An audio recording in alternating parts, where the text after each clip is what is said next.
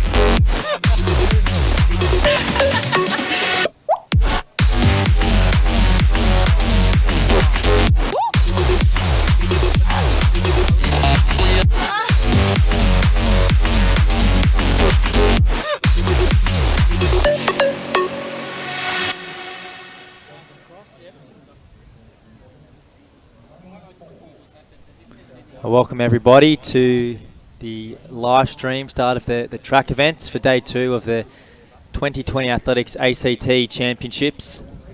Looks like we've got another cracking day for us here. We'll be kicking off with the 100 metre prelims for the men's para division. We'll go into some 200 hurdles, some more 100 finals, some 400s, and finishing off with our 1500 metre finals tonight. So plenty of action ahead here today. We'll be with you for the whole ride. We have the 2 streams going, the one on the track and our field events as well. We hope you enjoy the day, and plenty of action ahead of us. Currently we've got the under 20 women's long jump final. That's on our field stream at the moment.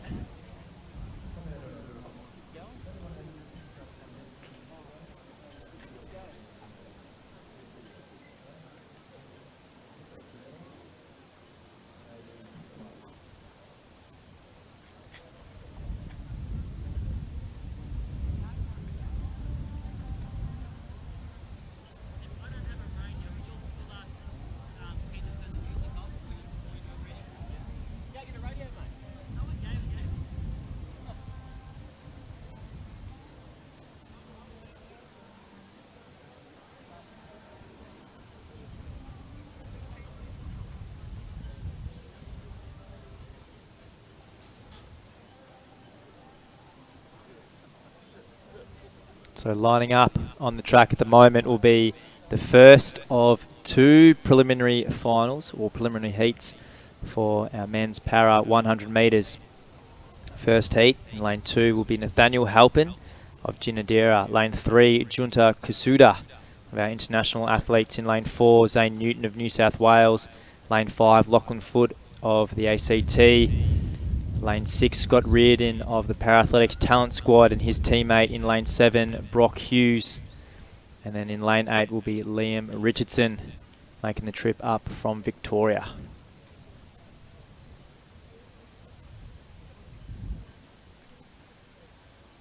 So watch out for Lachlan Foot in lane 5. He's our fastest seated athlete in this field at the time of 11:50.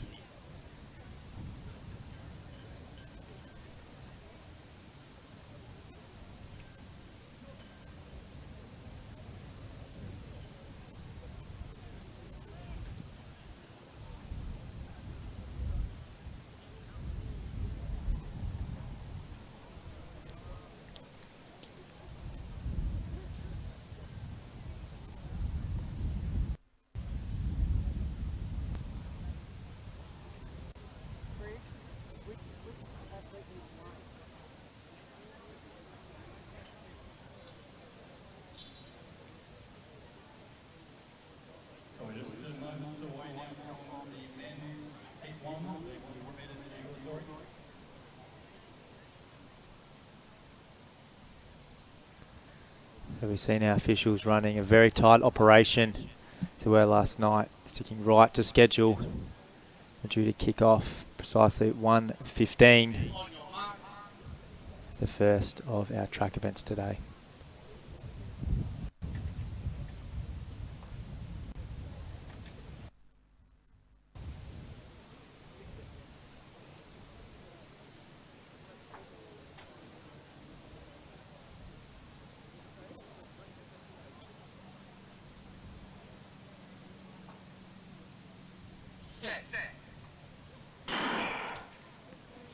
So away cleanly and foot, an exceptional start, no surprise. Our fastest athlete in this field, but watch out for Halpin on the inside. He's running well, but then on the right, Scott Reardon, he's stormed home, but it is all foot. Lachlan Foot of the Para Athletics Talent Squad. Absolutely flying out of the blocks and flying home, just picking up pace as he went down the track there. So he'll certainly be through to the finals later on.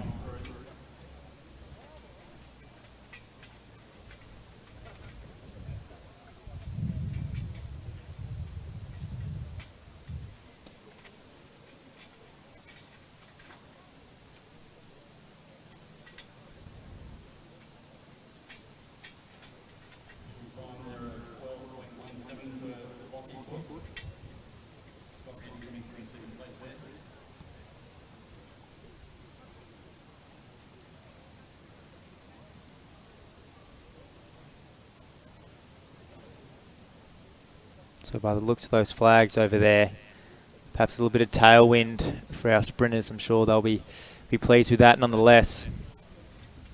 As we go into the second of these preliminary finals of the men's para 100 metres. In lane 2 we have Malachi Canning of New South Wales. Lane 3 Edward Parker of New South Wales. Lane 4 Alexander McKillop of Tasmania. Lane 5 Ari Gassini of the Para Athletics Talent Squad.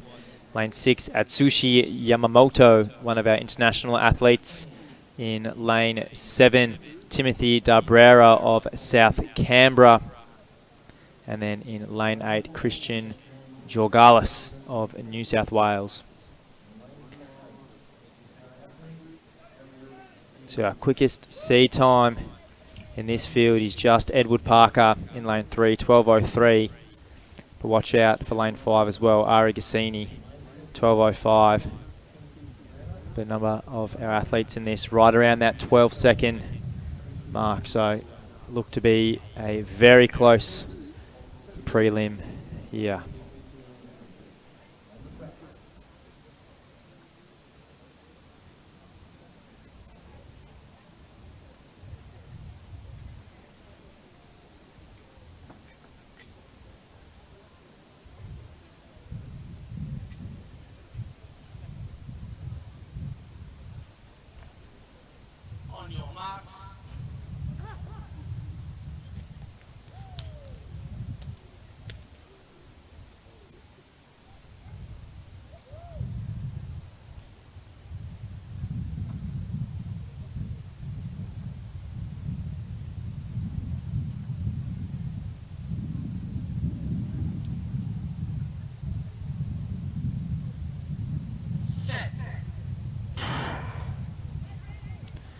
So Parker getting a great start out of the blocks. Gassini not too far behind him. Gassini winding up, so too McKillop. But it is all Parker at this stage. He's just ahead, but Gassini storming home. Might have just got him. Was close, certainly between Parker and Gassini. Photo finish required for that one, but looks like about 12.5 seconds on the unofficial clock by the finish line there. So that'll conclude these preliminary heats for the men's para 100.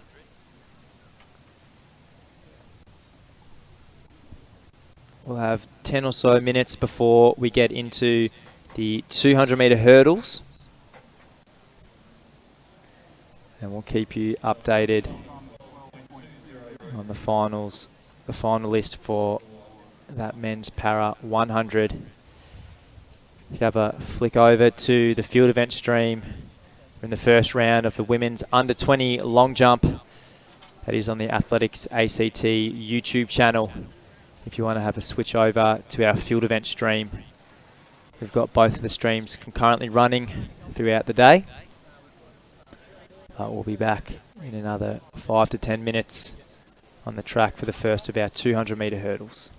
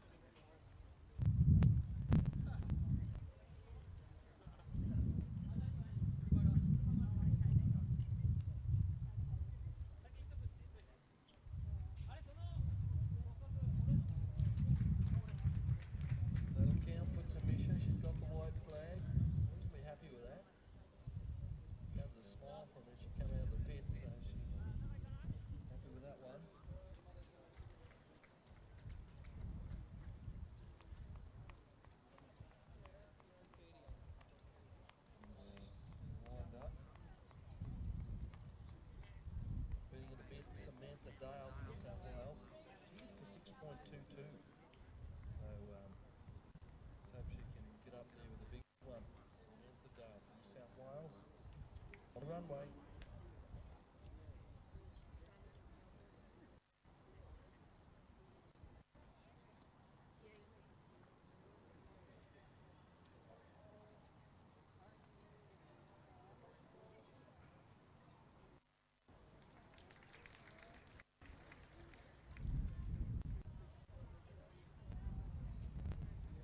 What she got a good jump in there.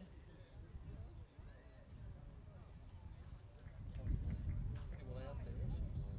She's up near her best. That's Samantha Dale from New South Wales. Set to 6.2. That's the under 20s long jump.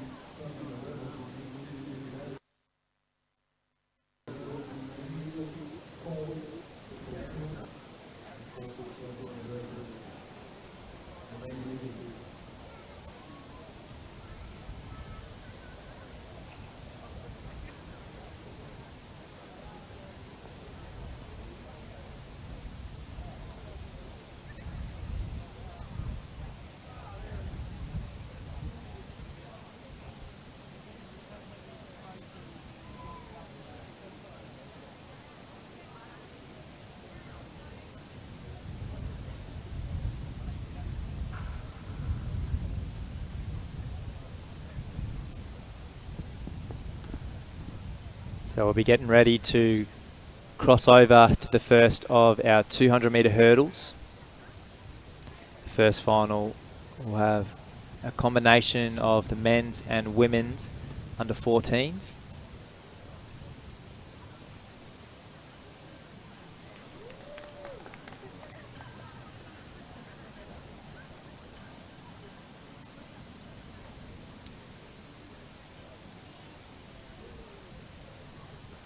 Tell you what, in those men's para 100 earlier, we had some blistering times. The winner, Lachlan Foot, of the first prelim, clocking 12.17. And then Edward Parker in the second prelim, clocking 12.20.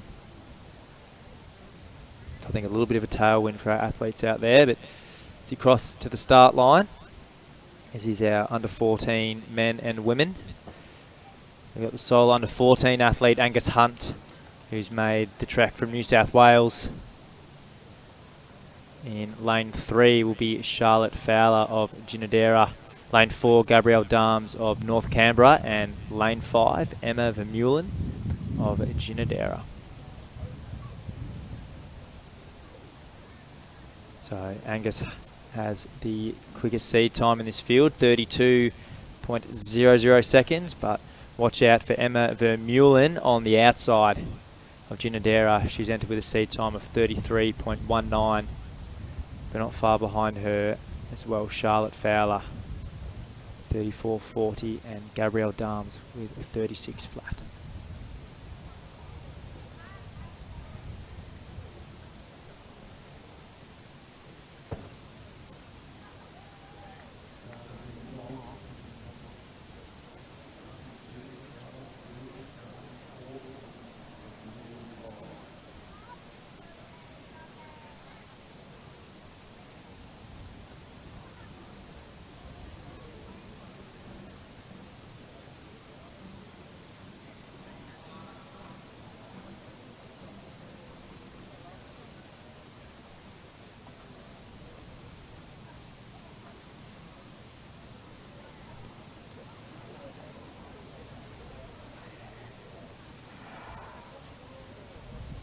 So all the way pretty well. Gabrielle Darms perhaps out in lane 4, got the best start, but Hunt starting to wind up just a little bit throughout the inside.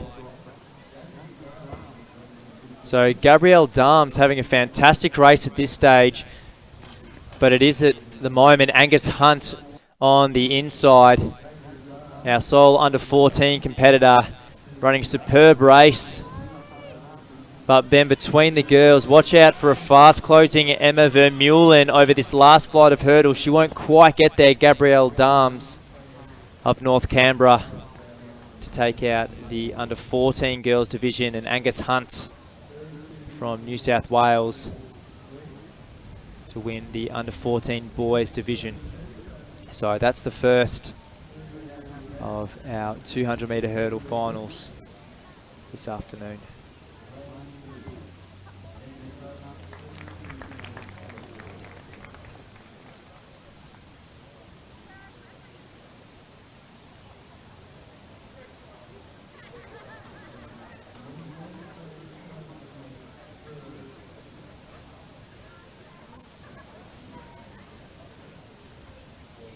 So we'll go straight in to the women's under 16 200 metre hurdles.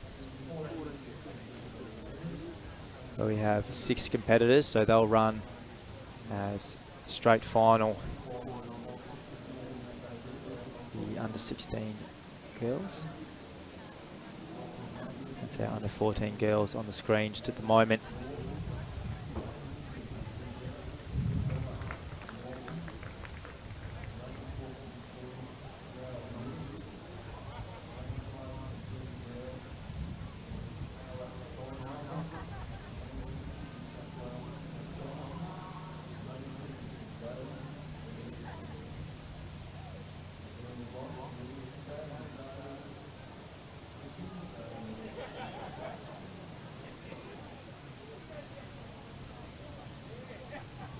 So we've got our under 16 girls in the blocks now.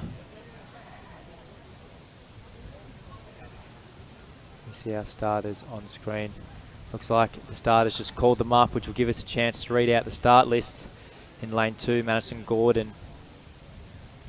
She's representing Queenbine. In hip 3, Isabella Morgan of Ginadera. Lane 4, Tiara Willis of Victoria. Lane 5, Clara Steinhaus of Ginadera. Lane 6, Annabelle Johnson of New South Wales, and lane 7, Elise Simpson of Woden. So Elise Simpson on the outside in lane 7, our fastest seated athlete in this field with 31.38. But I tell you what, a lot of these girls all within close proximity of one another according to their seed time. So expect absolutely anything from this race. All these girls have a fair stake, a fair claim that they could be the ones to take home the gold in these 2020 Athletics ACT Championships.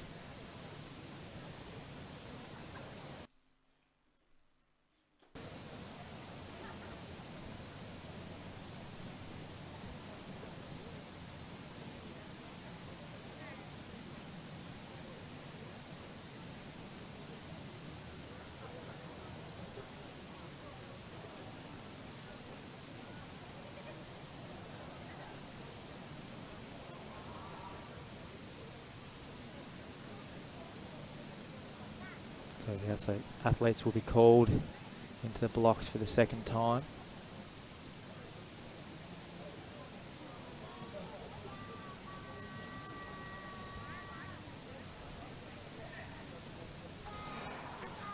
So all the way cleanly. Willis got a good start on the inside. So too did Simpson on the outside. But Annabelle Johnson inside of her, she's in the long blue socks, probably over that flight of hurdles first. But watch out, Tiara Willis, she's quickly made her stake. So it looks like it'll be a race between two, Willis and Johnson. Johnson looking very powerful, but keeping her momentum is Willis. With one flight of hurdles to go, can Willis get there? Johnson looking like she'll just edge her out. Although Willis still fighting, but Johnson, she'll take home the gold in this. Willis just behind her.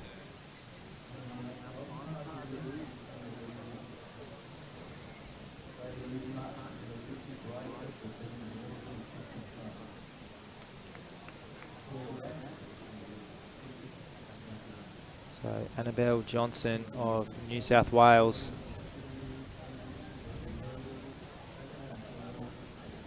Taking home the gold in that one.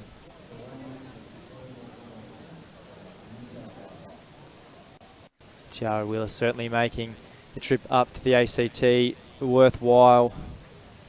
We need to wait for those official results, but 32.46. Her seed time certainly could have been challenged in that race there.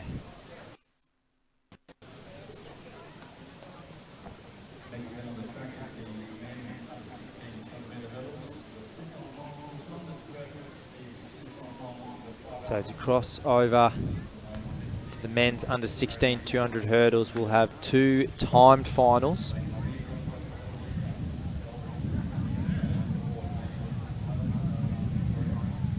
So for the first of these timed finals, we'll have Harry Anderson of Ginadera. Lane 2, Joshua Carlozzi of Goulburn. Lane 3, Nathan Flactides of Victoria. Lane 5, Dylan Outram of Woden. And Lane 6, Matthew Hunt of New South Wales. So Nathan Flactides of Victoria, our fastest seated athlete with a 26.32. Our fastest athletes for these under 16s all grouped in the first of these timed finals.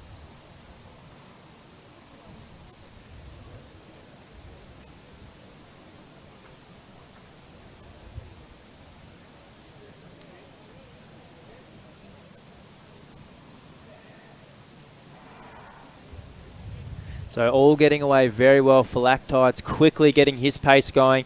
But watch out for Carlozzi on the inside. Carlozzi looking very dangerous. Flactides looking good though, but Carlozzi certainly thrown down the challenge. Closely seated between these two, so we'll have a very good battle over these last couple of flights of hurdles. So Flactides just trailing Carlozzi. Carlozzi probably got about a metre now, extended into 2 or 3. So Joshua Carlozzi of Goulburn, he'll take out this timed final. And it looked like the clock stopped on a high 25, so he'll be stoked with that run, and certainly will be a challenge for the men in the second of these timed finals to match up with that. So Joshua Carlozzi just trailed by Nathan Flactides of Victoria for the first of these timed finals in the men's under 16 200 hurdles.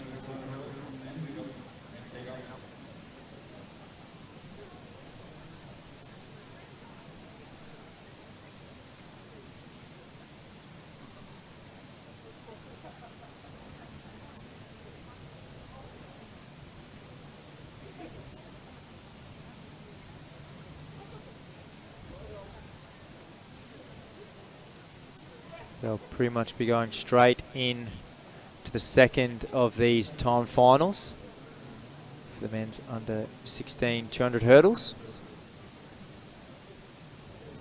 Lane 2 will have Jake Meredith of New South Wales. Lane 3, Hayden Todd of Ginadera. Lane 4, Kiefer Brennan of Woden. And Lane 5, Brodie Goke-Beard of Ginadera. So all seated in that 29-second range. So be in store for a great battle between these 4 athletes. The 3 on the outside, all Canberra locals.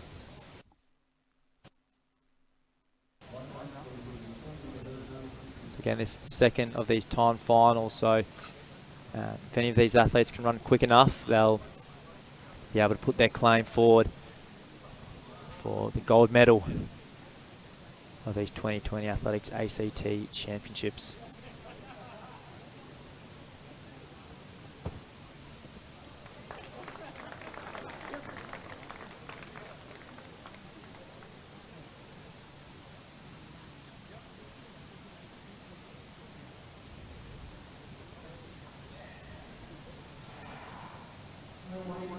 So all the way pretty well on the outside. Jakeb looked like he had a great start, but Meredith has started to get rolling on the inside. So Jake Meredith from New South Wales over that flight of hurdles first, but then on the outside, Jakeb still running well. Hayden Todd now starting to make a bit of ground up, but Meredith looked like he might just have a little bit too much. There is still time left, and Todd's looking very strong. There could be an opportunity for him, but Brodie Jakeb, fantastic running from him. He'll take out that heat. Look like a high 27, that unofficial clock on the inside. So a little bit of tailwind for our sprinters at the moment. I'll be happy with that, so we'll need to wait for those official results. Todd potentially getting in those ACT medal positions.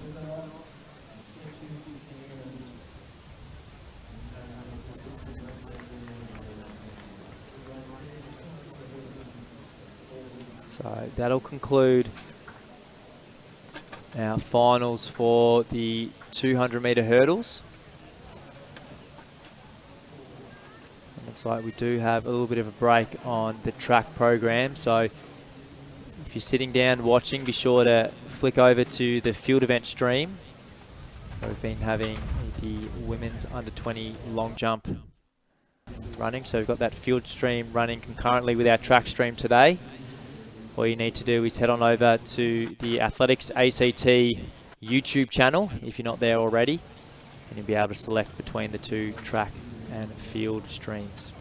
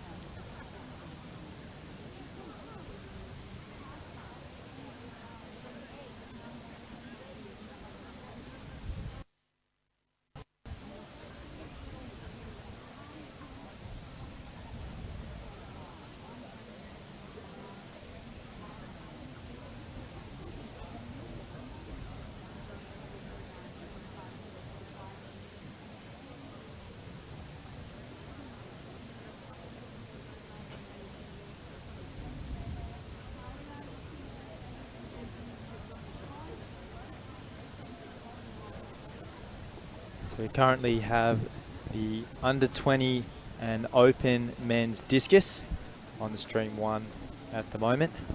That's just about to get underway. And then on the second stream, we'll be having the open men's long jump commencing at 2:30. So in that first stream, the under 20 and opens men javelin rather will be getting started very shortly. And then on the second stream, which if you go on the Athletics ACT YouTube channel, you have the option to be able to view the second stream, which will be the open men's long jump kicking off at 2:30. So we'll have these two streams going concurrently until we bring some of the track action with the 100 semis starting at 3 o'clock this afternoon.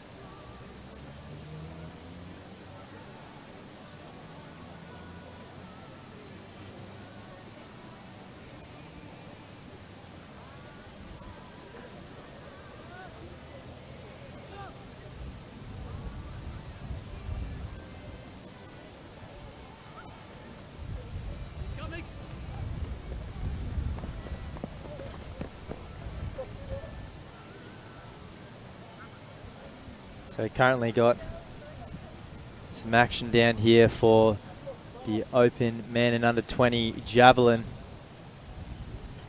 This will be Joseph Creamer stepping up on the runway now. Monster throw, so I want to see him push up in that 56 metre mark to get himself in the 3rd position. We'll get those live results coming up to you on the screen as quick as we can.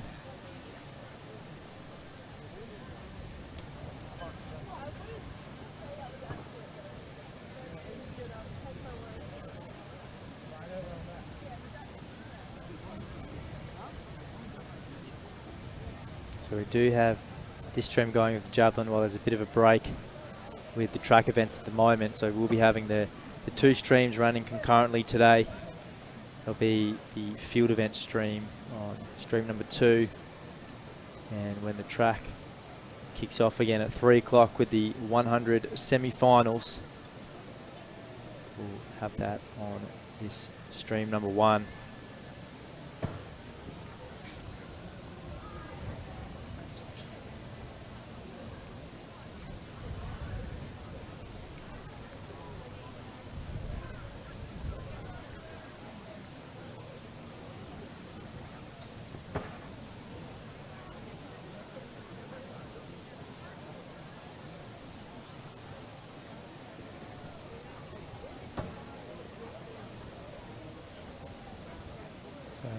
Andres van Workom stepping up on the runway. Huge throw. I always love watching these top athletes throw the jab. Absolute sight to behold. So he's entered with 64.12, so he's already thrown a PB today with his previous throw of 65.33.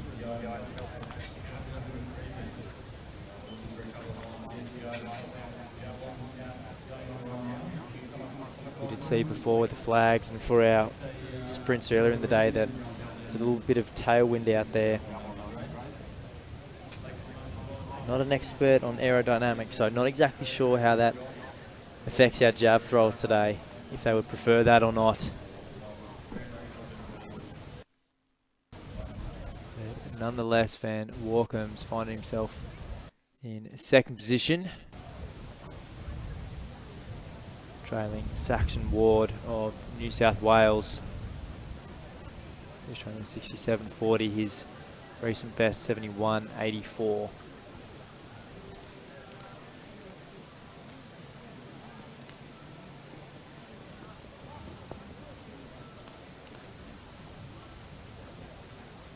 So John Crandall now stepping up on the runway, sitting in the 3rd spot.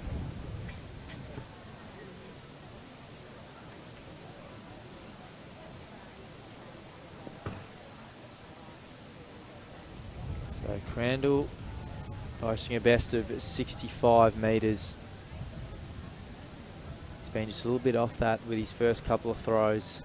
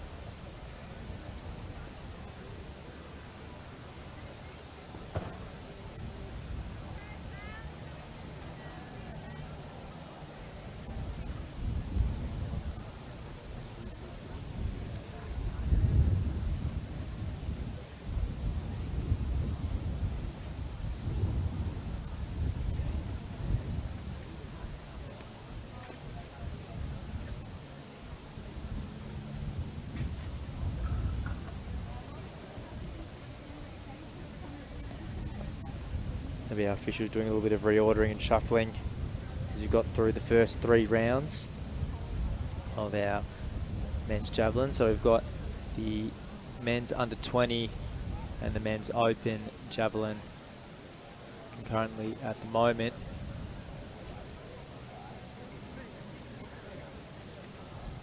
So Bryce Cooper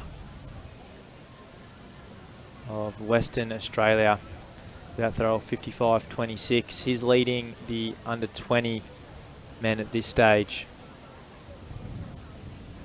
Colby Eddowes just trailing him, so with a throw of 40 metres, and Samuel Jones with a throw of 35. So Eddowes not too far off his personal best of 41 metres. Cooper to the best of 57.40, just a couple metres off that. So we'll see if on these last 3 rounds either athletes can push their personal bests.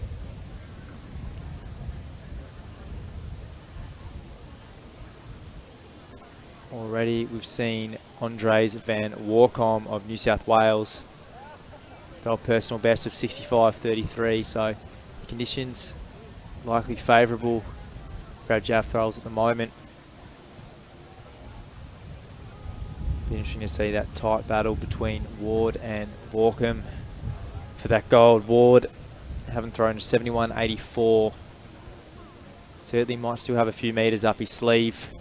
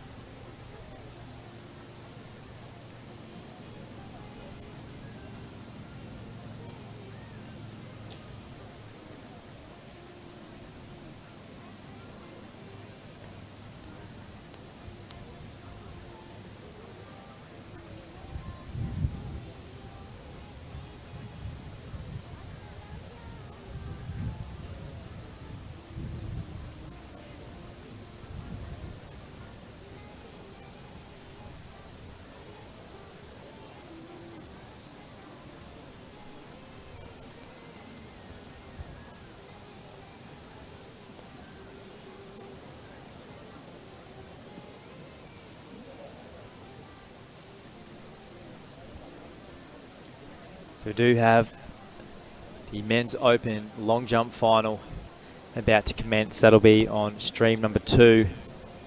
So if you're on that Athletics ACT YouTube channel, you'll be able to switch between the 2 streams.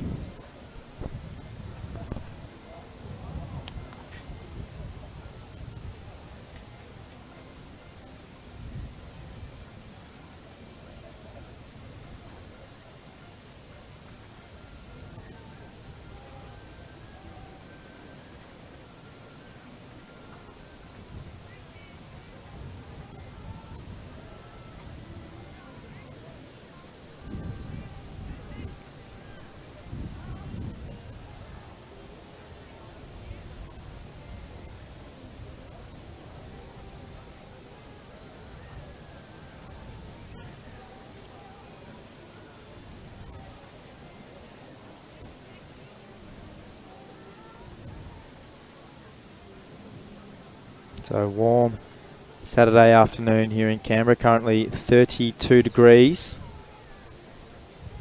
A little bit of a breeze about, but nothing too strong at the moment.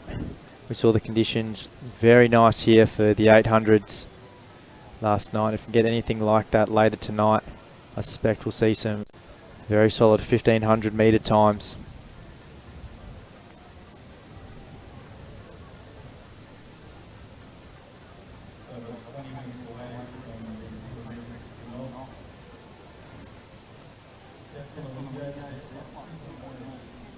So I'll have the semi-finals of the open men and women, and then the prelims for the rest of the age groups in the 100 starting at 3 o'clock.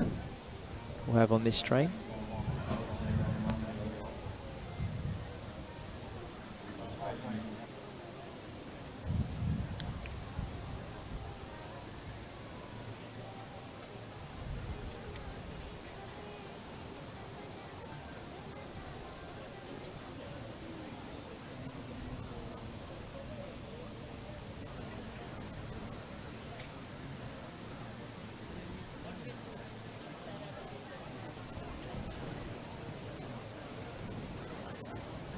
So Bryce Cooper just giving us that throw over there. He's the leader of our men's under 20 javelin field at the moment.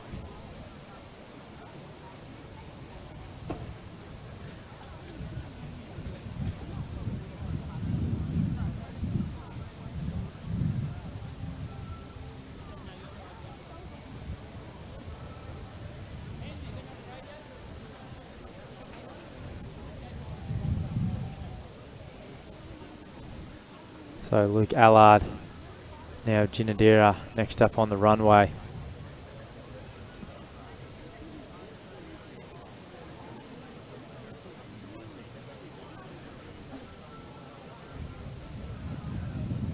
So not counted as a throw there.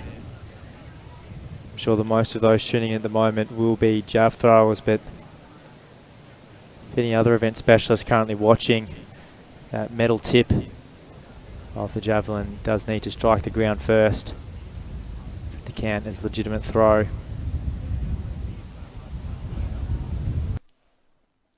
So Cam Crombie now stepping up on the runway.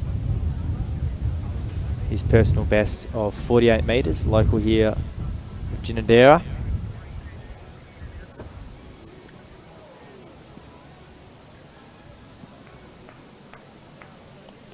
So I got plenty on it, but just not that decent we would have liked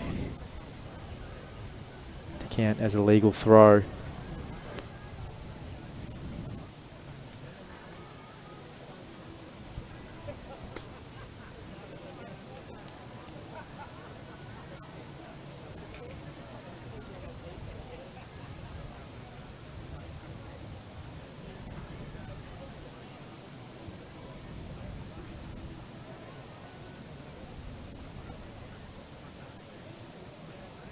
A huge throw there from Creamer. So we know he's capable of a lot, exceeding that 60 metre mark previously in his career as his personal best. Certainly have got that cluster of athletes all around that 55 metre mark, all close to each other at the moment, so yeah, important to just get that extra little bit of distance.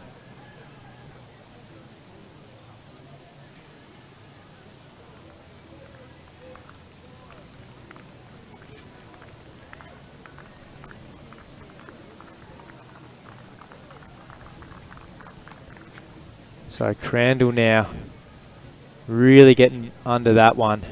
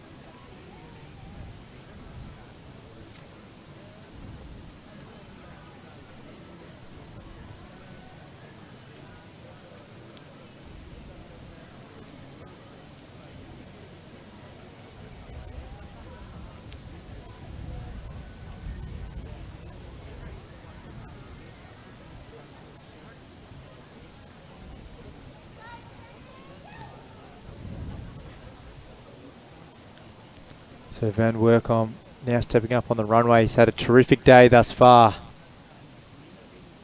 Another fantastic throw from Werkom. We see him improve on his personal best already, which he threw on his second throw here today.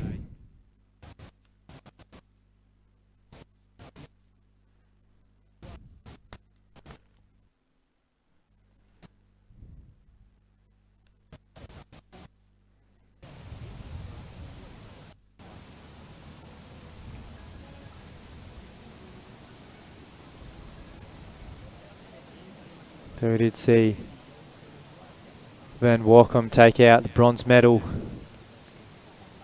in the Unisport Nationals earlier this year. Way through 60.39, so certainly improving on that today. Our leader at the moment, Ward, and he's shown us why he's leading. That's a fabulous looking throw. Plenty of power behind that one.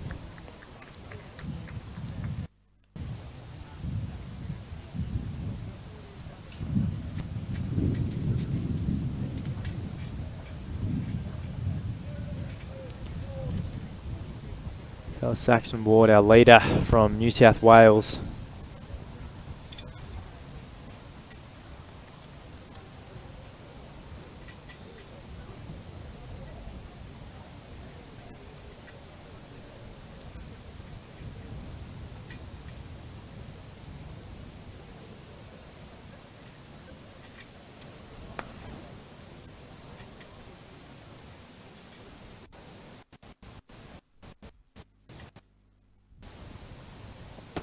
So Samuel Jones just throwing there.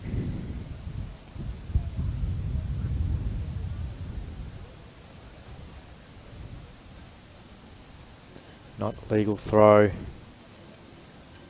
Yeah, that one. So we're up to Colby Eddowes.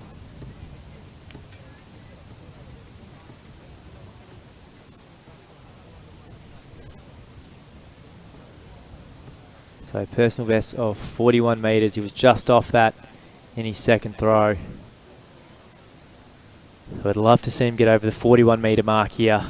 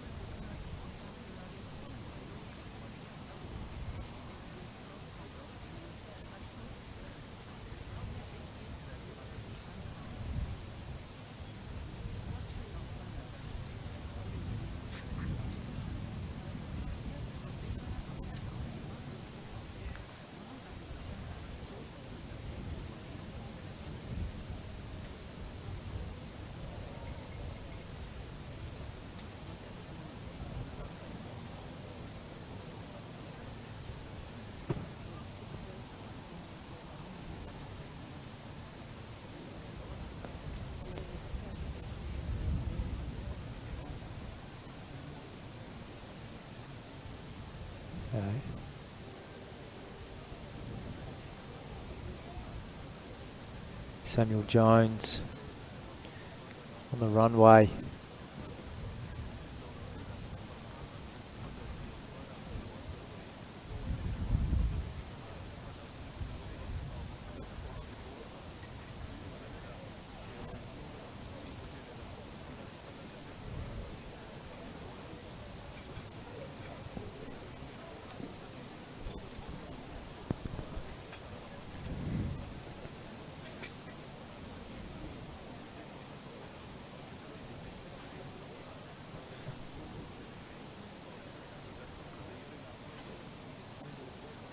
So Bryce Cooper now, our leader. These men's under 20 javelin. Beautiful looking throw. That's exactly how you want the javelin to land.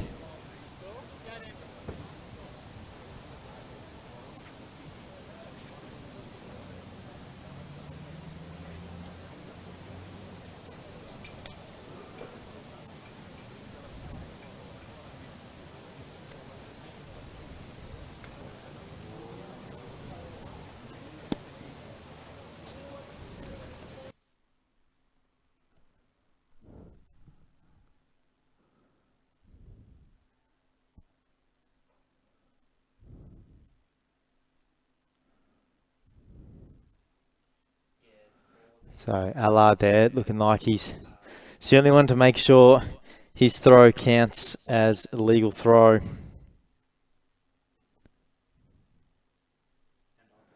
Although the chief ref giving the wave there. perhaps just stepping over the line as he released the jab.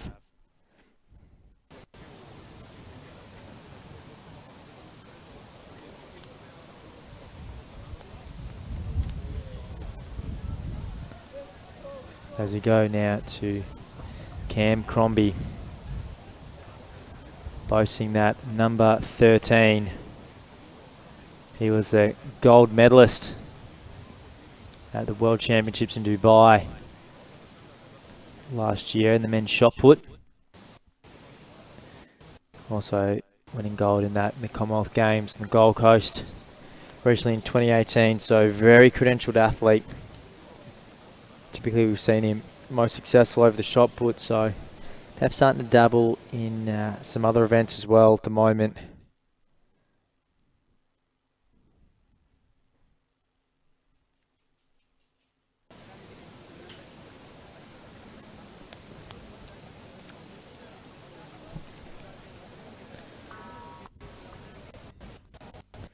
This will take us to the open men's.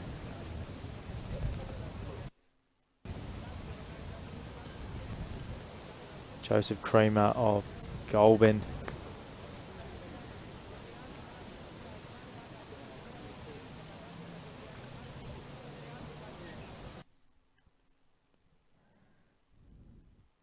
So we have got the open men's long jump currently running as well on the second live stream.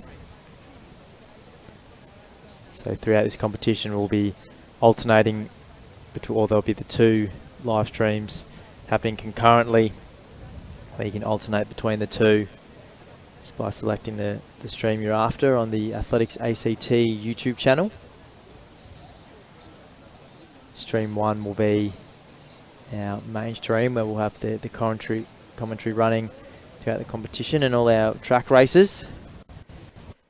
And during the breaks we'll be sure to get over to some of our other field events, as well as having the field events going on in our second stream.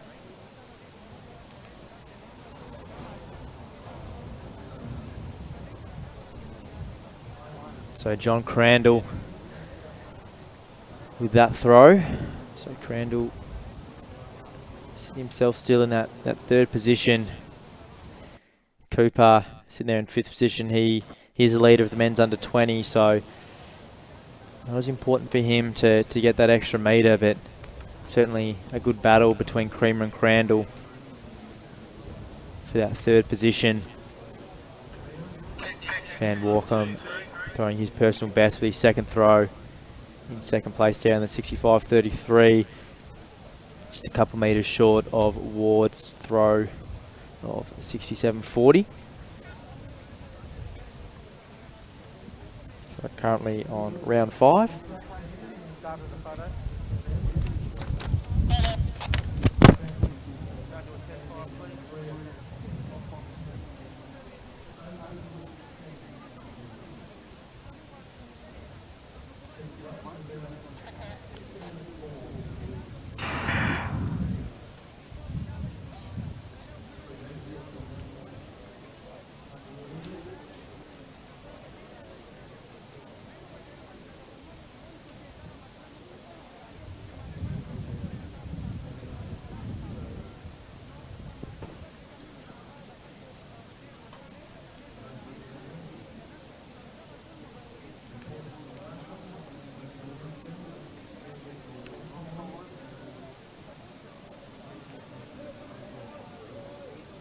So Van Walkham with that throw just there. We said he was third at those Unisport Nationals earlier last year.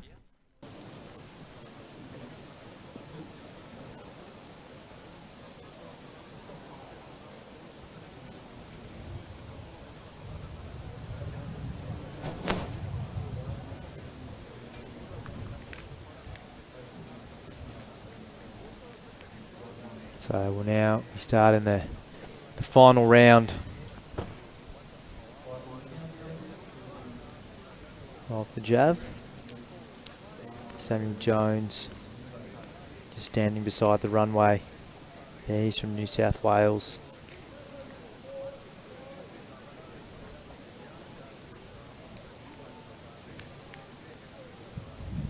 He's currently in third position. Men's under 20. It'll take a throw of 40.64 to exceed Edo's in second place. Looks like he's got onto that one all right, so 35.9 his best today, 38.69 his career best. Might not have been enough to push him up into second position.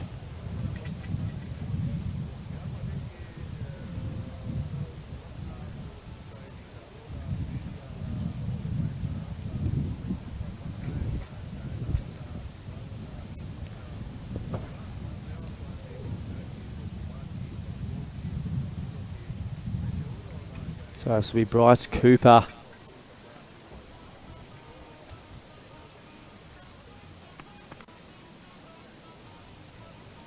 He's a West Australian.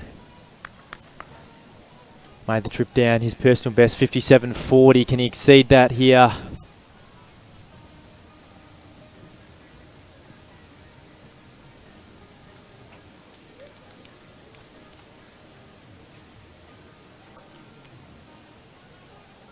It's a good looking throw. We've seen some great consistency from Cooper this afternoon. That one might not quite be enough to get him over that 57 mark, but has been a good afternoon for Cooper. He'll take home the gold for the under 20 category. We'll now get into our open men's final rounds. So Luke Allard of Ginadera now on the runway. Again, looking like he's been using that technique just to make sure he gets those throws in that count. Came with a personal best of 28 metres, so just a little bit off that today. Now go to Cam Crombie. Can you see him improve on his 48 metres?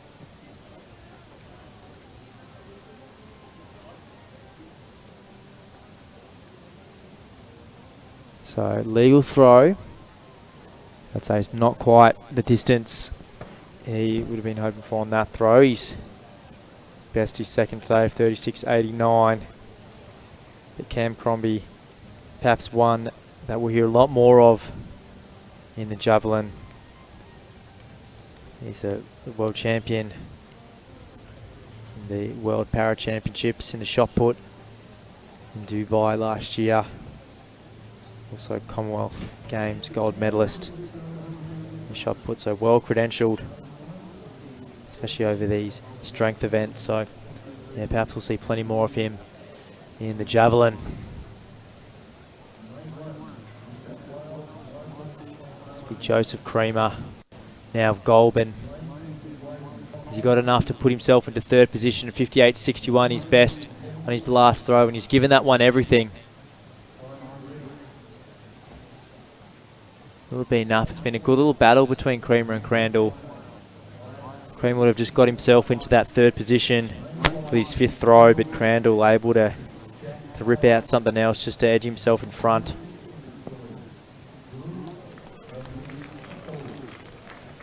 So Creamer has thrown beyond that 60 metre mark before.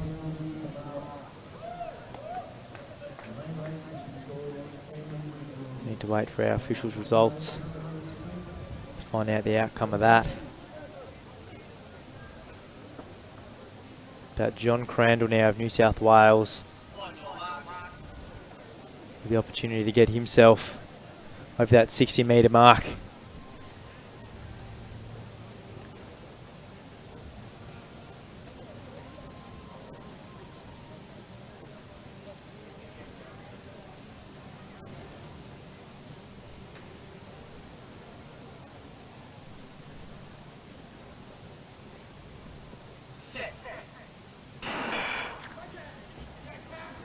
We've now moved over to our 100 prelims, and Jack Hale getting out well, but watch out. Simon Grigg on the inside's running really well, but Hale coming home like a freight train, and to that look like Ismail Dudu Kamara of New South Wales. But have a look at that clock, folks. 10:13. Great run there. So that was the first of our open men's 100 semi-finals.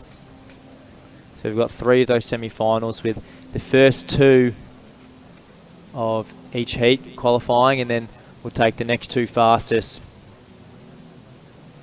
It was Jack Hale of Victoria taking out that heat. So we had these gentlemen running in the prelims last night.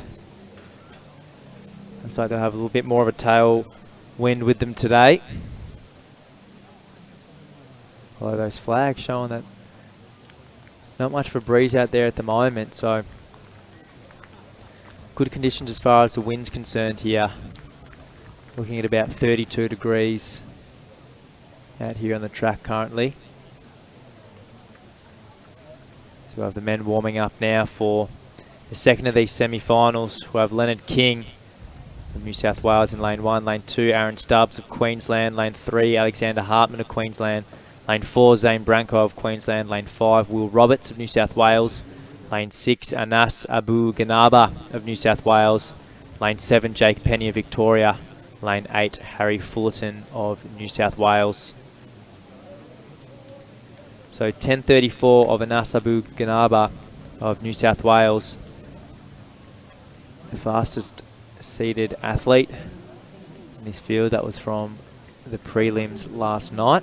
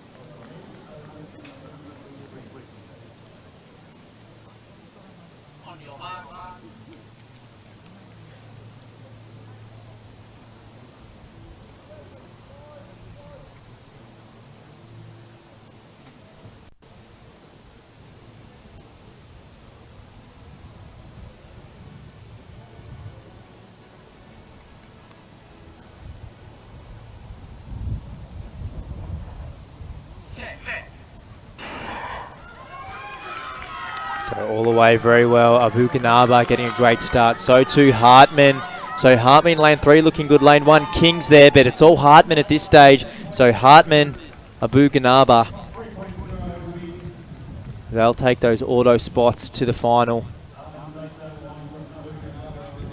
Again, will be the first 2 in each of these semi-finals, and then the next 2 fastest.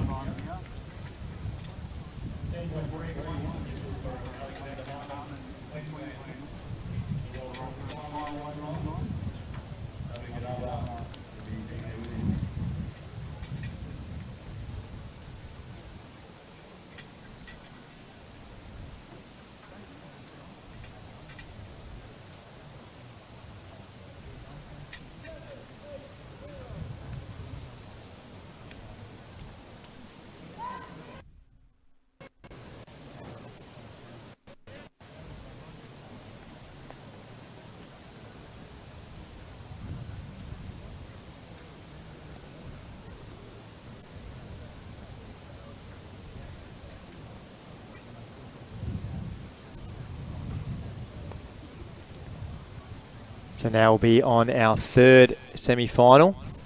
These open men 100 metres. In lane 1, Johnny Flotman of Queensland. Lane 2, Nathan Riali of Victoria. Lane 3, Jin Su Jung of New South Wales. Lane 4, Matthew Rizzo of Victoria. Lane 5, Zach Holdsworth of New South Wales. Lane 6, Jake Doran of Queensland.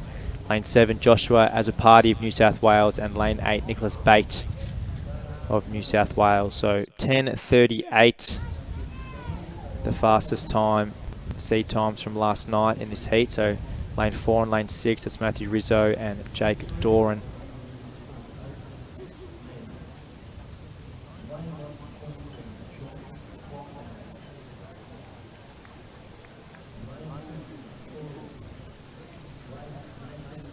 So again, first 2 in each of these heats, and the next 2 fastest will progress to the final.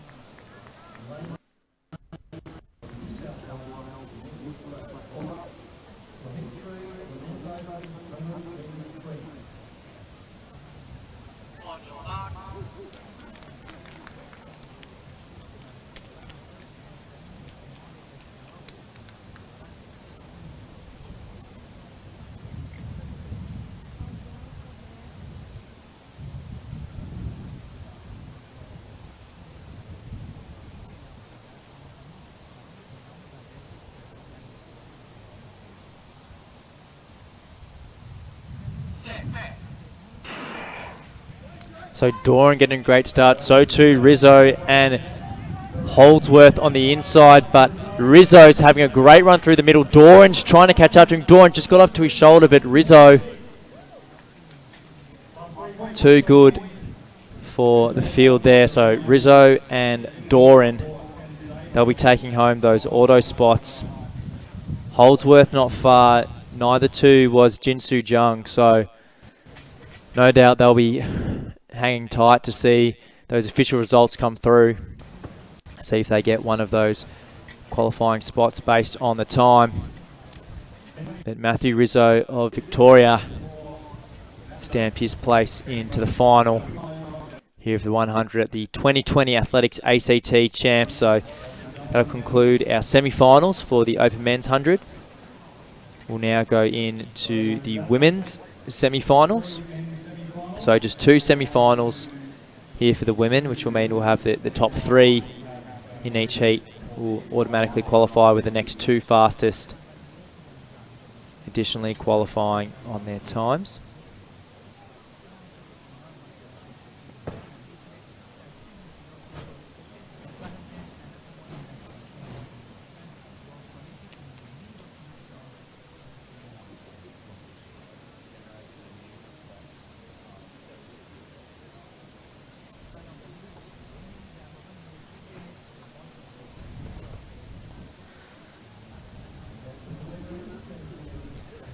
So for the first of these semi-finals, in lane 1 we'll have Stephanie Power of New South Wales. Lane 2, Helen Pretorius of Woden. Lane 3, Jessica Thornton of New South Wales. Lane 4, Abby Taddeo of New South Wales. Lane 5, Nana Owusu of Victoria.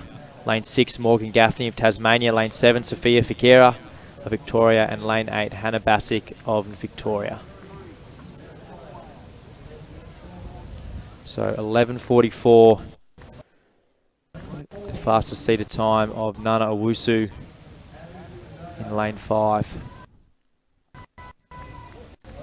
That same time being from the prelims last night.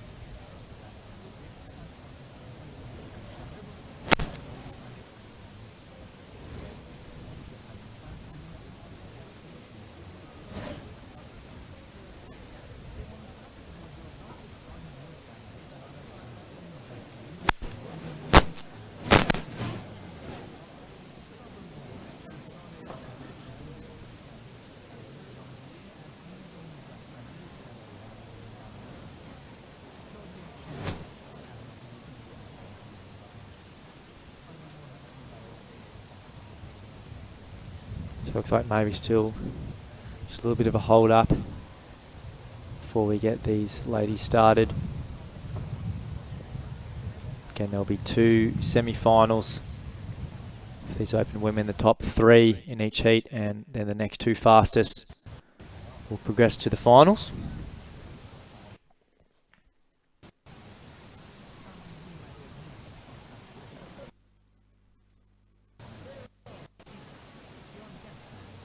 So it looks like just a little bit of water on the track there.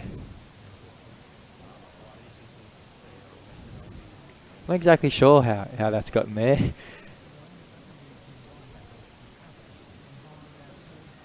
Certainly we can understand why these sprinters wouldn't want to have to deal with water as they're starting out of the blocks. So we've just got that one dirty old towel to soak all the lingering water up. And hopefully that won't faze these girls too much.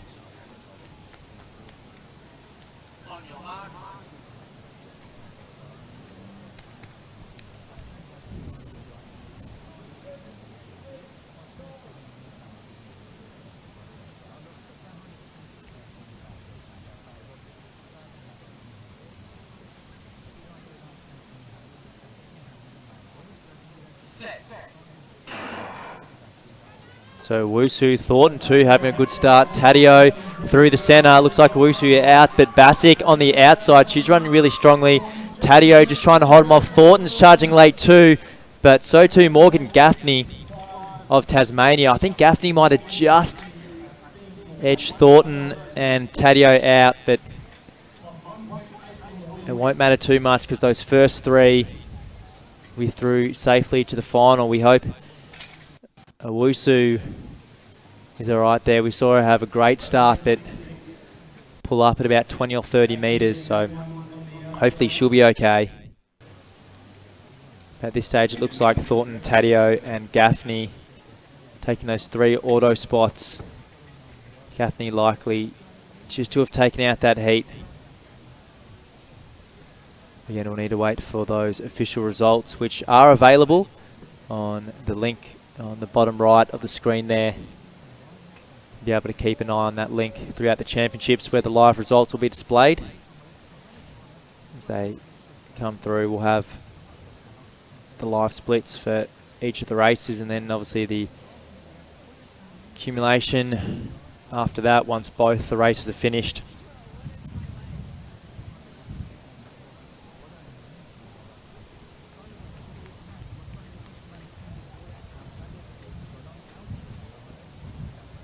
So this will now be the second of our semi-finals for the Open Women's 100 metres. In lane 2, Ellie Balcoles of Queensland. Lane 3, Larissa Pastanatsky of New South Wales. Lane 4, Bree Masters of Queensland. Lane 5, Mia Gross of Victoria. Lane 6, Celeste Mucci of Victoria. Lane 7, Tamara Houghton of Queensland. And lane 8, Brittany Burkett of Victoria. So last night, Bree Masters was the fastest of this field, clocking 11:48. She'll be in lane 4. Celeste Mucci not too far behind that with an 11:52.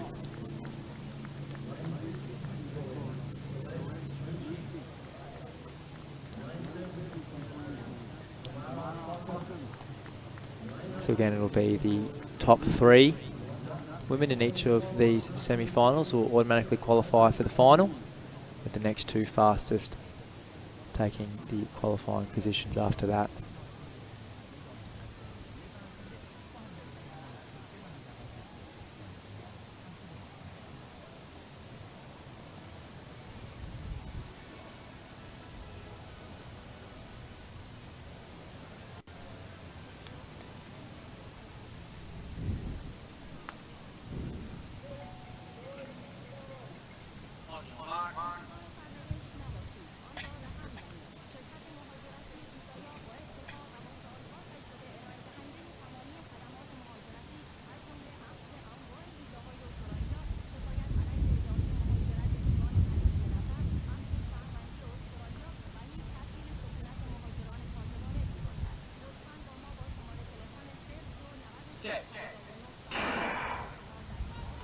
So Gross getting a good start, so too Masters. Moochie starting to go too, but Masters just leading at this stage on the outside. Watch out for Burkett. Moochie trying to hold him off, but Masters leading them through, so Masters will take it to Moochie. Very difficult to call that third position. My bet's with Pastanatsky.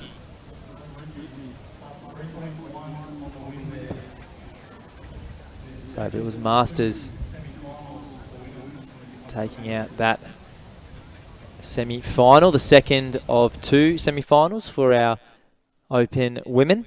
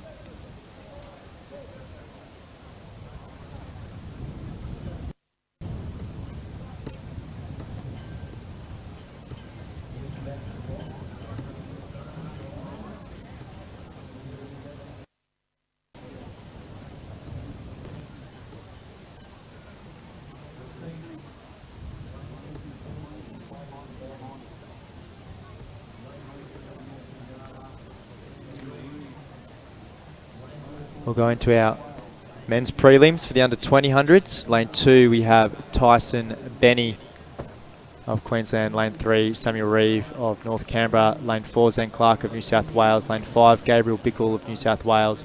And lane 6, Jamie Karabesinis of New South Wales.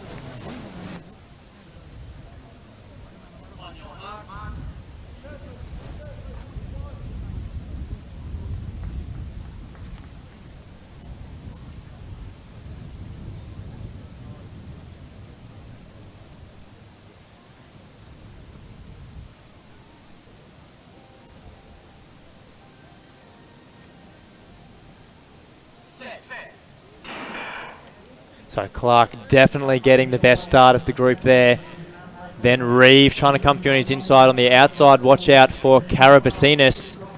But Zen Clark, fantastic running. He'll definitely punch his ticket through to the final.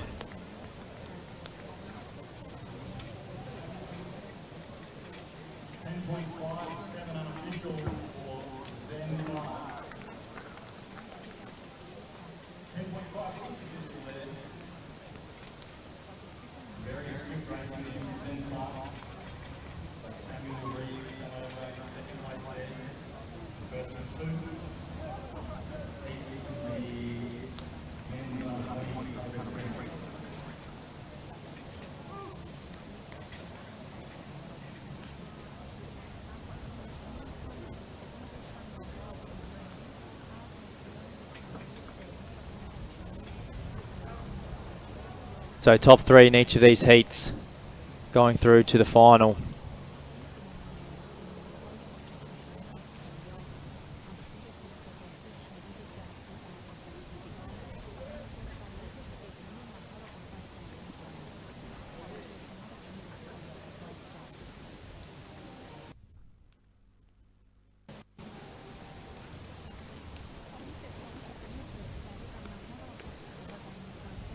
So we'll go to the second of these heats. In lane 2, Ethan Lamb, Victoria. Lane 3, Leroy Reid of New South Wales.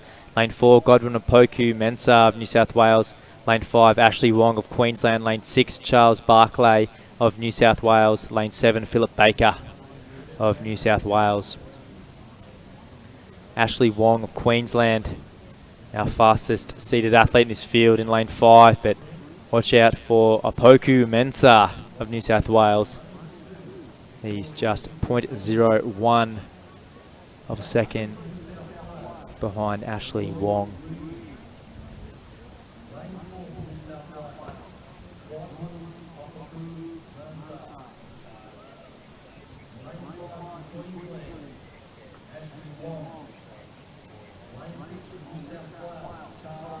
So I suspect we'll have a good battle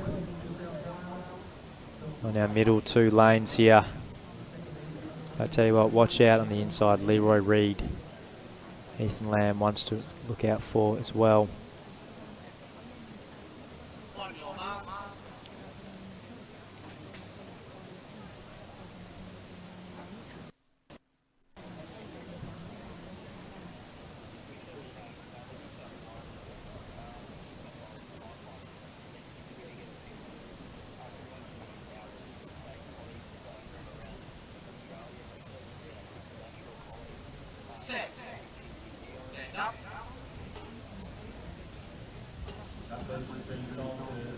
So a little bit of unsteadiness there. Hopefully we don't see the red card from the officials, I suspect. We'll just have a warning.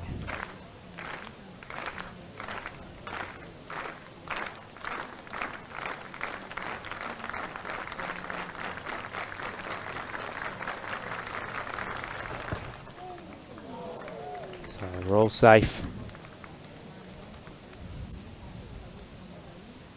All athletes will be given another shot at this start.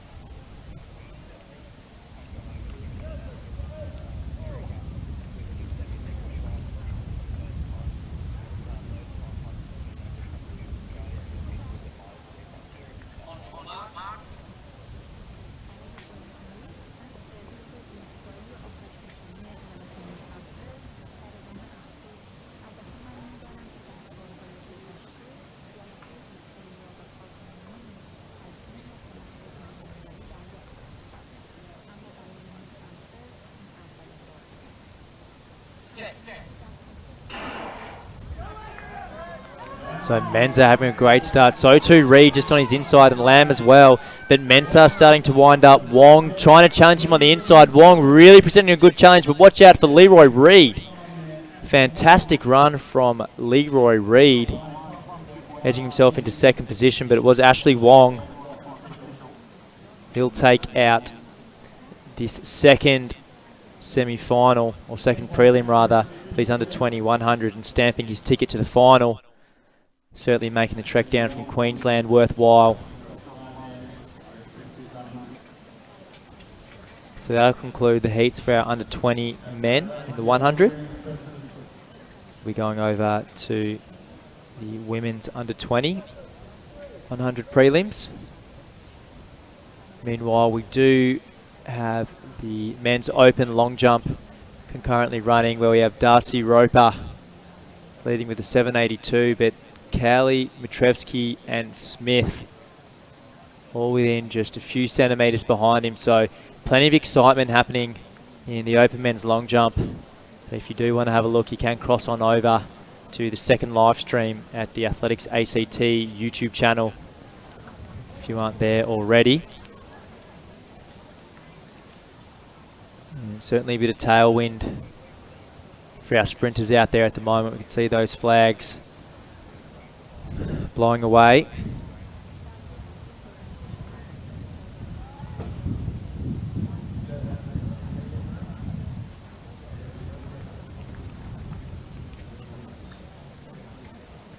So we'll be able to cross on over to our live results to get some updates.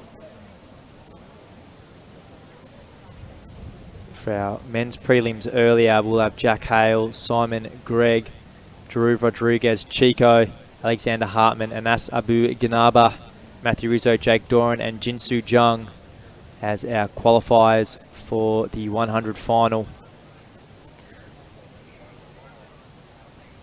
So we now go to the first of the women's under 20 prelims. So we have 2 of those, so this will be the top 3 in the next 2 fastest. Lane 2 will have Caitlin Hanna. Lane 3, Courtney Steele. Lane 4, Monique Quirk. Lane 5, Gabrielle Bingham. Lane 6, Molly Sturgis. Lane 7, Mia Hemsworth. And lane 8, Bridie Kelly.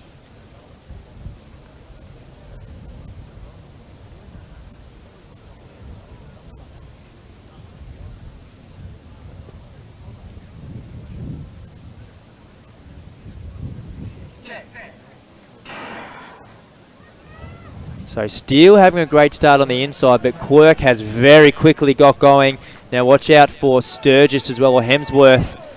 She's having a strong run, but wow.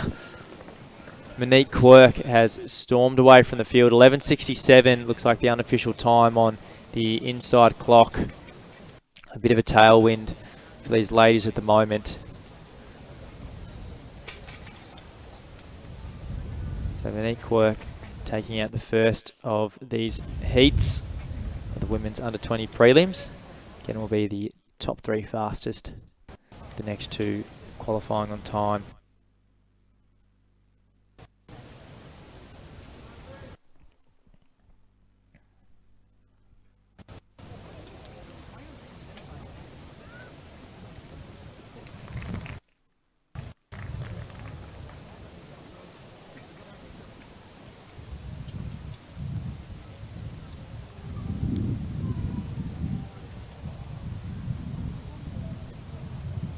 Going to the second of our women's under 20 heats. We have Francesca Sugerman of New South Wales in lane 2. Lane 3, Bronte Pickering of New South Wales. Lane 4, Tori Lewis of New South Wales.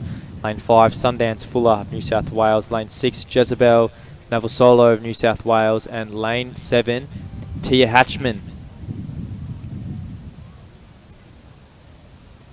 representing Queen Bean.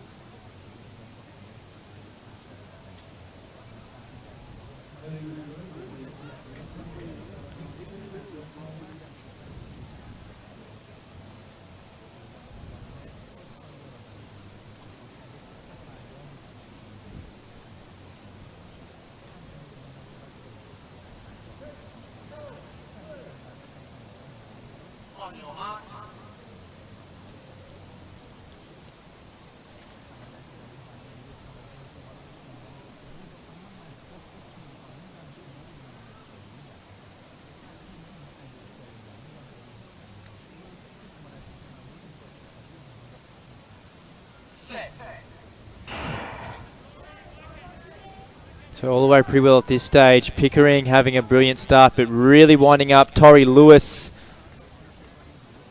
But then again, Pickering starting to go again. And Fulham just might have got that 3rd spot, not quite catching up to Pickering, but Tori Lewis of New South Wales punching her ticket with authority to the final.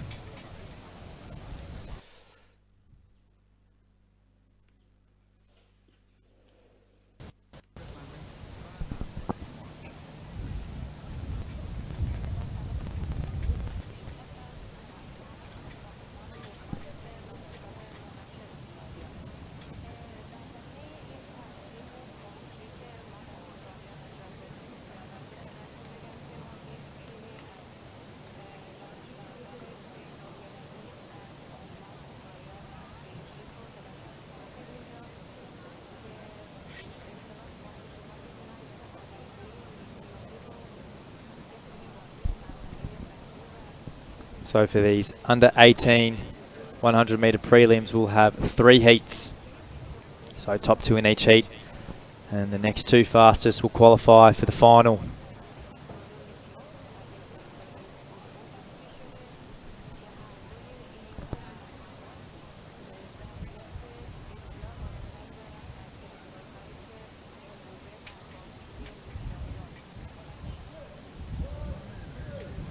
So the first of our heats, we'll have in lane 2 Aditya Asharakandi of North Canberra, lane 3 Harrison Francis of Ginadera, lane 4 Charlie Frooms of Victoria, lane 5 Jackson Sweet of Victoria, Lane 6, Lord Kodjo of New South Wales. Lane 7, Taylor Willis of Victoria.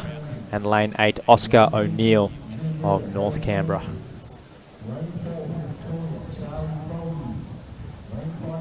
So Taylor Willis, the Victorian, in lane 7, our fastest seated athlete, boasting a personal best of 10.99.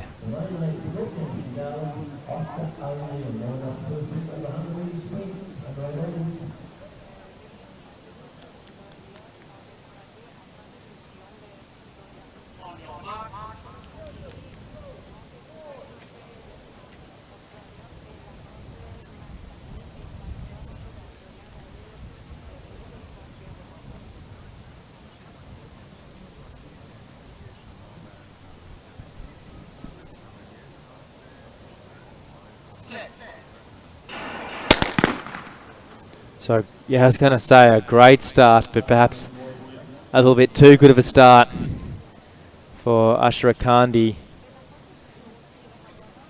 the local of North Canberra. There on the inside, we'll wait for the word of the official, but yeah, certainly jumping out of those blocks, and unfortunately will be disqualified.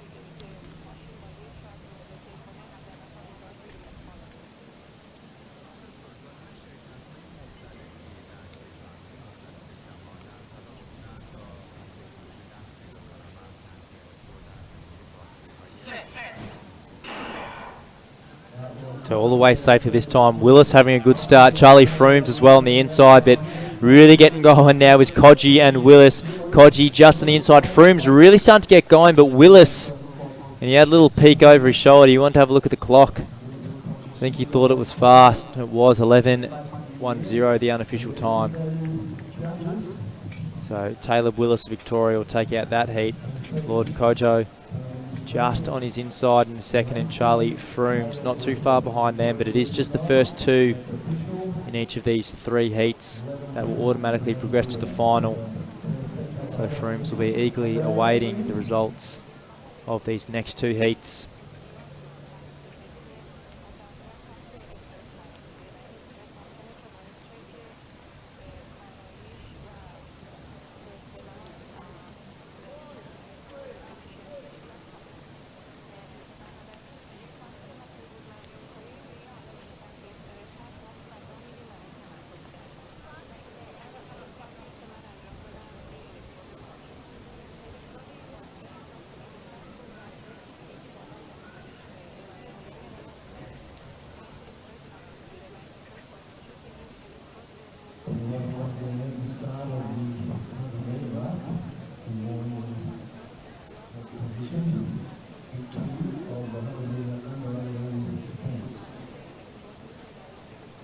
So we now go into the second of our heats in the under-18 100. Lane 2, Jaden Page of the Para-Athletics Talent Squad. Lane 3, Danush Wickramarachie of New South Wales. Lane 4, Austin Tedder of Ginadera.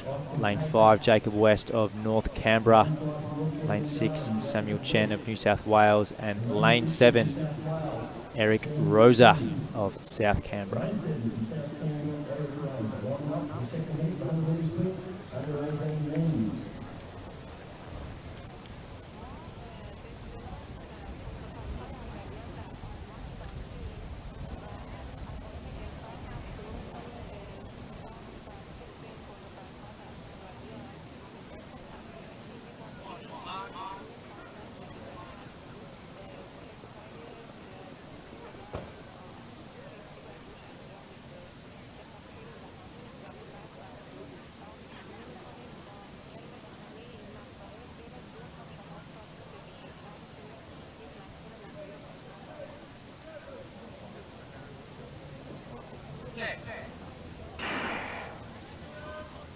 So great start from Danush Wickramarcha of New South Wales on the inside, but Samuel Chen, he's going to present the big challenge, but don't discount Austin Tedder because he's flying through at the end. But Danush Wickramarcha, blistering start, and he only got quicker.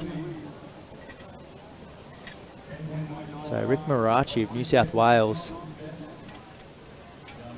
was the fastest seated athlete in this field. He's got a bit of a pop in his steps. He's walking around congratulating his competitors there. He looks happy with that one. So certainly one to watch out for in the final later on. I suspect nonetheless a good battle between him and Taylor Willis. But there's still more action in these under-18 men's with our third heat due up next. So again with these 3 heats, there's just 2 automatic qualifying times. Lane 2 will have Riley Hemsworth now of New South Wales. Lane 3, Christopher Gillette of New South Wales. Lane 4, Mitchell Lightfoot of New South Wales. Lane 5, Charlie Wilkinson of New South Wales. Lane 6, Benjamin Crowley of Woden. And Lane 7, Kipchumba Langat of New South Wales. So Mitchell Lightfoot, very appropriate name for these sprints. Boasting our fastest seed time with 11.08 seconds. The New South Welshman in lane 4. See a little bit of a tailwind for our sprinters here this afternoon.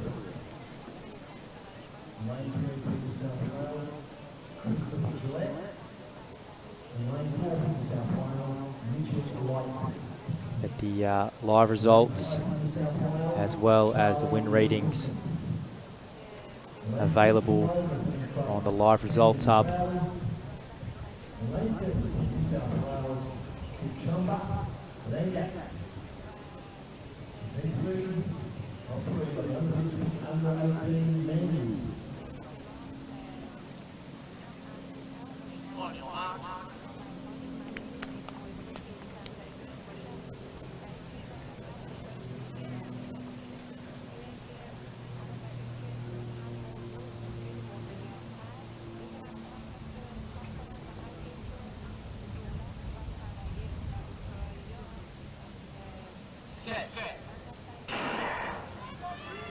So all having a pretty good start. Probably the best Hemsworth on the inside. Lightfoot, though, starting to get going now. Hemsworth, can he hold him off? Watch out to Wilkinson coming through, but Lightfoot showing that power, showing those light feet, hurling down the track. Lightfoot taking this one out. Gillette just behind him, so they'll be the 2 automatic spots. We'll need to wait on those official times to see which of our athletes will take home the time spots, as in the next 2 fastest times across our 3 heats to get through to the final.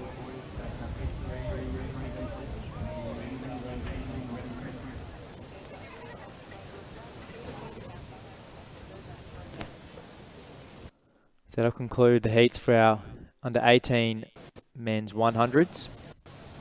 That will be going straight into the under 18 women's 100 prelims. Again, we'll have 3 prelims. Top 2 in each heat, followed by the next 2 fastest times progressing through to the final.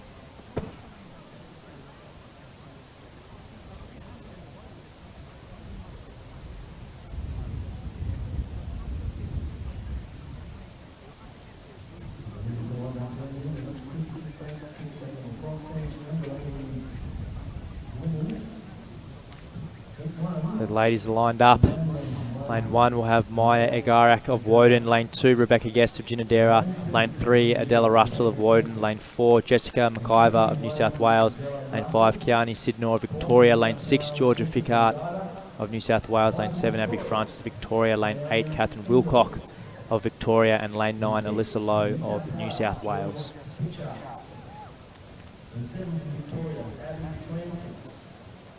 So full 9 girls in this heat. Almost a capacity across this home straight. Keep your eye on lane 6, Georgia Fickart Posting the fastest seed time of 12:15.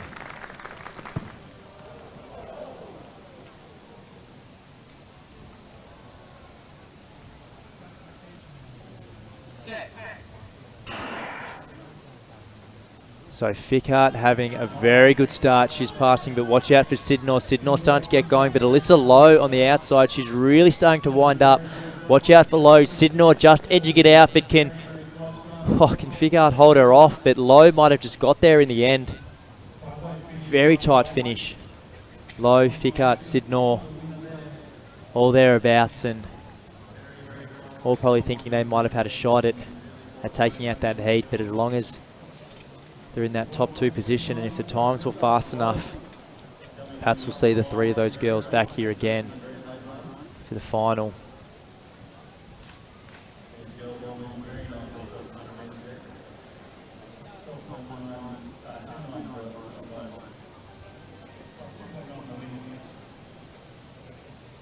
So again, live results will be available, as well as win readings.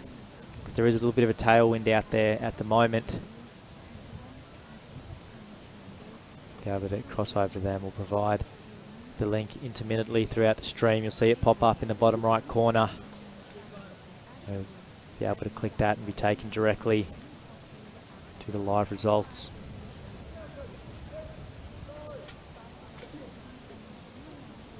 So we'll cross now to the second of our 3 heats. Lane 2, we'll have Mia Gray of Victoria. Lane 3, Jade Beavan of New South Wales. Lane 4, Ashlinn Adams of New South Wales. Lane 5, Jessica Lawrence of New South Wales. Lane 6, Natasha Wood of Victoria. Lane 7, Morgan Kalaher of New South Wales. Lane 8, Inamami Ajulo of Ginadera. And Lane 9, Mackenzie Perkins of Goulburn. So Jessica Lawrence of New South Wales, keep an eye for her in lane 5. She's got the quickest seed time in this field, 12.20 seconds. But all these girls are capable of running in the low 12s here.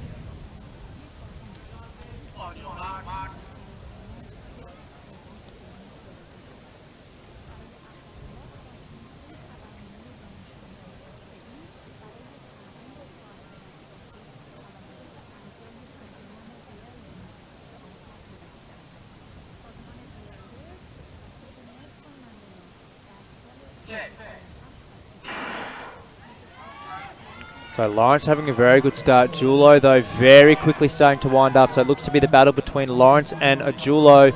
Lawrence, though, looking very powerful throughout the middle. I don't think Ajulo is going to quite get there. So Jessica Lawrence of New South Wales to Inamami Ajulo of Ginadera. The local here in Canberra taking out second position. So she'll be pleased to stamp her automatic place in the final.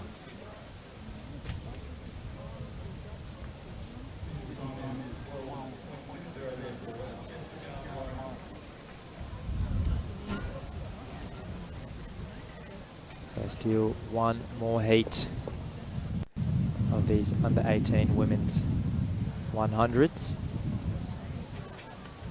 Just see a couple of our girls with their arms around each other, showing a bit of support after that. Always good to see our athletes supporting one another, working together. Much of what this sport's about.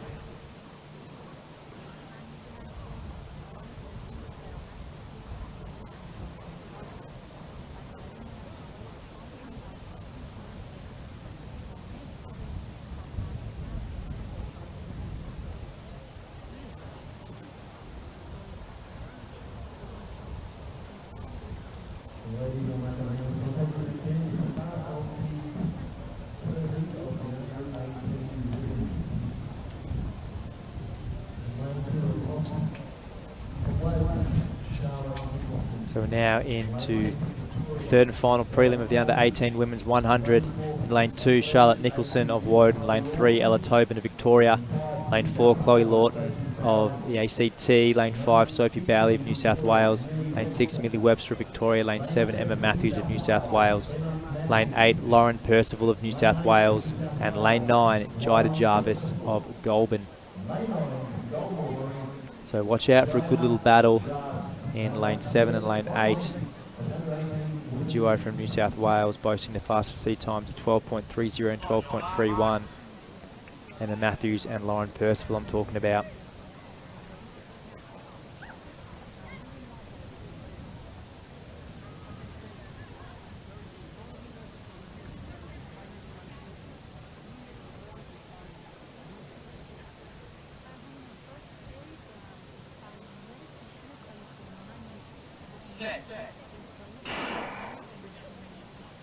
So Matthews having a good little start. Percival starting to get going as well, just on her outside. So there's that battle. Matthews, Percival, Bowley though running very well. And don't discount Ella Tobin in lane 2. She's going well, but Millie Webster, sorry, Emma Matthews, New South Wales, certainly making the trip worthwhile. Lauren Percival just on her outside, taking second position in that field. So both of those girls will be through to the final. With 2 more spots up for grabs after we see those official results in just a moment. So we now have 1 more section left of these 100 prelims. So again, those live results available by that link in the bottom right hand of your screen. They'll give you wind readings there as well, because there is a little bit of a tailwind out at the moment. We can see by those flags.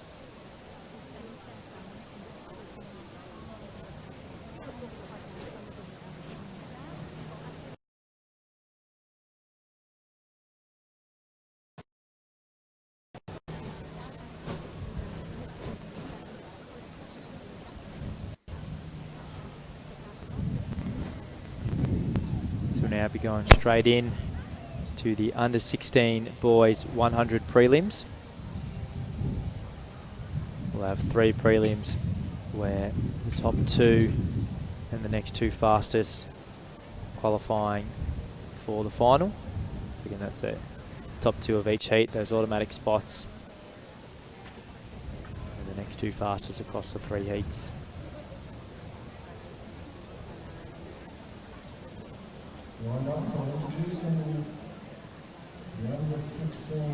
So Max Berry, the local representing Ginadera, he's got our fastest seated time amongst all these athletes across the under 16 100. He'll be on display in the first heat. We'll see him in lane 3,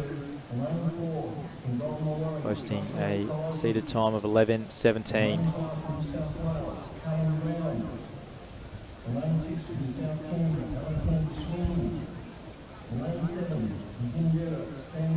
So our starters in this first of 3 heats: lane 2, Rory Forbes of Queen Bean; lane 3, Max Berry of Ginadera; lane 4, Joshua Kalorzi of Goulburn; lane 5, Caelan Brown of New South Wales; lane 6, Alexander Sweeney of South Canberra; lane 7, Samuel Baird of Ginadera; and lane 8, Blake Wardrobe of New South Wales.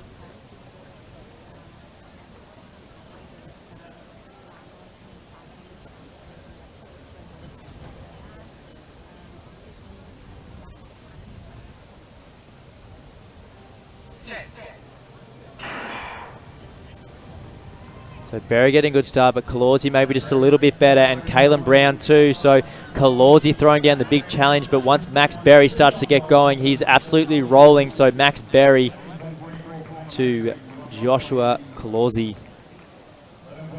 the 2 locals of Canberra, punching their automatic spots to the final.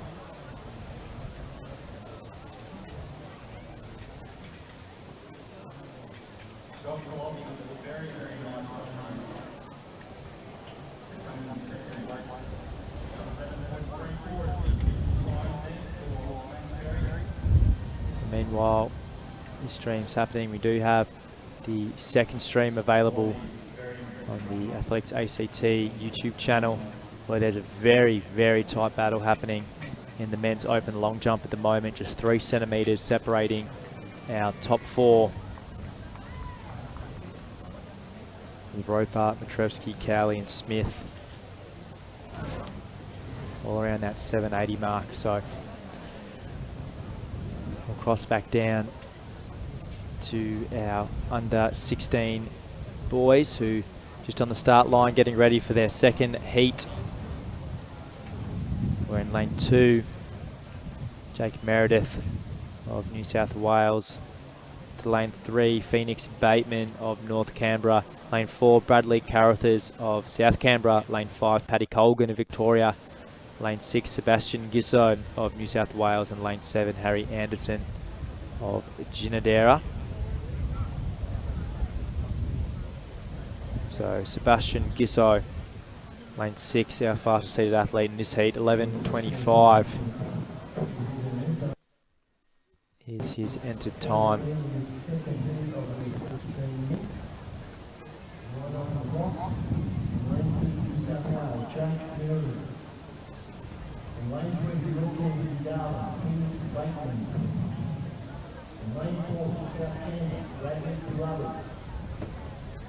Lane 5 Victoria, Paddy Colgan. Lane 6 New South Wales, Sebastian Gizzo. Lane 7 Ginadera, Harry Anderson. All lined up the second heat, 100 metres sprint, under 16 men.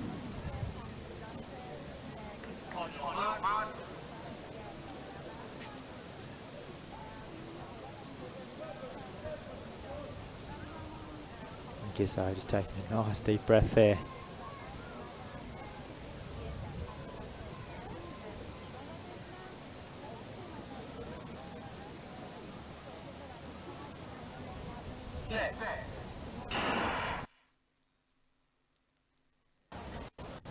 So all the way pretty well. Great start coming from Meredith on the inside, but wow, Gisso's absolutely steamrolling now. Bateman trying to present a little bit of a challenge, but Sebastian and Gisso, all class in this field. He'll take out first place. Bateman just behind him. Looked like maybe Carruthers could have sneaked in for a third position, so he'll be waiting again on those official results.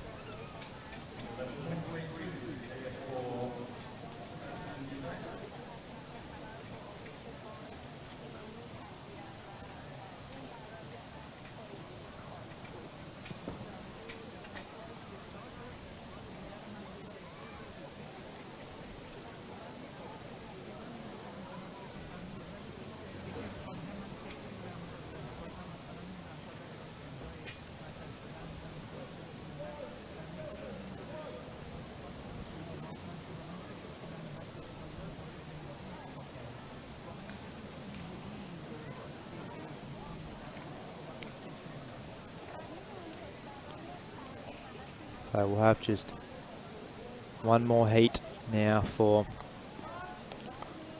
our under 16 men's 100.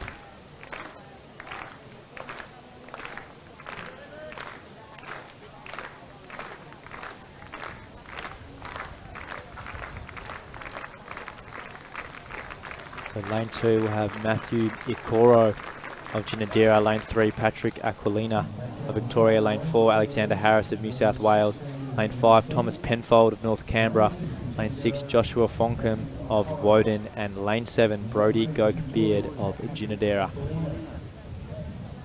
So Penfold in lane 5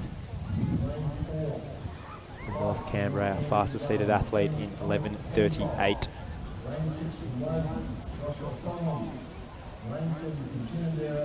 So with 3 heats, we'll have the top 2 in each of these heats qualifying automatically, with 2 more athletes with the next best times across the 3 heats, additionally qualifying for the final.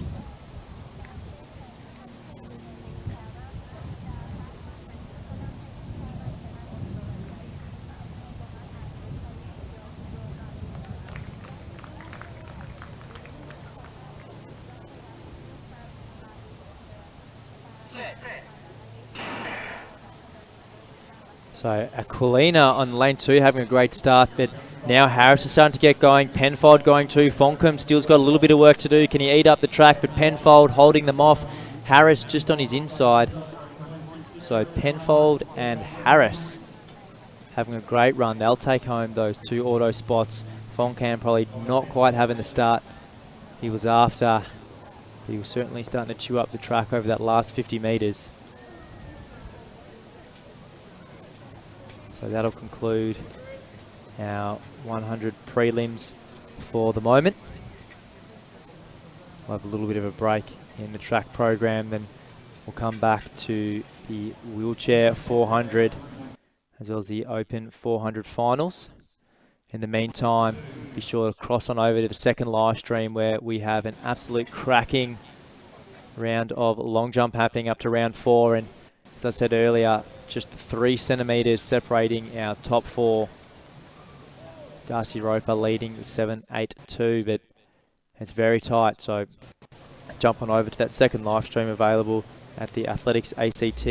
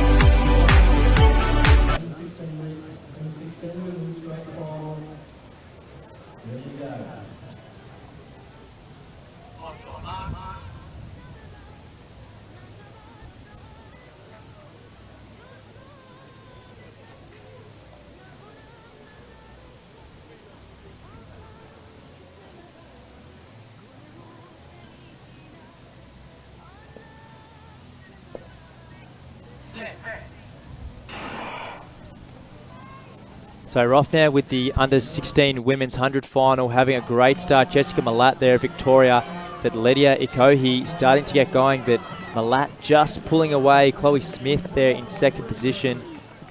So Jessica Malat taking out that women's under-16 final. Apologies, a couple of races added to the back of this program.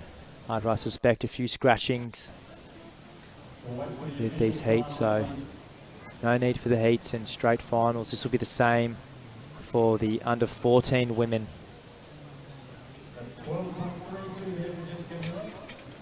So again, Jessica Malat there of Victoria taking out the final. She was the fastest seated athlete, 12.50 seconds is the personal best she boasts.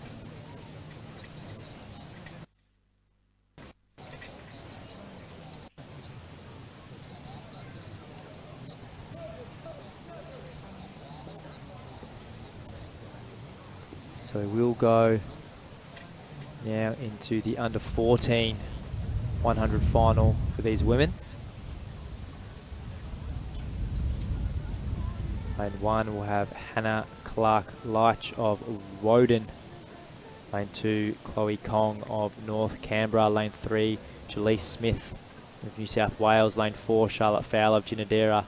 Lane 5, Brodie McCluskey of New South Wales. Lane 6, Emma Vermeulen of Ginadera. Lane 7, Luca Hogg of North Canberra. Lane 8, Isla Dennell of Woden. And Lane 9, Charlotte Morgan from Ginadera. So look for a good little battle between lane 3 and 4. Our fastest seated athletes, Jaleese Smith, Charlotte Fowler, but McCluskey and Vermeulen, so too Hogg, and they're outside, all very capable of taking out the heat should they feel it's their day today.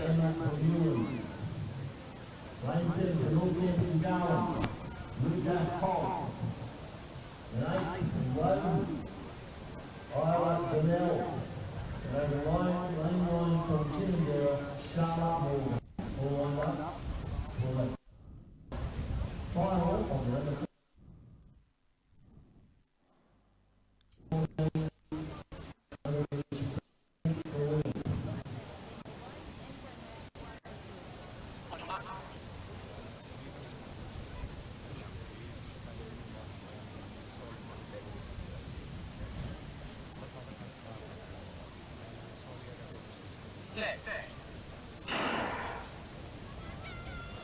So getting a great start, McCluskey through the middle. Now Vermeulen starting to get going too, but McCluskey, what a fantastic start she's had. But now we see Fowler starting to chew up the track. Probably not quite enough time yet. And McCluskey, she's going to be the one to take this out. Fowler, running a good race taking out second, but that beautiful start from McCluskey just set her up for a fantastic race. And Fowler just not having enough time to be able to close that gap. So that was the final for our women's under 14 100.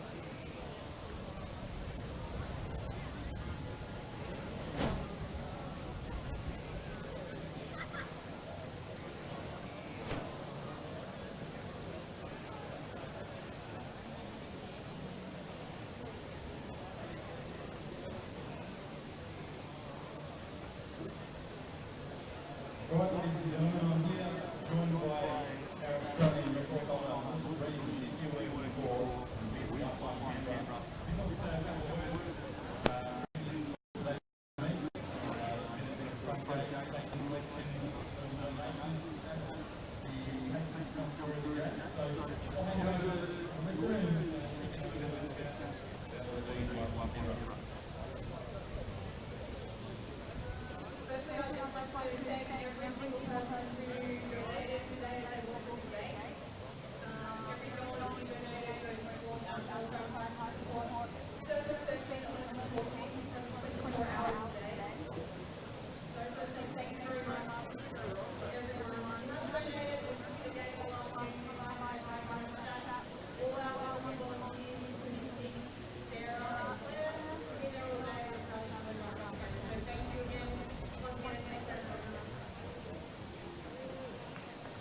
thank you very much, Mel.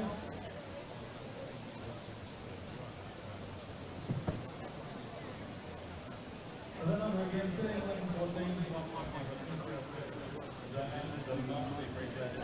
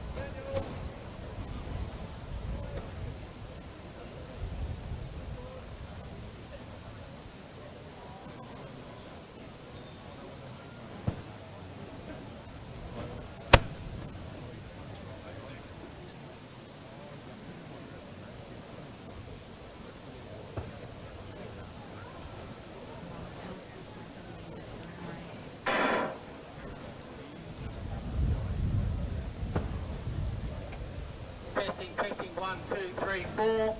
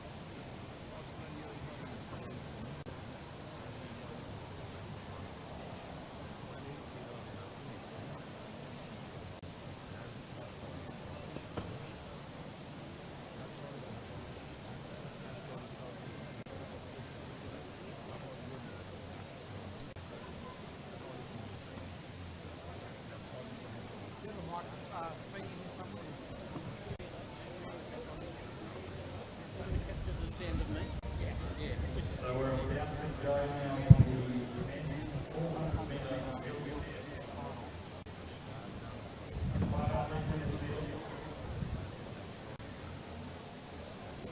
Lane 2, we've got Daniel Hillswell from Queensland, P52. Jordan Jeremy, P53, Richard Coleman, P53, and Rizzo, P54, and lane 6 in the midfield.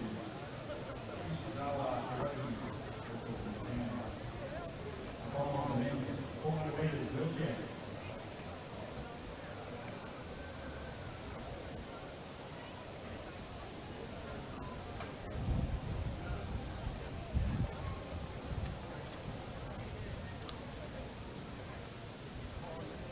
On your marks. So now up to the first of our 400s today, and this will be the first timed final of the men's 400 wheelchair. So Richard Coleman and Sam Rizzo. Good little battle between the master and the apprentice in lane 4 and lane 5. Watch out for Hiroki in lane 6. We saw him yesterday. Pretty dangerous over the 800, but Sam Rizzo, he's getting going out in lane 5.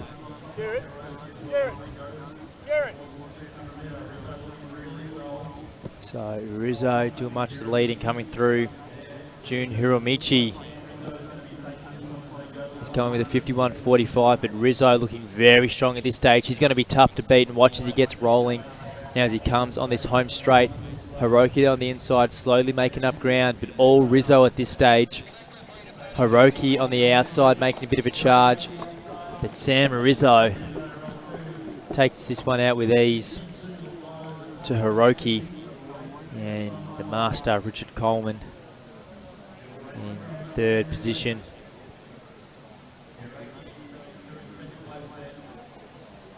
So these are timed finals. We do have the faster seeded athletes grouped together in the first of these two time finals.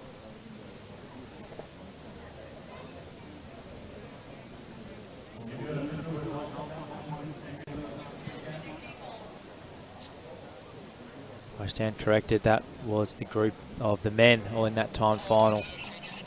So just a straight final there. So Sam Rizzo taking home the gold. We'll cross now to the women's section of the 400 wheelchair. Lane 2 will have Sarah Jane Trevenor Clifton Bly of New South Wales. Lane 3, Angela Ballard of North Canberra. Lane 4, Amy Fisher of New South Wales. And lane 5, Carla Severino making the trek up from Victoria.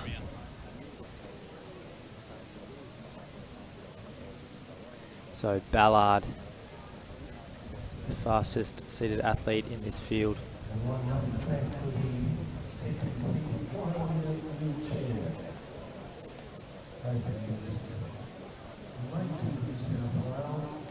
So Ballard certainly has a plethora of international medals to her name.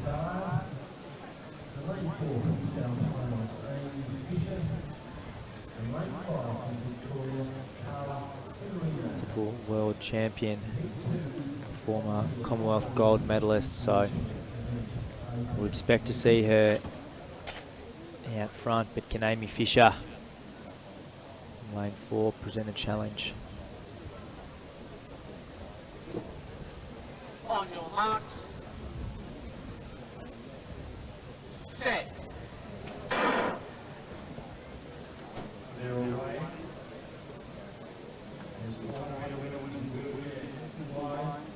So you can see Fisher getting off to a really good start. Very fast momentum, but the smooth power of Ballard there on the inside, and she's already sawed her way into the front.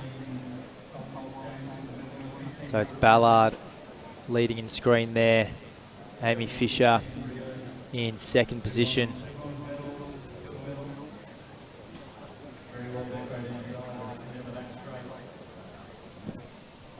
Angela Ballard, all class here at the moment.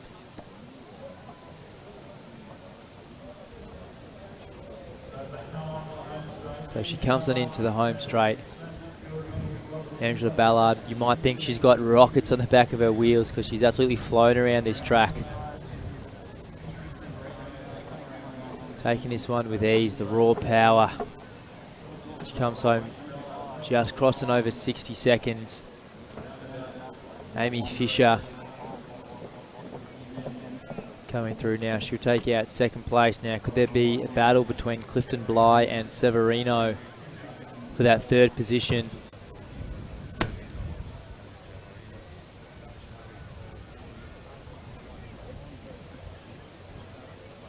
So the Victorian Carla Severino take out third place.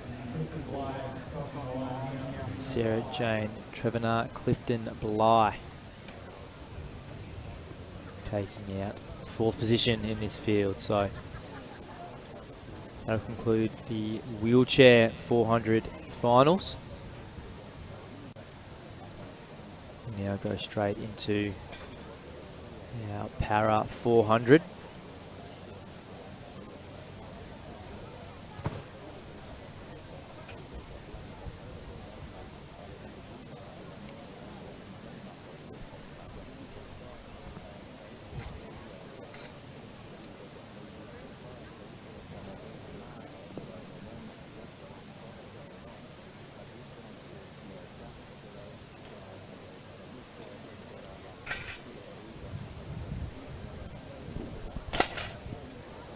So for the para field, lane 1 will be Christian Chilgalis, New South Wales. Lane 2, Summer Giddings of New South Wales. Lane 3, Brock Hughes of the Para Athletic Talent Squad. Lane 4, James Torrado of New South Wales. Lane 5, Edward Parker of New South Wales. Lane 6, Zane Newton from New South Wales. Lane 7, Malachi Canning of New South Wales. Lane 8, Indiana Cooper of New South Wales.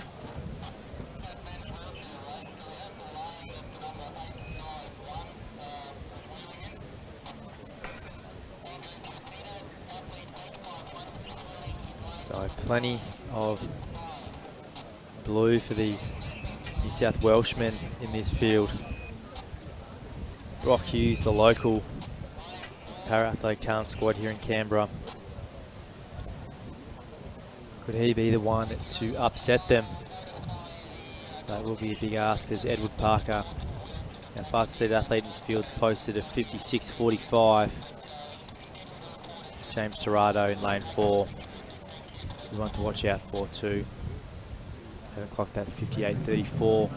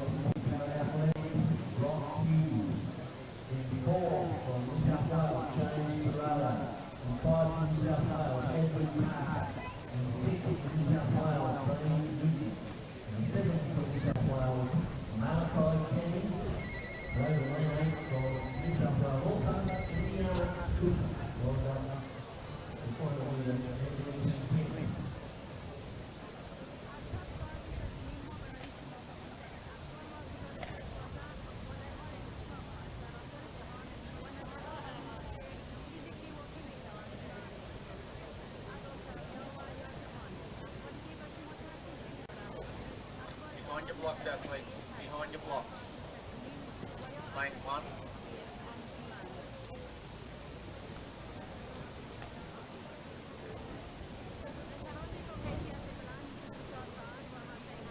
So as we line up this men's para 400, had one of the comments in our YouTube section, so I'll read out our classifications for our athletes. Christian Georgalis, T36. Summer Giddings, lane 2, T35. Lane 3, Brock Hughes, T20. Lane 4, James Torrado, T13. Lane 5, Edward Parker, T20. Lane 6, Zane Newton, T20. Lane 7, Malachi Canning, T20. And lane 8, Indiana Cooper, T38. Hopefully we'll have this clock up and running on the bottom left-hand screen so we can get those times to these 400s for you as well. Tell you what, Parker getting out to an exceptional start, but Brock Hughes The local, the para-athlete talent squad is going well on the back straight as well. The lane draws on that white cord. So as we go through the 200 mark, 25. Blistering time, Edward Parker absolutely getting after it. So as Parker rounds the field, but don't discount Brock Hughes because he's really maintaining his rhythm over this last 150. And it looks like he's starting to gain just a little bit of ground.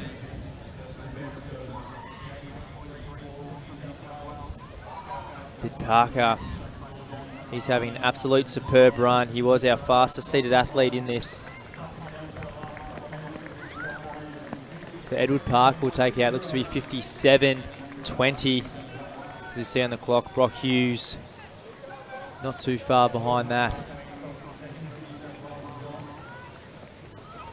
Then a close little finish just there.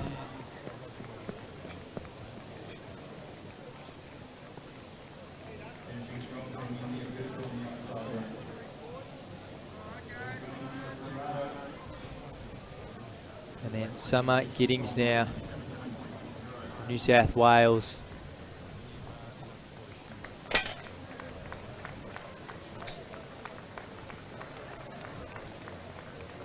So she's entered with a seed time of 1:48. We might see a dip just under this, so Giddings perhaps walking away with a 4-second PB over the 400 here.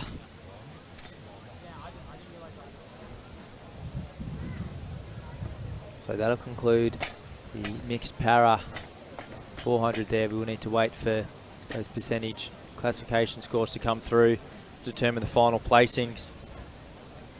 We now cross to the final of our men's open 400 now. These will in fact be timed finals.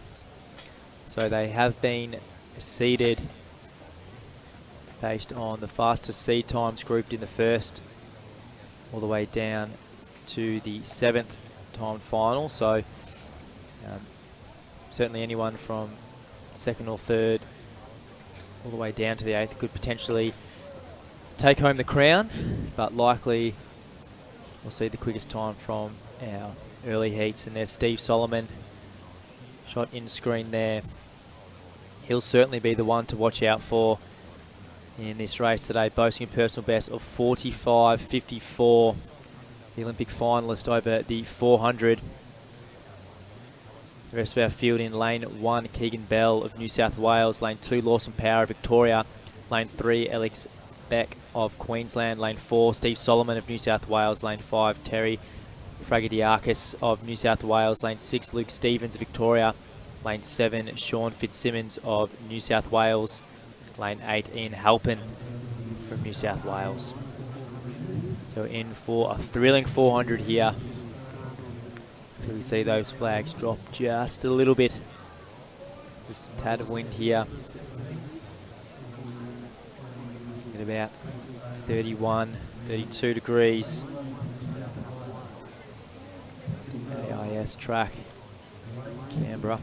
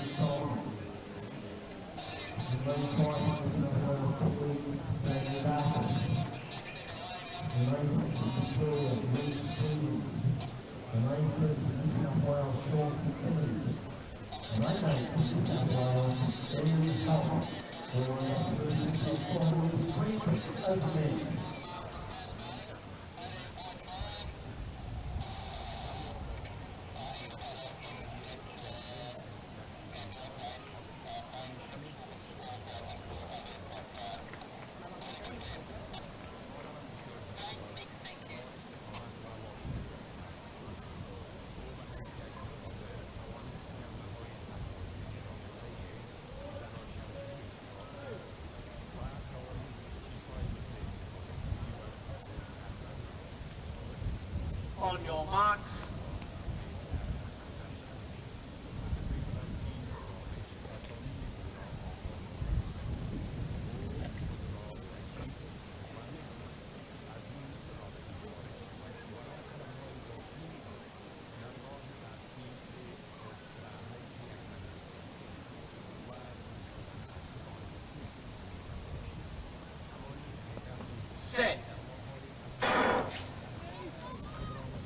So off and underway for this final of the men's Open 400. Having a really good start. Fitzsimmons on the outside in the red, but we can see Steve Solomon, the figure, in the middle of the field in lane 4, quickly eating up through the field. Keegan Bell in lane 1, moving 2 as well. On the outside, Ian Halpin in the green, but Steve Solomon really putting in some good groundwork. Luke Stevens looks like he's starting to get a bit of momentum going around the bend as well. Fragatis not too far from him, but Steve Solomon, as he comes off to the home straight, he's got himself in a fantastic position. So Solomon, he's going to take this one out. Then just on his inside, Alex Beck in second position. But Steve Solomon, fantastic run, 45.67 is the unofficial time we've got on the inside clock. So blistering fast times. So we'll need to wait for confirmation on those official times, but looking at that, the conditions seem great out here, and hopefully a few of those other runners, especially in Alex Beck, might have not been far off his 46.17 seated time.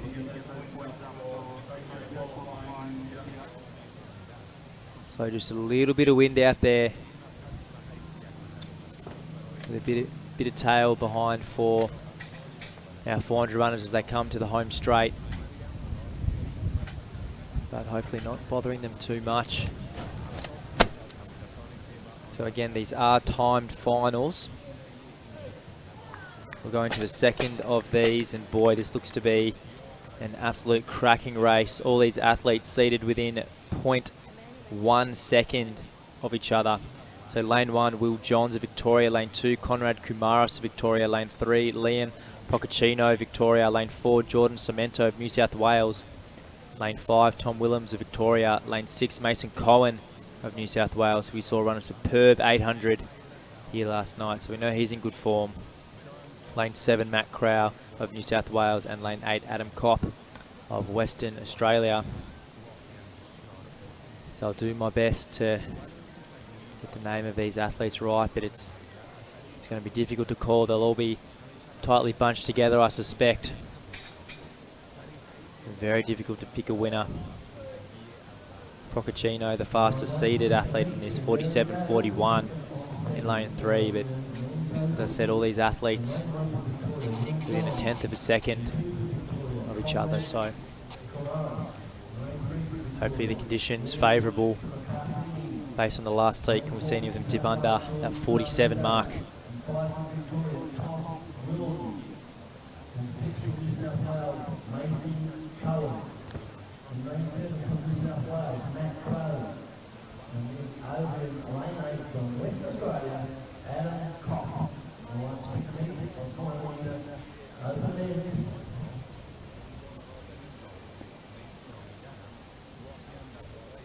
On your marks.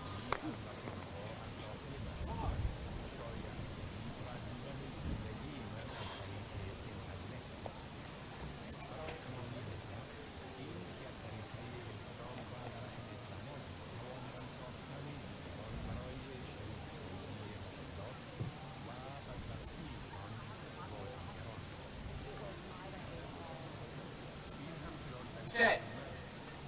We'll see a vacant lane 6 there. No Mason Cohen lining up.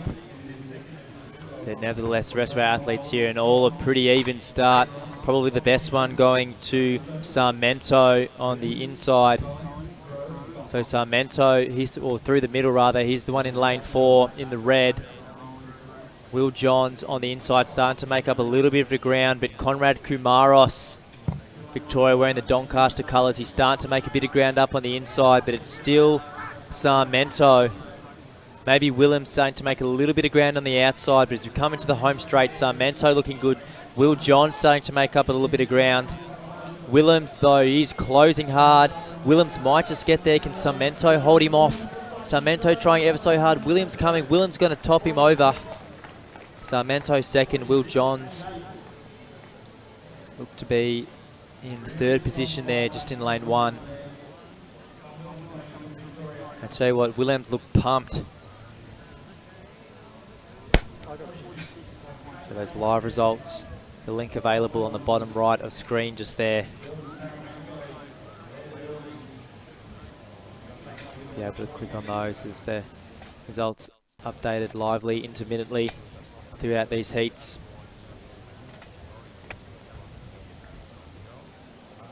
A cracking run from Tom Willems. Timed his charge to perfection. So that'll be the second of these timed finals.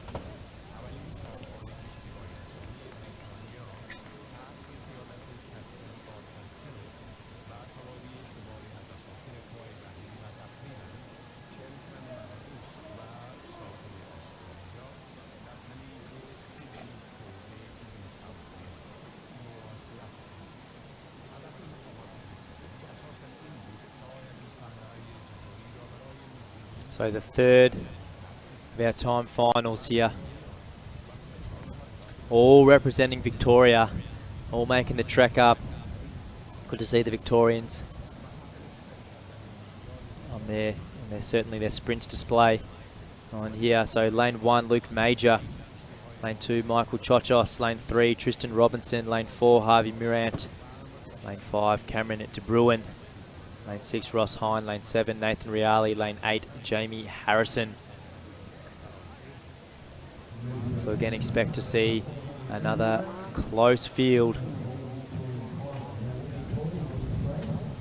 Our fastest seated athlete, Cameron De Bruin, 47.70.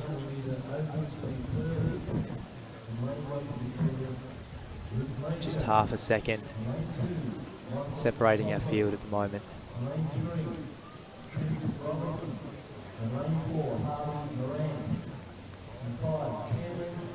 Saw Chochos on display in the 400 hurdles last night. Looking really good, but we'll see him at his best, no doubt, in 400 tonight.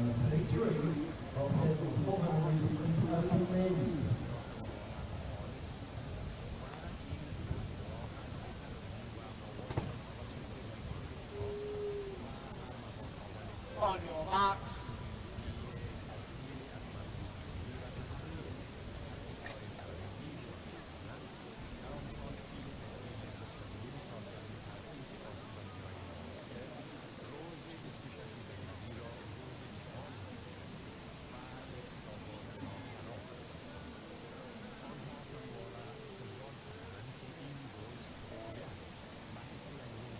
Set.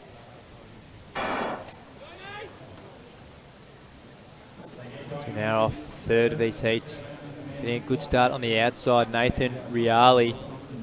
But watch out, De Bruin. He's quickly starting to move through the field. Ross Hine as well. So Hine now edging his way to second, now into first. Again, still the bend coming up. Chochos strong too on the inside. But De Bruin, sport the bright blue of Glenn Huntley, running very strong. He's just going to edge his way up into Ross Hine. So De Bruin running strong. Chochos starting to come home hard as well. Harvey Morant, don't discount him.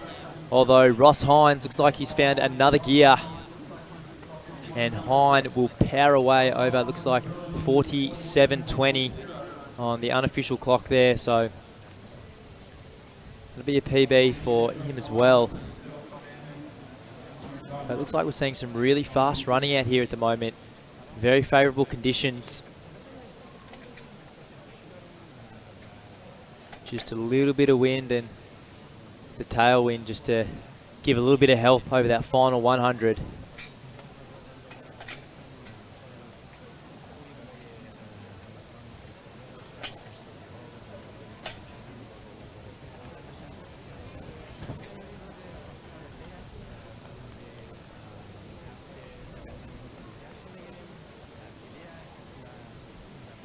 That was the third of these time finals for the Men's Open 400, the 2020 Athletics ACT Championships. We'll go straight in to the timed final number 4. Again, all these athletes so closely bunched together according to seed time. Lane 1 will be Adam Pike. South Australia. Lane 2, Rohan Laurendet of New South Wales. Lane 3, Brian Wilson of South Australia. Lane 4, Daniel Minns of Victoria. Lane 5, Lachlan Raper of New South Wales. Lane 6, Sebastian Moore of New South Wales. Lane 7, Liam Webb of New South Wales. Lane 8, Matthew Windsor of New South Wales. So 48.41, the seed time of Daniel Minns in lane 4. That's the fastest in this field. But any of these athletes, all within their rights to suspect that they could be the one to take home this heat.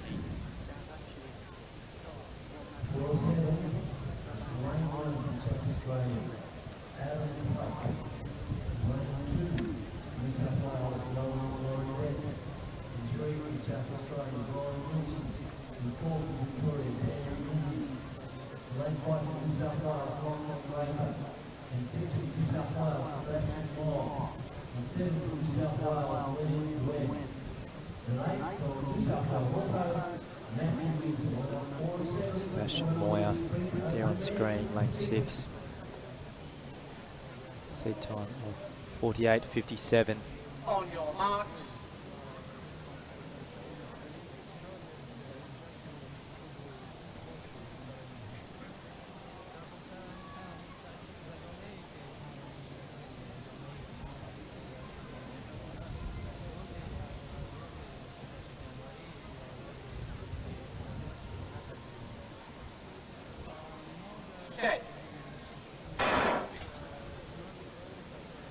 So all off away really well. Daniel Minns throughout the middle. He's had a good start, but watch out for Sebastian Moyer. He's out in lane 5 running well, but then on the very outside, Matthew Windsor running well, starting to get a little bit of momentum. Brian Wilson now in lane 3, all very tightly bunched. Lachlan Raper of New South Wales, he's just edged himself into 3rd position, but still on the outside, Matthew Windsor running very strong. Now we're starting to get a little bit of movement throughout the back of the field now. Brian Wilson, that is in lane 3. He's just shouldered up beside Raper, so it's going to be Raper and Wilson edging it out. But Moyer, does he have enough left in him to have another go at this? But Raper, he's going to hold him off. Fantastic run, Lachlan Raper, 48, 47, 81 perhaps on the clock. Again, to check out those official results, you'll be able to click on the link that comes up on the bottom of the right screen there. They'll be uploaded as the photo finish does their part on the official results. So time final number 4 complete. We'll go into the 5th section of these finals, and I tell you what, they're not getting any more spread out as we get further down this list. All these athletes within half a second of one another.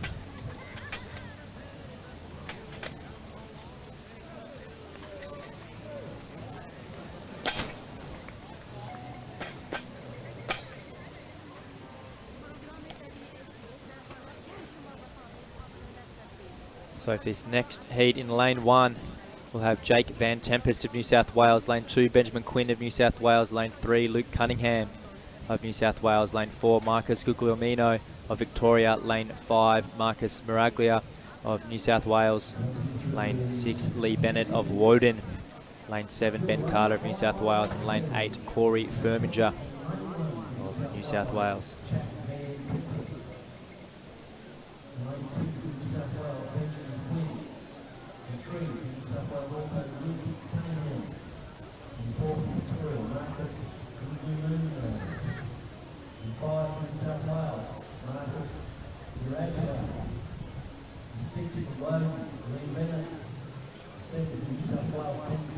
So very, very difficult to call a winner on this one based on these seed times. All these athletes entered with low to mid 49-second seed times. We'd love to see them go under 49.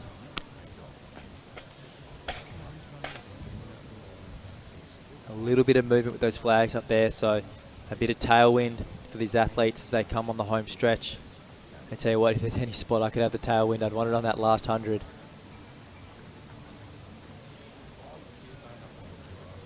Lee Bennett. Good shot there in lane 6. So we're off underway. All looking like they've got out, well, maybe the better start going to Ben Carter out in lane 7. Although lane 1, Joshua Baton, he's quickly pulled up on the shoulder of Hocking. But then also moving very well, Aaron Jeffrey or Lee Bennett of Woden, the local boy from Canberra, wanting to have his shot at this section, but Luke Cunning, Marcus Guglielmino, that is, sporting the Essendon kit, the red and black down from Victoria. He's moving up very well in lane 3. Lee Bennett trying to do everything he can on his home track. Bennett probably in the best position to take out this heat. There is a charge though coming from Benjamin Quinn out in lane 2. He's wearing the yellow. But Lee Bennett, the local boy representing Woden, he will take home this section. Fantastic run by him. You see the grasp of the fist, the silent little fist bump as he crossed the line. Subtle, but you can tell he's happy with that one.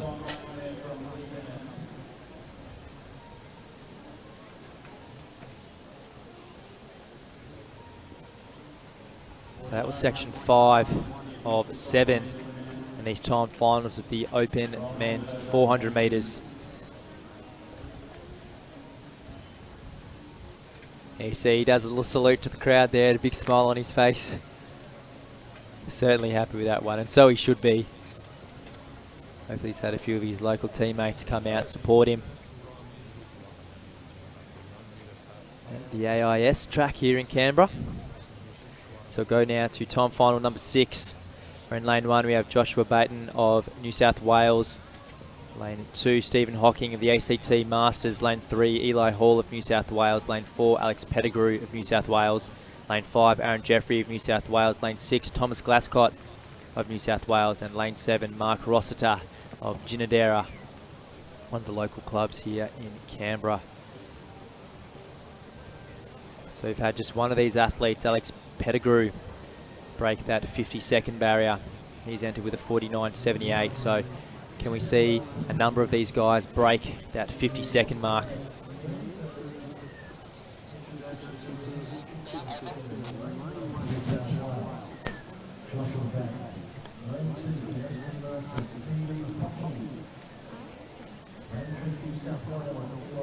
So Thomas Glascott just there on screen in the red. New South Wales. Actually best of 50.01, so I'm sure him of all people would be thrilled to go under that 50-second mark. It seems to be the day for it. Sitting at about 30 degrees here at the moment, just a little bit of a breeze about. Nothing that would bother these athletes. Just a nice little tailwind to help them through that last 100 metres.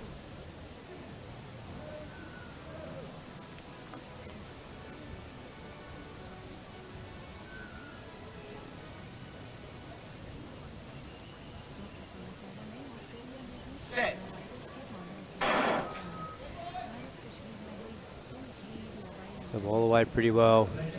Glascott probably getting the better start out there in lane 6. He's quickly eaten through the field. Aaron Jeffrey, though, he's coming after him. Lane 3, Eli Hall, he's starting to make up ground as well. Can he get on the shoulder of Pettigrew? But it's still going to be Glascott just leading at this stage. Eli Hall, he's moving up as well. But Glascott on the outside running strong, but here comes some charge from the duo from New South Wales. Hall, Pettigrew, Jeffrey. They're all starting to make a stake, but Pettigrew, he's now edged his way in front. Glascott's just trying to hold him off. Does Pettigrew have enough to get there? Glascott just has got enough left in the tank. 50.28 seconds. Not quite that sub 50 mark you would have liked, but nonetheless, fantastic running. Pettigrew, unfortunate just not to have enough left over that last 100. Glascott doing very well to hold him off over that last 100. A little bit of a shake of the head, maybe knew this was a good chance to break that 50-second mark, but still a very good run and able to outclass some very classy opposition. Yeah, gotcha. That was the 6th of 7 of these time finals.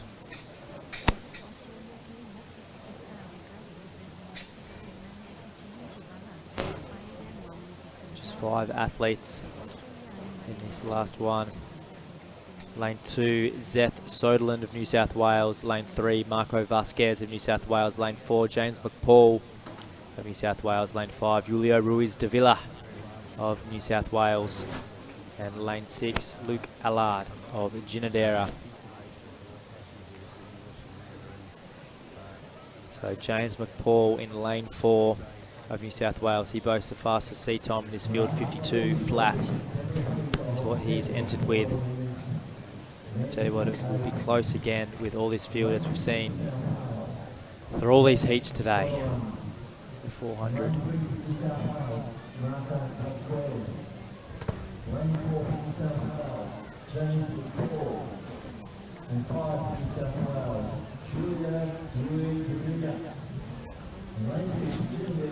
So the local boy, Luke Allard of Ginadera, there in lane 6.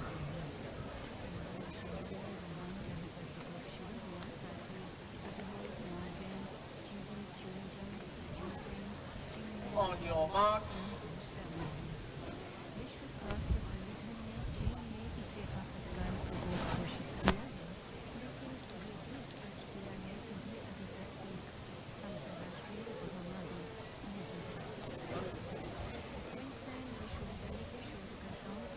Set.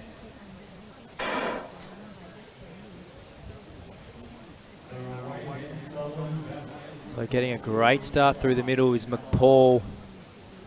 So James McPaul very quickly edging up through the field. He's entered with 52 flat, so he is the quickest in this field, but he's absolutely blistering it on the back straight. Will he be able to sustain this will be the question, because Vasquez and Soderland will be coming right after him in lane 1 and 2, but at this stage I can't see anyone being able to change McPaul. He's absolutely flying on his final bend. He's showing no signs of faltering up at the moment. A quick look over the shoulder as he's charging down the home straight. We'll have a look at the clock, because the way he's run, I suspect this will be a huge PB. 48.96, the unofficial time on that inside clock there, which a huge PB for McPaul. About 3 seconds or so. I mean, that's according to his seed time. He looks absolutely wrapped with that one, a big smile on his face as he congratulates his competitors. So that'll conclude our open men's 400 metres. We'll go straight in to the women's 400s, where we'll have a number of timed finals. Keep your eyes posted on those live results. Hopefully they'll be updated once the photo finished doing what they need to do on their end to get those official times in.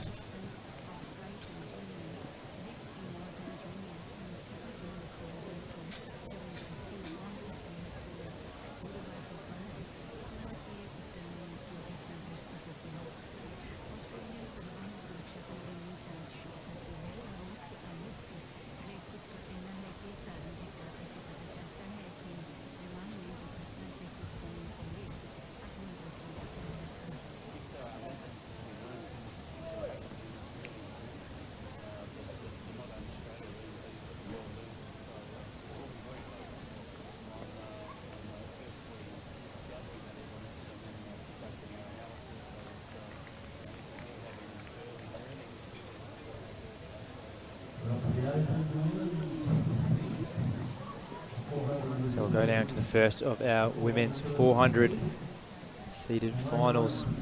Lane 1, Rayner Craker of New South Wales. Lane 2, Sarah Carley of New South Wales. Lane 3, Ellie Beer of Queensland. Lane 4, Bendia Boyer of New South Wales. Lane 5, Angeline Blackburn of Southern Canberra. Lane 6, Rebecca Bennett of New South Wales. Lane 7, Caitlin Ferrier of New South Wales. And Lane 8, Jess Goulinance of Victoria. So Bendia Boyer posting the quickest seed time in this field, 51.21. Rebecca Bennett, screen there, representing New South Wales in lane 6. On your marks.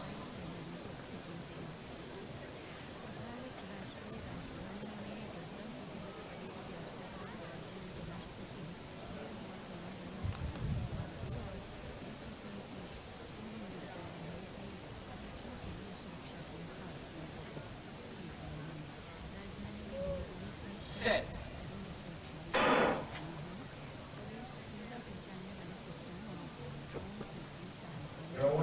So all the way pretty evenly. Maybe Bennett getting the better start out there in lane number 6.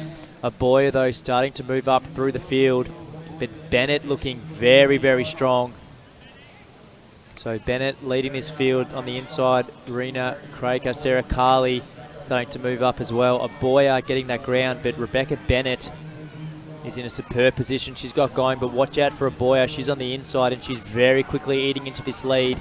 I suspect she'll come up into the lead, or if not, on the shoulder of Bennett as we come up to this final straight. So Aboya and Bennett as we come into this straight. Aboya just pulling away now, and there's Ellie Beer making up mood in lane 3.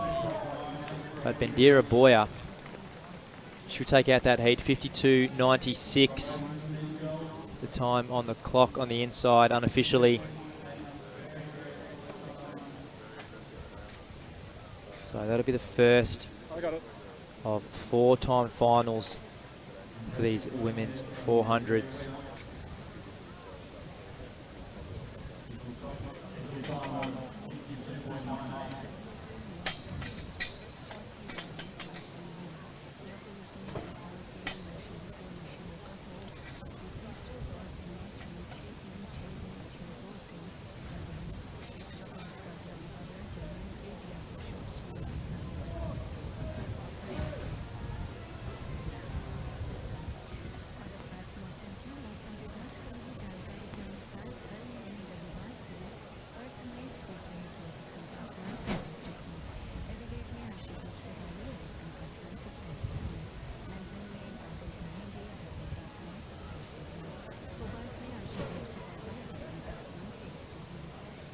So this second time final for the women's 400.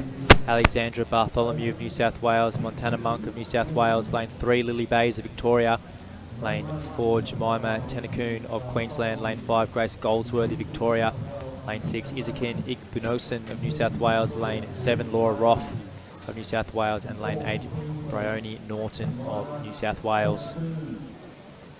Igbunosan there of lane 6. So all these girls very even according to their seated times.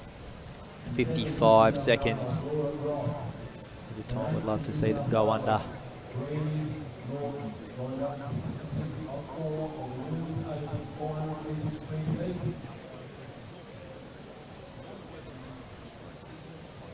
On your marks.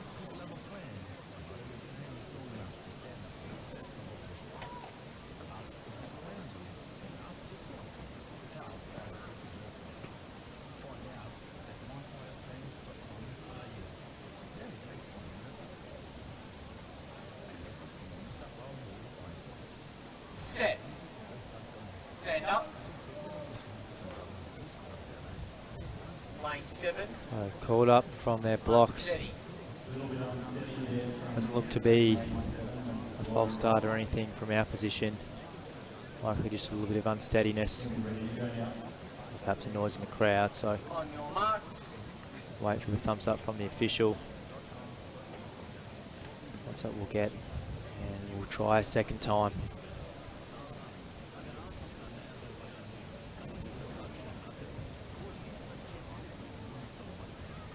Set. So array cleanly on the second time, the second heat of the women's 400. All very, very even at the moment. Bartholomew on the inside having a good run. Maybe just starting to make up a little bit of ground. Tenakoon of Queensland, or Goldsworthy rather, Victoria. So Goldsworthy making up ground, but watch out. Lane 3, Lily Bays is really starting to get going. So Bays and Goldsworthy probably in the best positions coming off this bend. Laura Raff, though, she's just on the outside and she's holding them off well. But Lily Bays, she's coming off to this final straight in the lead. Goldsworthy trying to match it with her. Bays, though, looking very powerful at this stage. And Laura Raff, she's coming home strongly now, but it's going to be all too late. Although Goldsworthy, a nice charge to the finish.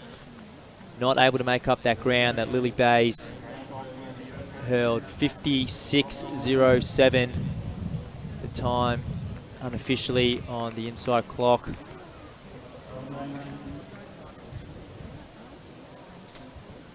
So strong running from Bays. Goldsworthy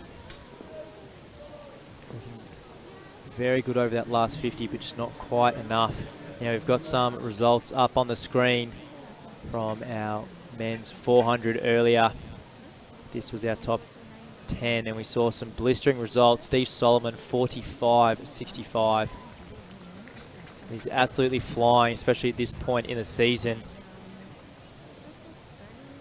I'm sure we'll see a great campaign of him heading towards Tokyo later in the year. We'll go into the third of our time finals for the women's 400. In lane 2, Laura McShane of Victoria. Lane 3, Elizabeth Chippendale of New South Wales. Lane 4, Kelly McAndrew of New South Wales. Lane 5, Ashley Palmer of Victoria. Lane 6, Samantha Olsen of Victoria. Lane 7, Sarah Luxford of New South Wales. And lane 8, Leah Simpson of Queensland.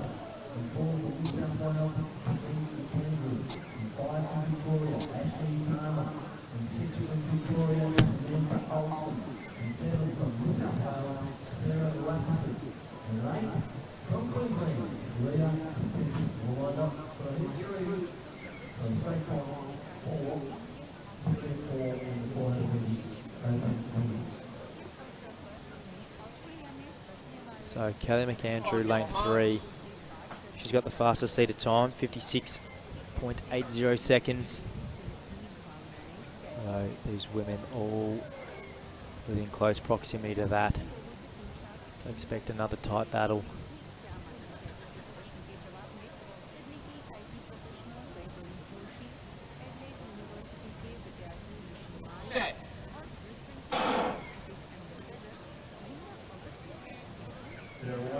Sort of underway. Again, quite evenly. Hard to get the call on the better start, but really moving now. Kelly McAndrew in lane 4. She's quickly heading up through this field. So too Laura McShane. She's in lane 2, so they've got still a little bit of time left to come up. But on the very far outside, Leah Simpson, she's running strongly. But as we see, Kelly McAndrew, she's pulled up right even with the field. Although Ashley Palmer looks like she's starting to get a bit of momentum going around the bend, holding off the challenge coming from the inside. Again, that was McAndrew. But as they come around the bend, I suspect McAndrew's going to be in the lead. Watch out for McShane on the inside. She's in lane 2. Palmer trying to get going off this bend. She's run a strong last 150. But Kelly McAndrew, she's had a fabulous run. She's just going to hold him off, I suspect. Palmer running strong. She'll finish in second. But look for the fast finish from a few of the other girls. But 57.70. That'll be the unofficial time for McAndrew.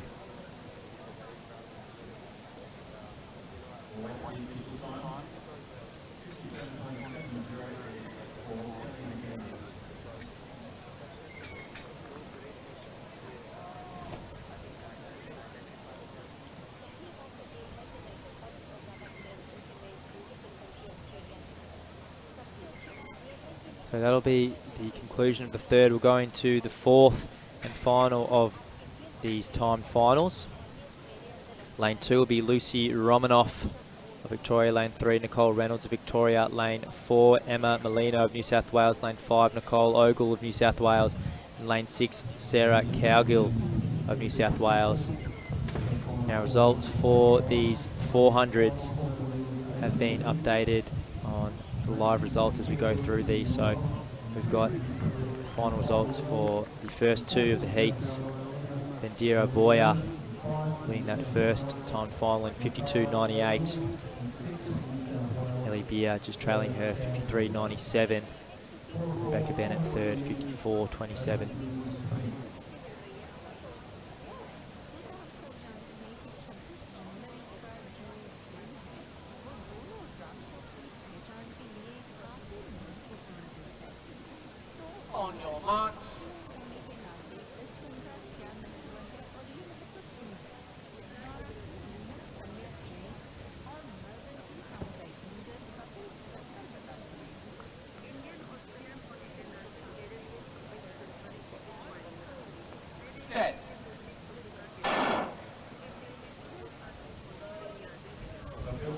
So Molino through the middle, getting a good start. Ogle just on her right too. She's probably got the most momentum going at this stage. So Ogle pulls up into the front of the back straight. Molino covering good ground. Don't discount Reynolds just at this stage. She's a long stride in lane 2. I think she's timed her run pretty well at this point, but still Molino and Ogle, our first two. So Ogle leading them out. Reynolds now, she's starting to make up that ground, but Molino looks like she's found another gear coming off this 150 metre mark. So Ogle comes into the home straight in the lead. Molino on her inside. Reynolds just there. Romanoff too, starting to get going. Romanoff maybe could pick up third, but Ogle looking very strong at this point. Does Reynolds have enough over this last 50? Not quite. And Ogle, she'll take it out. A very strong finish from Reynolds, maybe just edging out in the second. Probably not quite enough. But having a look at that clock, about 58.61. The unofficial time there. So that'll conclude the 400 heats for the open women, or the time finals rather.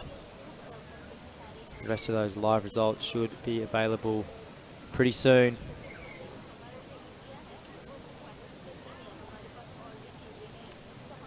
So we'll now start to go into some of the junior fields.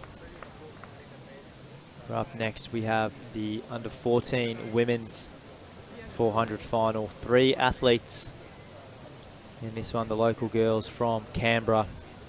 Lane 2 will be Hannah Williams of Ginninderra. Lane 3, Scarlett Morris Barrow of Woden. And lane 4, Isla Denell of Woden. So Morris Barrow in lane 3, she'll be in the middle of these two girls, both the fastest seat time of 62 flat.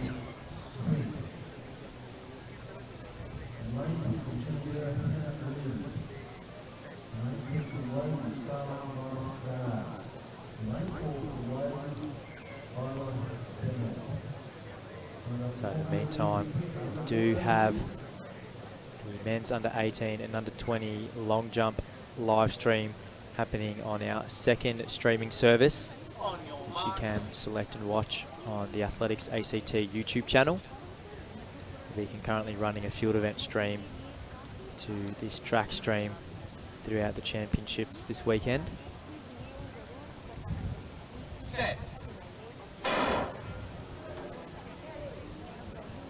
So all the way, Denell on the outside. She had a really good start out of the blocks.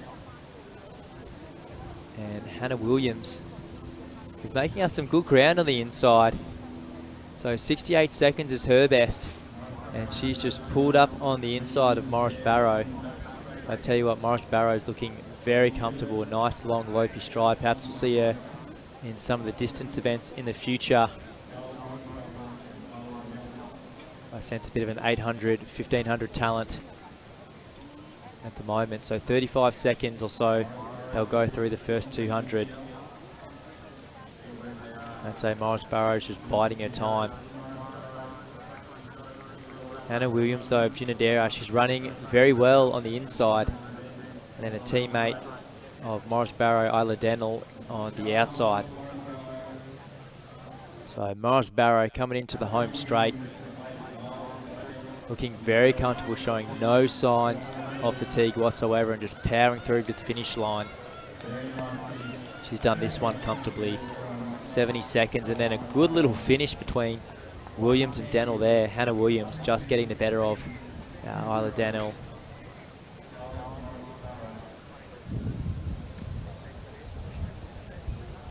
So that was the under 14 women's final. We'll go straight into the men's under 16 400 final. Lane 2 will have Ryan Cuzner of Ginninderra. Lane 3, Roman Thebus of New South Wales. Lane 4, Shayan Atikari of New South Wales. Lane 5, Dylan Outram of Woden. Lane 6, Hayden Tyne of Ginninderra. And Lane 7, Phoenix Bateman, representing North Canberra.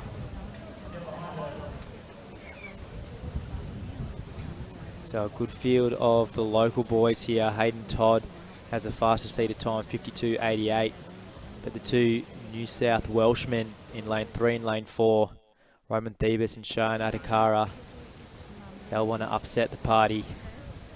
They're here for business. They've made the trip. They're here to run fast. And they've entered with C times of 53.5 seconds.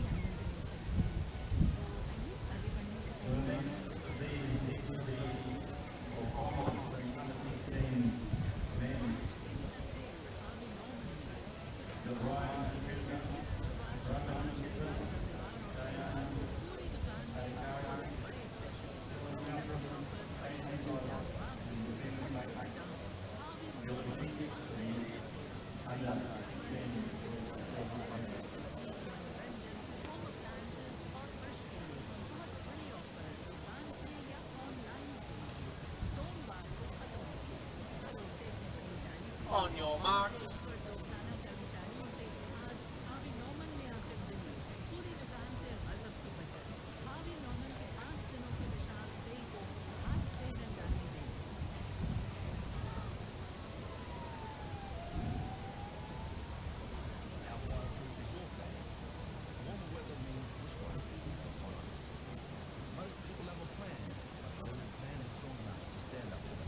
Set. So Outram getting a good quick start out of the blocks. But I tell you what, Adhikara has got absolutely rolling. Todd now, he's getting his momentum. That's Hayden Todd in the yellow out in lane 7. The local boy here representing Ginadera. So Adhikari there in 3rd position. Phoenix Bateman on the very far outside in the white singlet. But Hayden Todd looking to be in a very good position at this stage. Adhikari has got a lot of work to do coming off this final bend, although there is still time. And looks like his teammate Roman Thebus is starting to get moving off the bend too. His final 150s will come into the home straight. Hayden Todd by far looking the strongest. Does Adhikari have enough to match him? It's going to be tough over this last 50. Todd showing no signs of fatigue. Hayden Todd, the boy from Ginadara. He'll take this heat out 53.01. The unofficial time on the clock. So Hayden Todd to Shayan Atakari of New South Wales, the first two. That was a straight final for the under 16 boys 400. We'll go straight into the under 16 girls 400, where we'll have 2 timed finals. Again, these timed finals have grouped the fastest seeded athletes in the first of the timed finals. So in lane 2, we'll have Marianne Papalection from New South Wales. Lane 3, Alicia Bennett of New South Wales. Lane 4, Elise Simpson of Woden. Lane 5, Skylar Robinson McAvoy from Queanbeyan. And lane 6, Chloe Smith of North Canberra. Lane 7, Annabelle Johnson of New South Wales.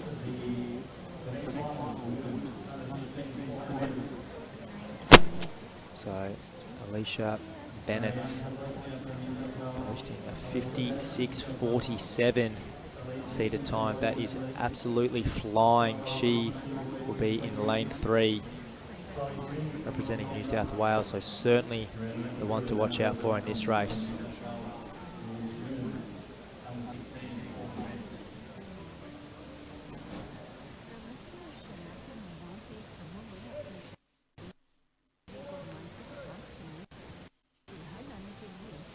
On your mark.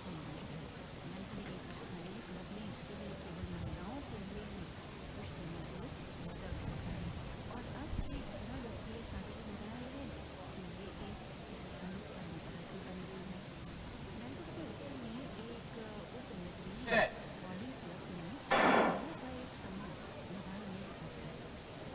So off now, these girls, and no surprise getting out to a blistering start. Bennett's on the inside. She started in lane 2 and after almost 100 metres has found herself in the front of this field. Chloe Smith as well in the long socks. Well, there's a few of the girls with long socks up the front, all running well. Starting to make up ground 2 is Elise Simpson, but I'll tell you what, Alicia Bennett, this has been a fantastic run. a very classy athlete and one we'll certainly see in the future over this distance. She's come up onto the home straight. Now there'll be a good little battle for second position. McAvoy and Smith. Tell you what, Alicia Bennett's take it down. This has been a superb performance by herself. She's come out and run unofficially 57.01. And then McAvoy and Smith coming across for second and third.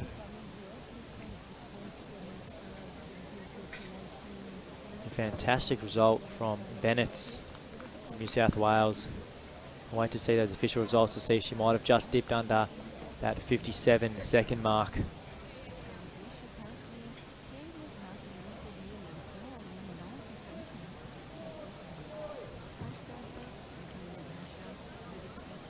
So the second time final, the under-16 women's 400. Up on the track, lane 2, Elissa Barbour of Ginadera. Lane 3, Isabel Zeeble of Goulburn. Lane 4, Ella Caluso of New South Wales. Lane 5, Lucy Hill of North Canberra. Ella Caluso, the fastest seated in this field, her personal best, 63.67. She's out in lane 4 representing New South Wales. We see another one of the local girls perhaps rise to the occasion on their home track here at the AIS.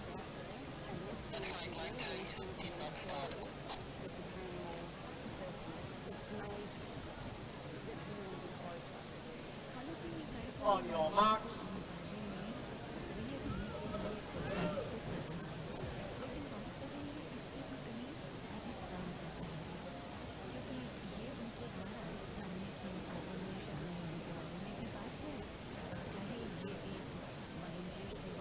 Stand up.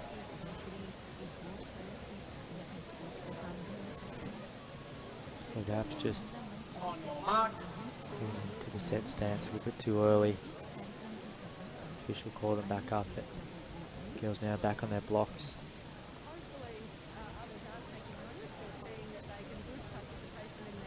Set.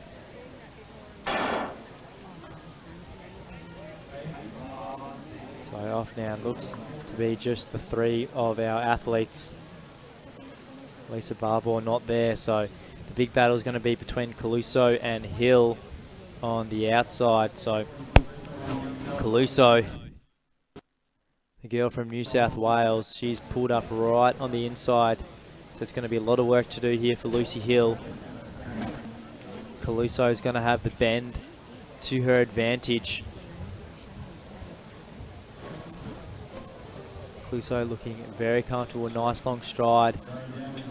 As we've seen earlier, perhaps the promises of a future middle distance runner. With that beautiful cadence and form she's been able to maintain over 300 thus far. So Caluso of New South Wales in a great position to take out this heat. Lucy Hill of North Canberra just trailing in second position, but 62 seconds, 62.54. That could well be a 1+ second PB for Caluso, and boy did she make that look easy. Now Isabel Zeeble in the screen. Her personal best time of 1:30. Can we see her dip under that? We certainly will. About a 1:25 to 1:26 there, Zeeble. She'll be taking home a PB, so great running from those girls to conclude the under-16 women's 400 metre timed finals. We'll go straight into the under-18 men's timed finals, where we'll have 2 timed finals. Looks like we've got a full field in each of these. This first time final, lane 1 will be Dylan Shalia of New South Wales, lane 2 Ethan Harris of Victoria, lane 3 Ewan Burns of New South Wales, lane 4 William Grabowski of New South Wales, lane 5 Augustine Nikita Jr. of Ginadera, lane 6 Jack Pearson of Victoria, lane 7 Jeremy Bennett of New South Wales, and lane 8 Jakeb DeVille of Ginadera. So Jack Pearson seed time of 48 seconds. He's one to watch out for. Take a look at those flags. A little bit of wind up and about at the moment. So perhaps picked up a little bit over the last 30 minutes or so. So it'll help bring our athletes home over that final 100. Could be a bit of a task along that back straight.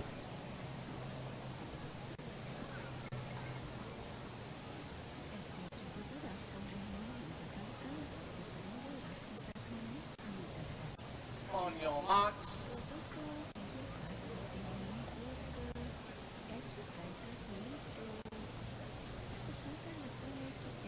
So all called up.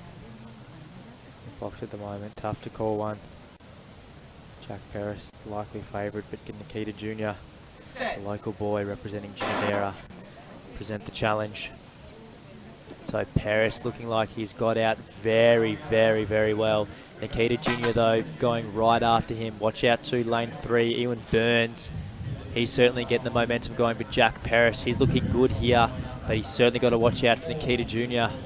Nikita Jr. looking very, very good. Ewan Burns though, he's coming. He's got to be one to watch out for over this final straight.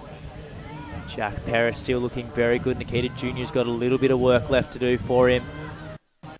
Ewan Burns though coming. Could he be the surprise package? Ewan Burns here. Could this be his first time under the 50 seconds? Jack Paris, he's got a long way over this final straight. That tailwind might just help him come, but Nikita Jr. running very strong. Can Nikita Jr. quite get there? He's just going to miss out. 49.01 seconds, looking to be that unofficial time on the clock there. Fantastic running from Ewan Burns. Perhaps we could see him dip under that 50-second mark for the first time. So that's the first of these time finals. The under 18 men's 400. Paris running very strong. Probably had the better start out of him and Nikita Jr.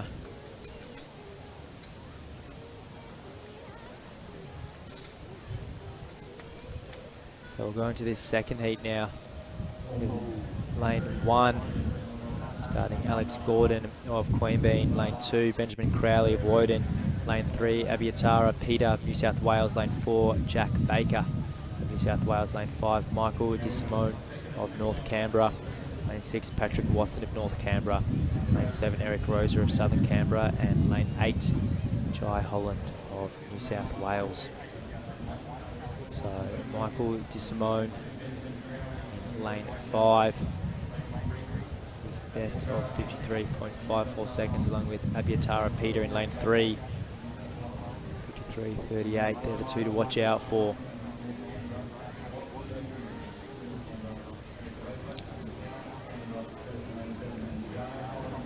Can we see the local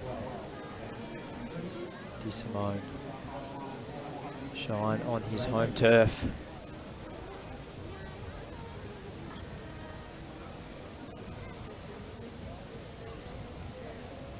On your marks.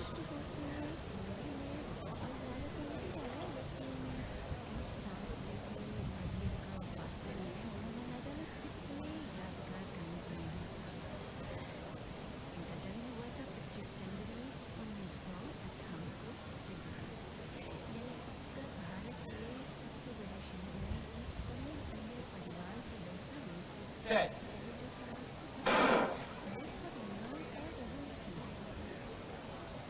So Abiata Peter starting to get going out of lane 3 very well. He's quickly pulled up on the inside of Jack Baker. But DeSimone really starting to get going. But on the outside, Jai Holland has had a superb start. Those bright green shoes looking very, very fast at this stage. But Abiatara Peter, he's running very well now. Just then on the outside of him, Jack Baker. Jack Baker presenting a big challenge. DeSimone running very well, but Baker, could he be the surprise package of this field? His best 55.27. If he can keep this up, he'll be in for a big PB. Abiatara Peter starting to move now for lane 3. So Peter looking very strong. Looks like DeSimone could just be out of this. So it could be Peter and Baker looking to be our first two Peter running a very strong race, 52 high, looks to be for him, 52.87. So that is a huge run from Abitara Peter. He wasn't that official time, but could be the first time he's run under that 53-second mark in the 400. So that'll conclude the second of our men's under 18 400 time finals. We now go straight into the women's under 18 400 time finals, where there'll be 3 of these time finals.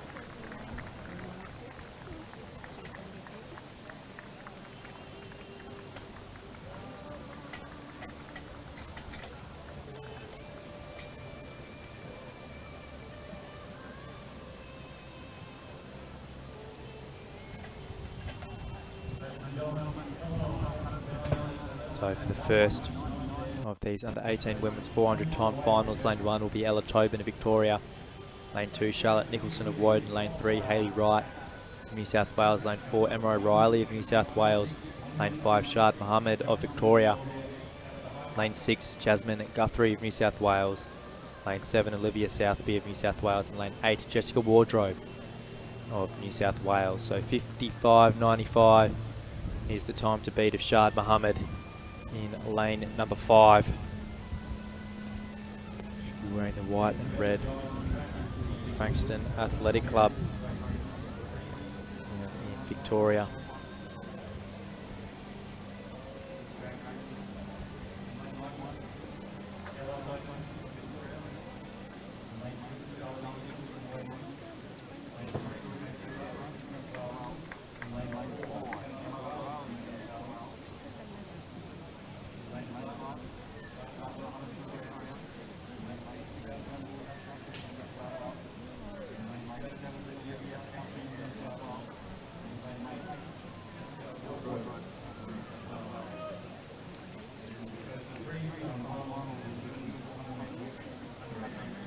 Jasmine Guthrie, screen there in lane 6. New South Wales, seated time of 56.10. Shad Mohammed on the inside. Fastest seated athlete in this field.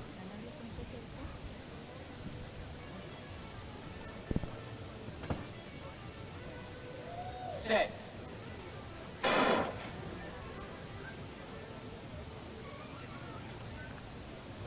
So getting a really good start, Jasmine Guthrie. She looks like to be running away a little bit from Shad Mohammed at this stage, but Mohammed is moving up well. But Guthrie having a very strong race, and then watch out on the inside, Emma O'Reilly is running very well too. So O'Reilly, Mohammed and Guthrie, this is going to be an exciting run over the last 150. Wardrobe too running strong on the outside. So Guthrie leading a field, but a fast charging O'Reilly might find herself in the front as she comes down the home straight. Mohammed though looking very composed. Watch out for her over this last 100. O'Reilly, very strong race. The shoulders starting to wobble just a little bit, but showing no signs of slowing down whatsoever. Mohammed now moving up into second position, but Emma O'Reilly, fantastic run. 55.27 on the inside clock. So looks to slash off a very good chunk of time of her seated 56.06. So Emma O'Reilly running a very strong race, likely to be extremely happy with that result, and has left a difficult task for the second of these time finals to be able to match that.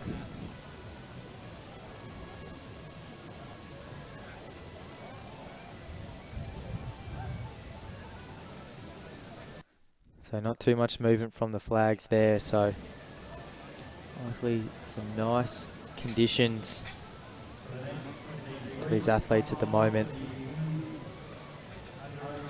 We had it upwards of 32 degrees earlier today here in Canberra.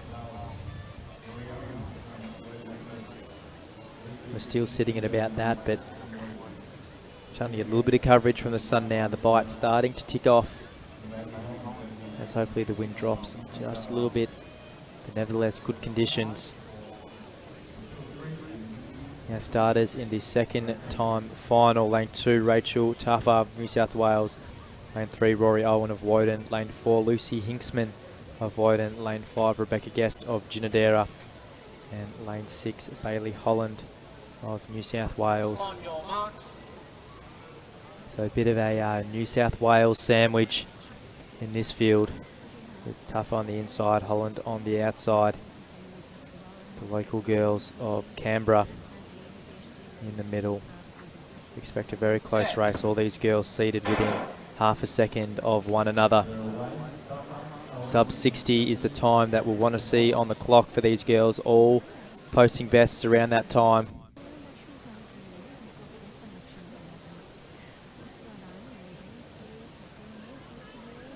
So as you look out on the back straight, it looks like Bailey Holland is having a blistering run on the outside. Tuffer looking very strong on the inside. So the two girls from New South Wales looking to be in the best positions at the moment. But Rebecca Guest is looking very good. Hinksman as well.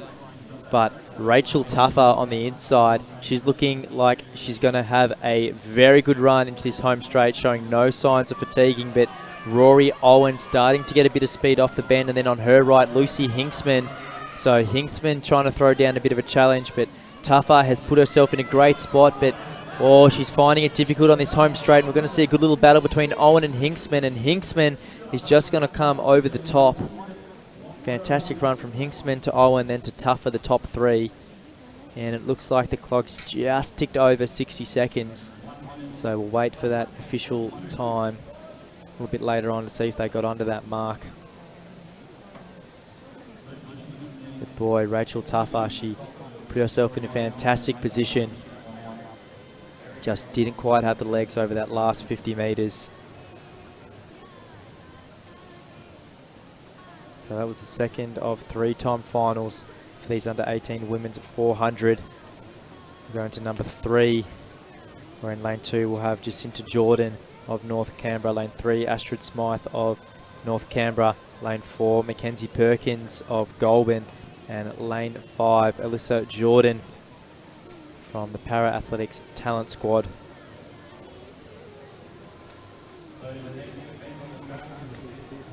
So a couple of these athletes in the middle, Astrid Smythe, Mackenzie Perkins, right on that 60-second mark. They very well deserve to be in that heat just above as well. So don't be surprised if we see a sub 60 in this heat.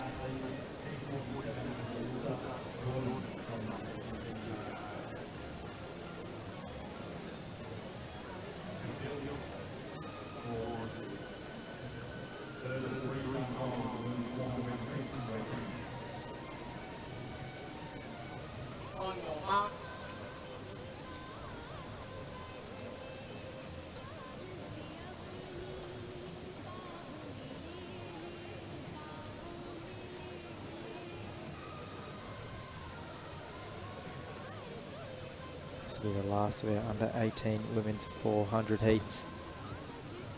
Finals, just a couple more to go. We'll be into the 100s starting just after 6 p.m. A great start on the outside from Elissa Jordan. She's found herself in a great position at the moment. She'll be looking very strong as we come up on the back straight. Astrid Smith starting to get going too on the inside.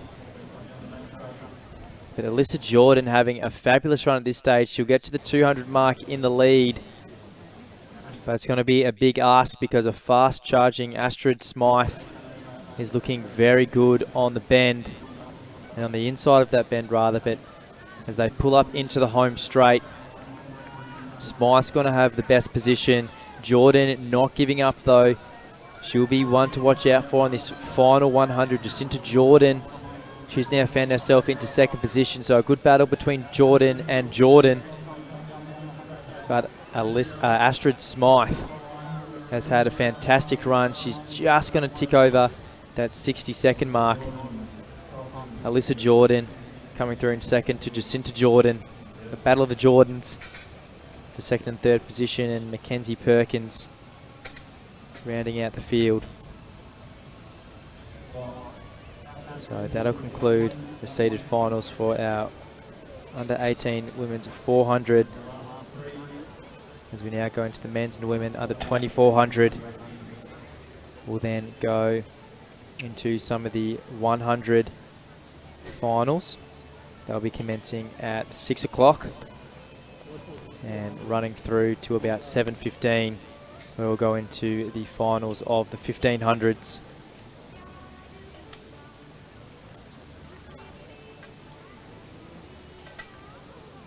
So 2 time finals for the men's under 2400. In this first time final, we'll have in lane 1, Jakeb Pearson of Victoria. Lane 2, Cooper Schmidt of Queensland. Lane 3, Max Holmes of New South Wales. Lane 4, Fraser Simons of Victoria. Lane 5, Eves Shermer of New South Wales. Lane 6, Tage Hooper of Queensland. Lane 7, Tyson Bonney of Queensland. And lane 8, Lachlan Ash of New South Wales. Now all these athletes have entered with seeded times of 49 seconds, with the exception of Eves Shermer, boasting the fastest seeded time of 58.90. So can we see a number of these athletes get under that 49 second mark? We've seen that the conditions are favourable this afternoon. We've seen some fast times. We saw Steve Solomon earlier clock at 45.6,400. So certainly a day where if you're willing to put it on the line, you can run fast.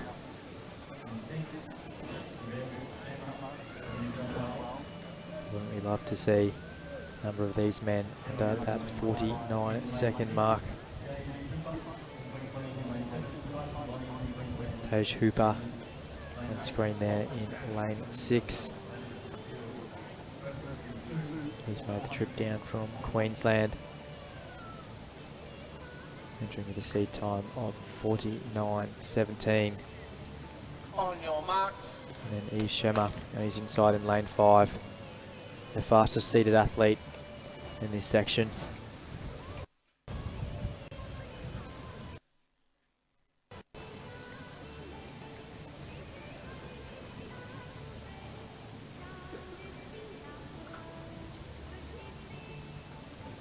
Set.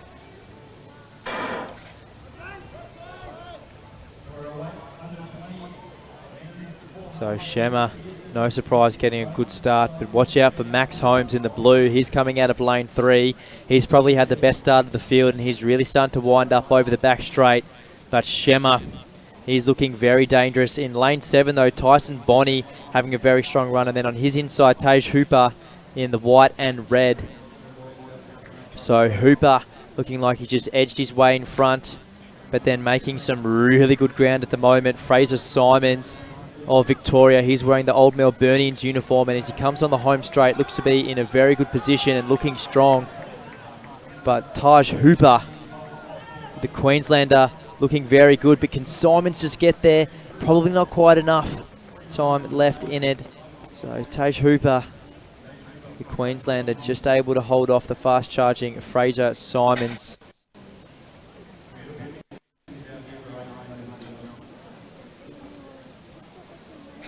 Very strong run from those guys. So again, those live results available on the bottom right of the screen.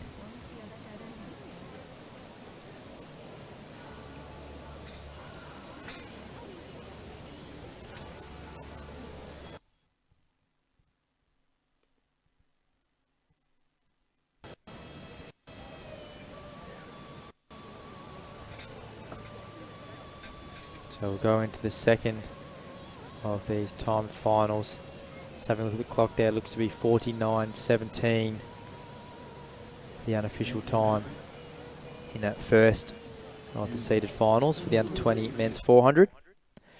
In the second section, lane 2 will have Thomas Hunt of New South Wales, lane 3 Lachlan Camilleri of New South Wales, lane 4 Daniel Murach of Victoria, lane 5 Isaac Sharwood of New South Wales, lane 6 Daniel Parks of Victoria, and lane 7 Jakeb Todd of Ginadera. So Murach in lane 4. Victoria boasts the fastest seated time in this field, 49.73. On screen in the colours of Melbourne University, Daniel Parks, representing Victoria. The seated time of 51.35. On your mark. Isaac Sharwood on his inside. The green singlet, Trinity of New South Wales.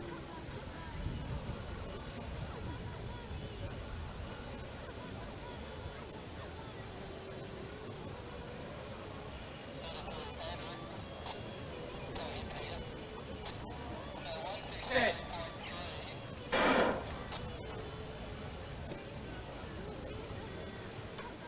So Murach having a very strong start. He's in the black with the green stripe around him out of lane 3. The long flowing black hair of Murach running very good. On the outside, Daniel Parks running strong too. So the Victorians have certainly come to run fast here today.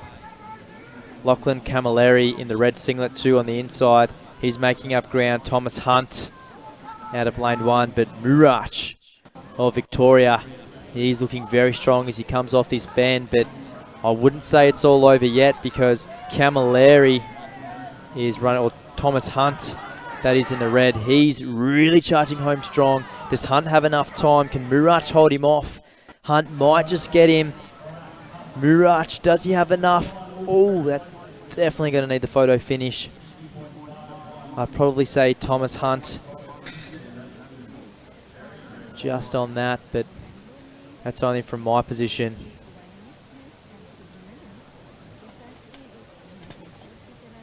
That strong running there, Hunt to Murach. Just behind him, I suspect.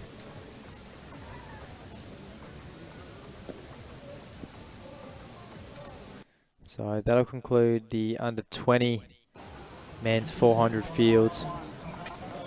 We'll go to the last of our 400s now, where we'll have a straight final for the under 20 women's 400.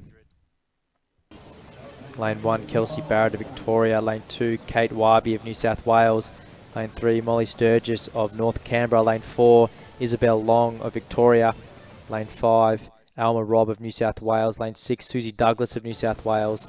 Lane 7, Olivia Yacono of Victoria. And Lane 8, Michaela Cruz of North Canberra.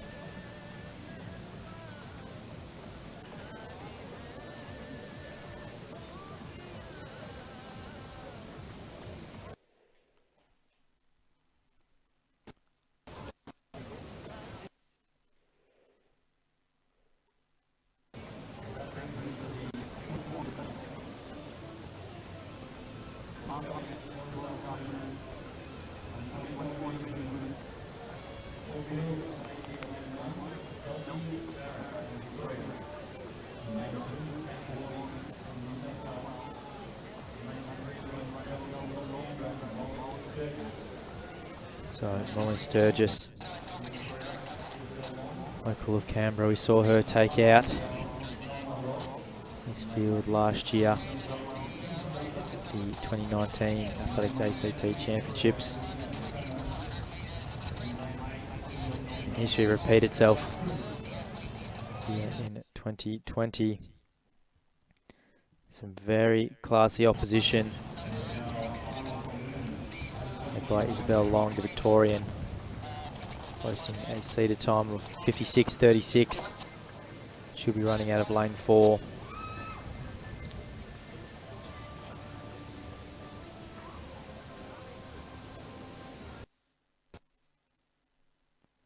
Susie Douglas there, currently in screen. Out of lane 6, 58.22, her seated time. Set.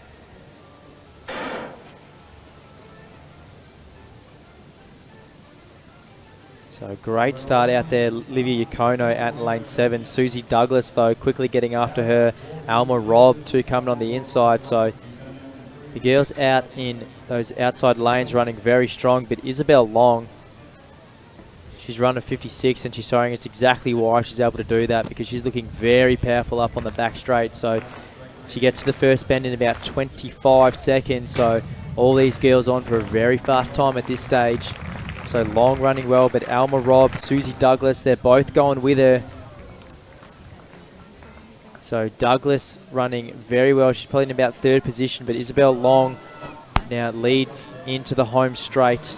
Alma Robb running very strongly as well. Can Robb actually get there? She's looking strong over this last 50 or so meters. Robb probably just running out of a little bit of room. Long able to hold her off. So Isabel Long will take that one out in 57.42. So they certainly got going in that first 200, even into that slight little bit of headwind. They run around there, nothing too treacherous though. And then just a little bit of a tailwind to give them a slight push home. That will conclude our 400s. We're going straight into the 100 finals, where we'll kick off with the mixed wheelchair 100 metre final. And then into the men's open 100. And it'll be about an hour of power for these 100 finals before we go into the 1500 finals, kicking off at 7:15. So don't go anywhere. These 100 finals sure to be thrilling.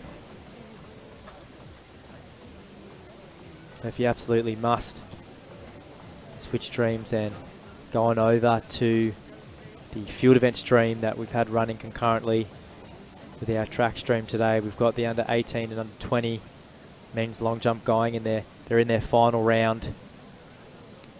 Final round 6 at the moment. We've got our final 3 jumpers. We'll see if there's any movement in the position. So if you want to click on over to the field event stream, we've got the under 18 and under 20 long jump. You can do so by heading to the Athletics ACT YouTube channel. If you're not there already, you can select between our 2 track or field streams that you'll have going throughout this weekend.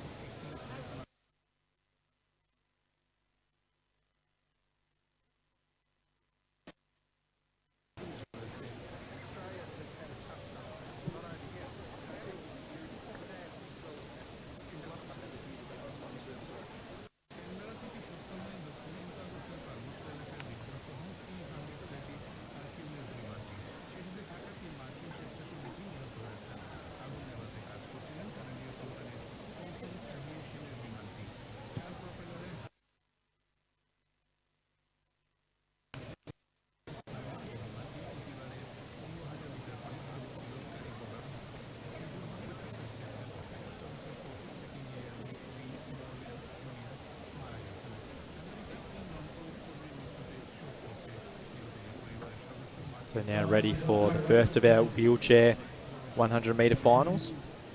We'll have a straight final for the men, and then a straight final for the women to follow right afterwards.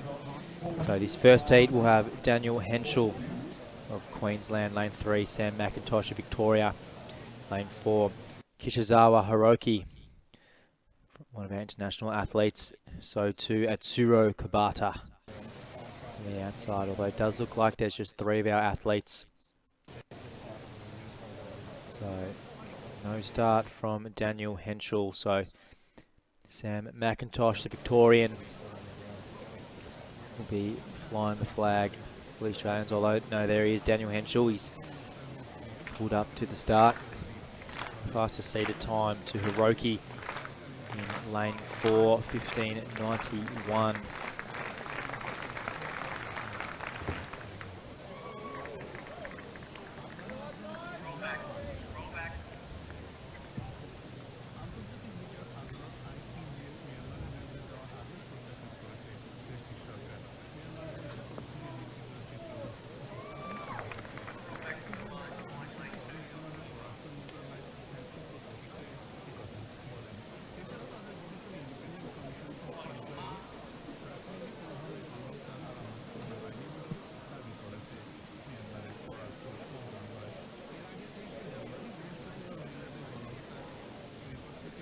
Pulled up to the line.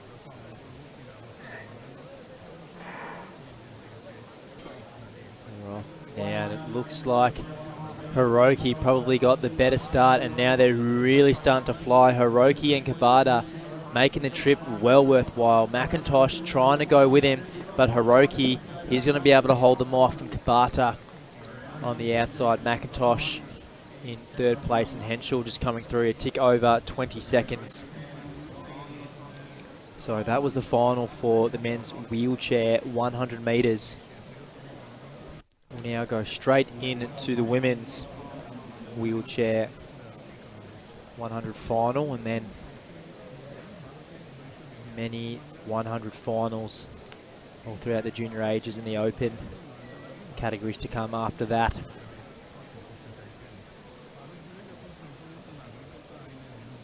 So lane 1, Kayo Nakamura, international athlete. Lane 2, Carla Severino, Victoria. Lane 3, Amy Fisher of New South Wales. Lane 4, Angela Ballard of North Canberra. Lane 5, Keiko Kanishi, an international.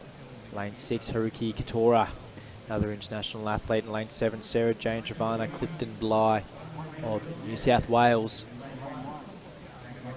So Angela Ballard, 16:59 personal best she boasts. So she's out of lane 4. As I said, well accomplished athlete, multitude of international medals. Next to Angela Ballard, the local here, representing North Canberra.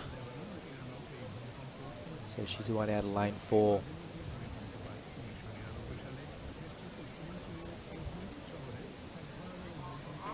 So I'd imagine it'd be very tricky just to get the edge of your wheel right on the line there. You wouldn't want to give up a centimetre.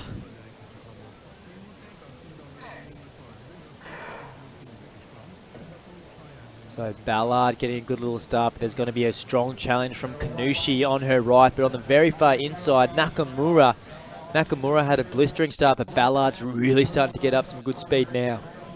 Ballard, can she quite get there? Nakamura could be just able to hold her off, but Ballard, a fast charge from Ballard. I would have loved to have had a little bit of a clock and check out the speed that they were going right at the end. Not quite sure if Ballard got there. Nakamura just had a beautiful start. The top speed of Ballard looking dangerous. She's going to need a solid 200 metres just to slow down. So photo finish definitely getting their money's worth, determining the winner of that one. So that'll conclude the wheelchair finals. We'll now go straight into these 100 metre finals, which I know many of us have long been waiting for, because boy, this is a stacked field, and with conditions the way they are at the moment, just a tick over 30 degrees, the sun just starting to go down, and a slight tail breeze to help push these athletes home. We'll go through our starters. Lane 1 will have Anas Abu Ghanaba of New South Wales. Lane 2, Drew Rodriguez Chico, Victoria. Lane 3, Matthew Rizzo of Victoria. Lane 4, Alexander Harton of Queensland. Lane 5, Jakeb Doran of Queensland. Lane 6, Jack Hale of Victoria. Lane 7, Simon Gregg of Queensland. And lane 8, Jinsu Jiang of New South Wales. I'll tell you what, Hale looking very strong in the semis earlier today, clocking 10.13. Certainly one to watch out for. Rizzo, though, looked fantastic. He'll be coming out of lane 3.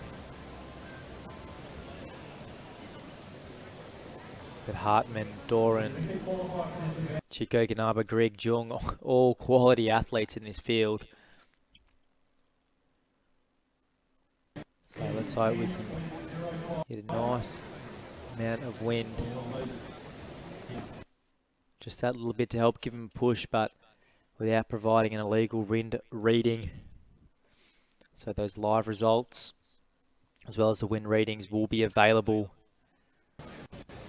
as these events tick on by. So the link will come up intermittently at the bottom right of the screen, which will take us right to the live results.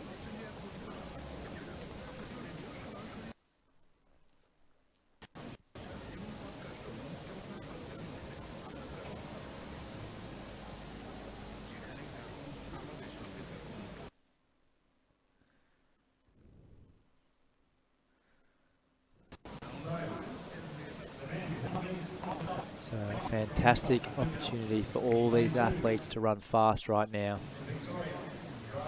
Conditions near ideal. just up to them to make the most of it.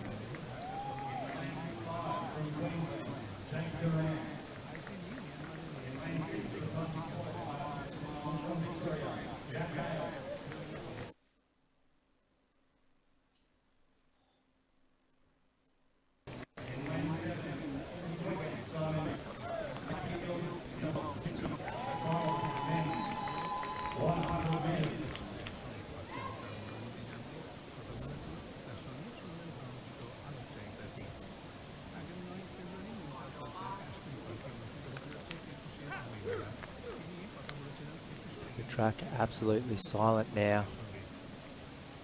As athletes enter up their blocks. The calm before the big storm that's about to be charging home down this straight.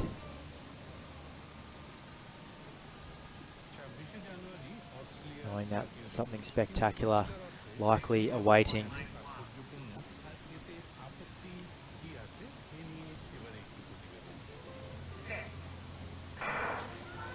So Doran getting a great start. Hale too coming after him. Hartman got the good run on the inside, but Hale's really starting to storm home. Doran looking good, but Jack Hale, what a fantastic run. Is blistering down the back and just a tick over 10 seconds, 10.10. Could be the time on the unofficial clock. Which absolutely superb run. We see the wind, legal reading there. Hale looking absolutely superb. He just had that extra gear over the last 50. Had the good start. Doran there right with him. These men all with smiles on their faces. I think they've known that they've clocked something all pretty quick. Hale a bit of a laugh. So I think we'll all be eagerly awaiting those live results. But brilliant running, absolutely brilliant running. The entire field just getting a fabulous start. But Jack Hale, all class here at the 2020 Athletics ACT Championships. Conditions near ideal, just a slight little tailwind. The weather just a tick over 30 degrees, although as the sun's starting to drop in that bite, just fall off. Beautiful out there, so we'll have the women right up next. I suspect we can expect much of the same.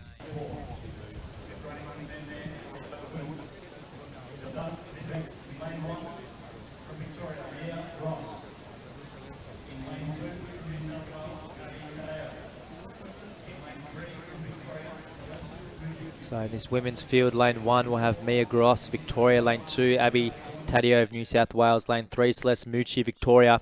Lane 4, Jessica Thornton of New South Wales. Lane 5, Bree Masters of Queensland. Lane 6, Morgan Gaffney of Tasmania. Lane 7, Sophia Figuera of Victoria. And lane 8, Larissa Pastanatsky of New South Wales. Bree Masters clocking the fastest time in the semis at 11:49. She'll be running out of lane 5.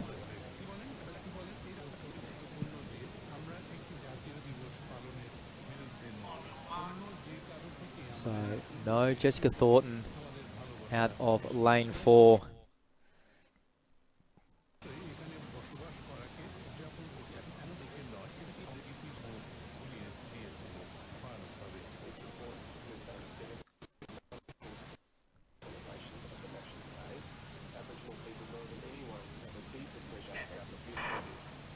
So Masters getting a good start. Gaffney though too on the outside. Mucci running well, but Taddeo brilliant out of the blocks. Now Masters starting to get a little bit of momentum going. Mucci though, she's looking very strong. She comes home, but Masters, she's going to get there. She was the fastest in the semis. The fastest again here in the final. We'll wait for that official clock, but fabulous running from all the girls there. Did you dip under that 11:49? We saw her run earlier. Conditions relatively good out here. Slight little tailwind.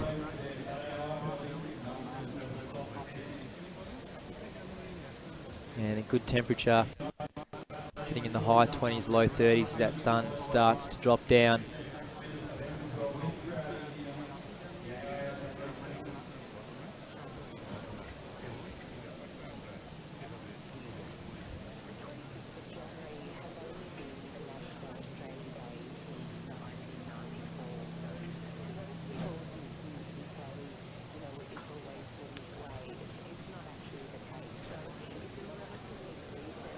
So another exciting run, those 100s. Be good to see what's in store for a few of these junior and para athletes that are up right next. So again, we'll pop up the link intermittently on the bottom right hand of the screen for the live results. As you can see just there, they'll be updated as soon as the photo finish officials have done everything they need to do to confirm the live results. So you'll get them as soon as we do.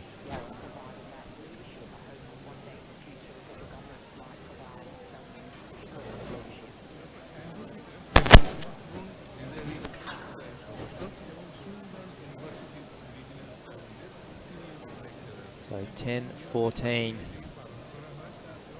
to be the result of Jack Hale in that first heat. We saw of the men's 100 final. Brilliant run. Looking ever so strong over that last 50 metres.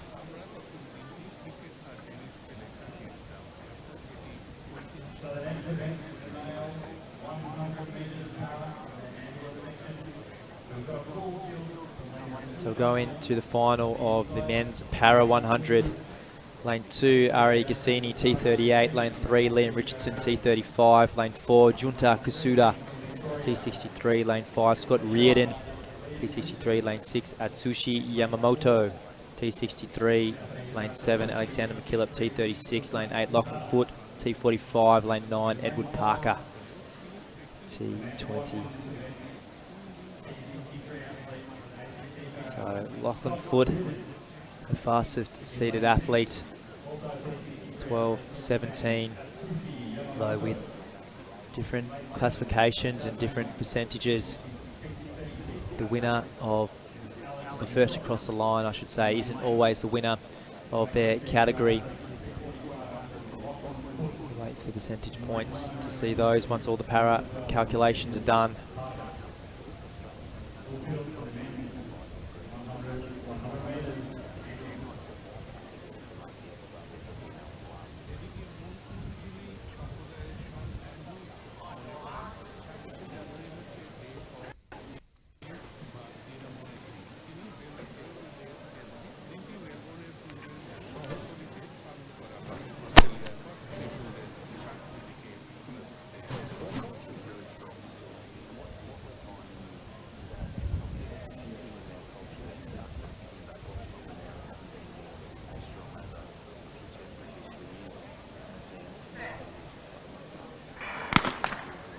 So like we saw in the heats, Lachlan Foot exploding off that first 100, but maybe exploded just a little bit too well. We'll wait to see what the officials have to say there, but might have just jumped the gun a little bit there. Lachlan Foot out in lane 8. Certainly after something spectacular. He knows these conditions are ideal. He knows this is the chance for him to post a real fast time, and he wants to make the most of it. And it looks to be a yellow card from the official, so we're safe. All the athletes, or green card rather, all the athletes safe and able to have another crack.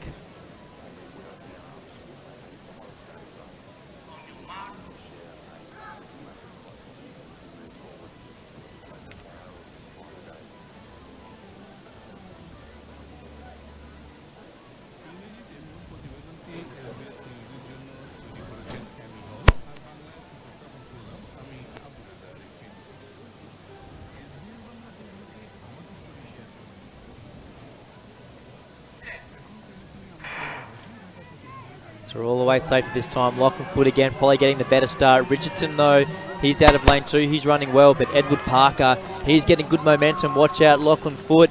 Although Foot's just going to have too much. Parker on the outside and Richardson then on the inside. They're our top 3. Each, though, in different classifications. So, again, we'll need to wait for those percentage calculations. We've got a legal win reading there.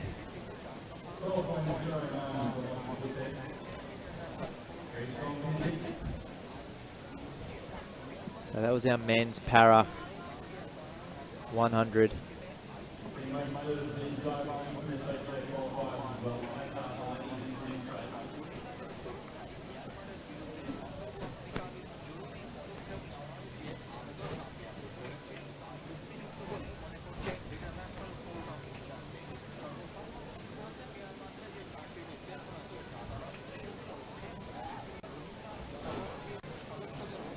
So we'll go straight into the Para Women's 100 final. Lane 1 will have Carly Salmon, T35 of New South Wales. Lane 2, Summer Giddings, T35 of New South Wales. Lane 4, Carly Simons of New South Wales. Lane 5, Jessica Fulacamo, T20 of New South Wales. Lane 6, Ella Party, T38 of Western Australia. Lane 7, Indiana Cooper, T38 of New South Wales. And Lane 8, Tamsin Colley, T36 of New South Wales.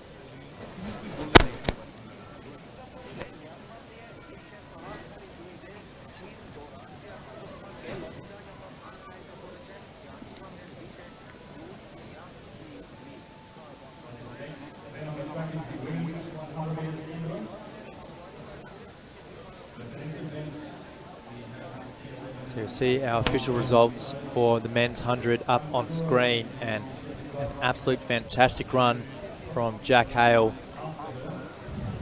Win rating of that was plus 0.5, so legal win rating, and fantastic running from all these athletes alone. But I tell you what, all had good starts, but Jack Hale over that last 50, just too strong, and able to edge out the field.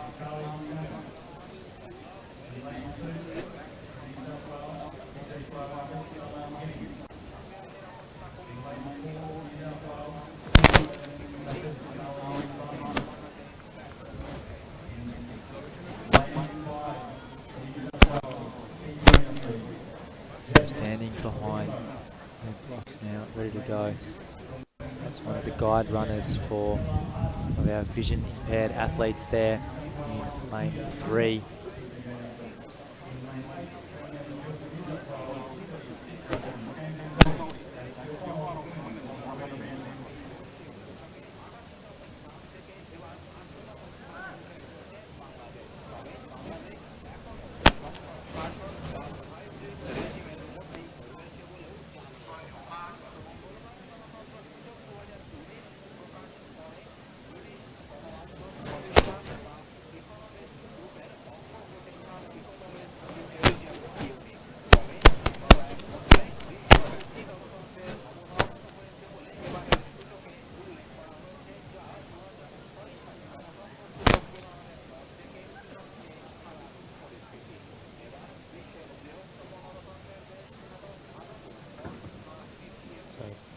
Great to see how our guide does the assistance.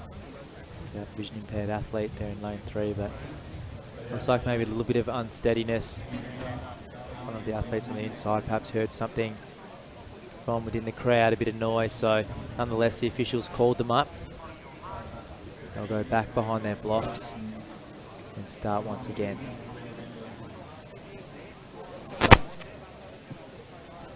You'll see that routine there of Carly Simons and her guide runner help setting her up.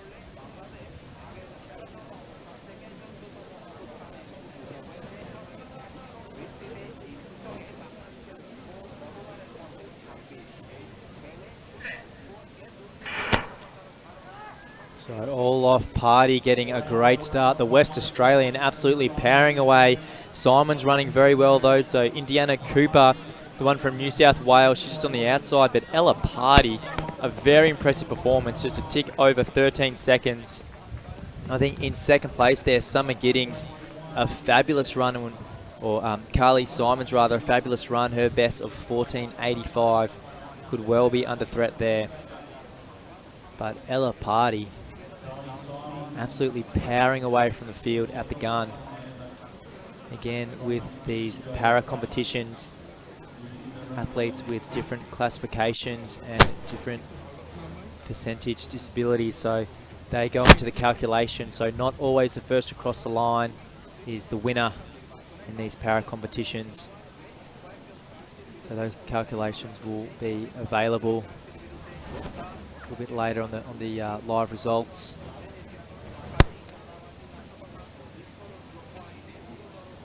So we'll bring up now the official results of the women's 100 Bree Masters. Fantastic performance, 11.57. We did see her just tick under 11.5 in the heats. The win rating of this positive 1.5, so legal win rating for these ladies. And some great conditions down here at the Australian Institute of Sport Athletics track here at the 2020 Athletics ACT Championships. We'll now start the junior divisions of our 100 finals. Kicking us off will be the under 14 men. In lane 1, Daniel Okoranyang of New South Wales. Lane 3, Cooper Jenner of North Canberra. Lane 4, Mafuiwa Ajulo of Ginadera. Lane 5, Alex Goetz of New South Wales. And lane 6, Benjamin Batten of North Canberra. So watch out for Ajulo of Ginadera in the middle of the field, running out of lane 4. He's got the fastest seed time of 12.59. Not far from him on his inside, Cooper Jenner and Daniel Okoranyang.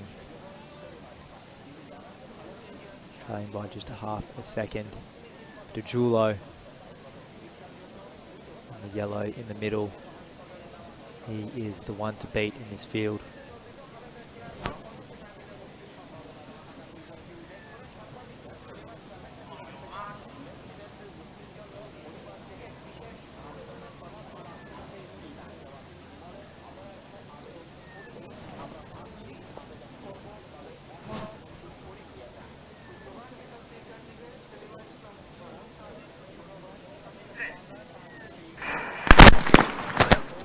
Oh, great start, but sometimes too good of a start there from young Cooper Jenner. Again, I think a lot of these athletes perhaps excited by the conditions out there. Perfect opportunity to run fast, so we'll wait for the official's decision.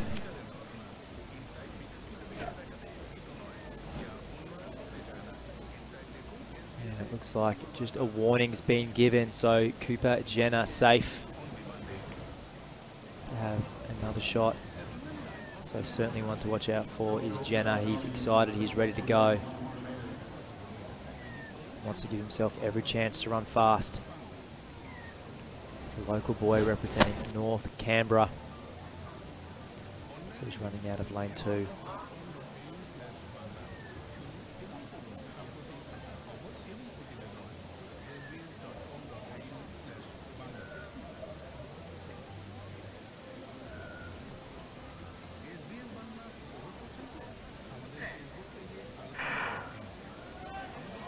So all the way pretty evenly. Okoranyang on the inside probably got the best start, but Ajulo has absolutely wound up over this last 50, and he is powering away. Okoranyang out of lane 1 coming second, but Mafuiwa Ajulo of Ginadera will take home the crown for these men's under 14 100 ACT Championships.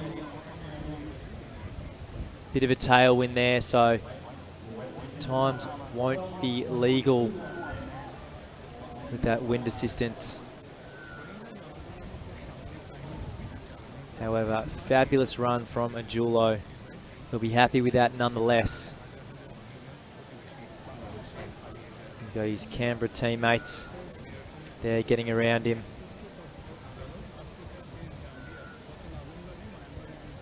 So we'll now go into the men's under 16 100-metre final. We had the under 14 women run as a straight final earlier today.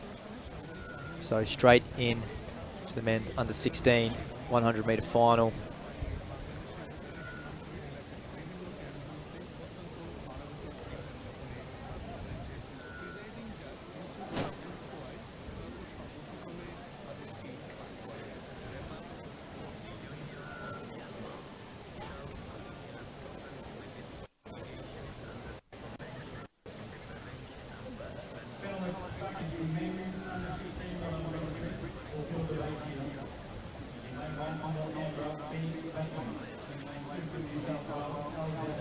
Running out of lane 1, Phoenix Bateman of North Canberra. Lane 2, Alexander Harris of New South Wales. Lane 3, Joshua Colorzi of Goulburn. Lane 4, Max Berry of Ginadera. Lane 5, Sebastian Gisso of New South Wales. Lane 6, Thomas Penfold of North Canberra. Lane 7, Caelan Brown of New South Wales. And lane 8, Joshua Foncam of Woden. So we saw Gisso out of lane 5. He's wearing the green Trinity singlet, number 430. Run the fastest time in the prelims earlier today. Although, I tell you what, Max Berry looked very dangerous. So he's out of lane 4 in the yellow singlet, so expect a good battle between those two. Colorzi on the inside, another one to watch out for, 11:43 his time. So Gisso, very good out of the blocks. Colorzi though starting to power. Alexander Harris on lane 2, he had a good start, but Gisso's really starting to get going. Berry probably can't quite match him, so Sebastian Gisso to Max Berry to Joshua Colorzi. That'll be our top 3. So Sebastian Gisso really got rolling over that second 50 metres. That wind reading illegal. Positive 1.2, so just what these fellas would like. A nice little push, but not too much to discount their time. A big smile on Gisso's face. He knows that he may be on the verge of doing something special, so keep checking those live results as they come up.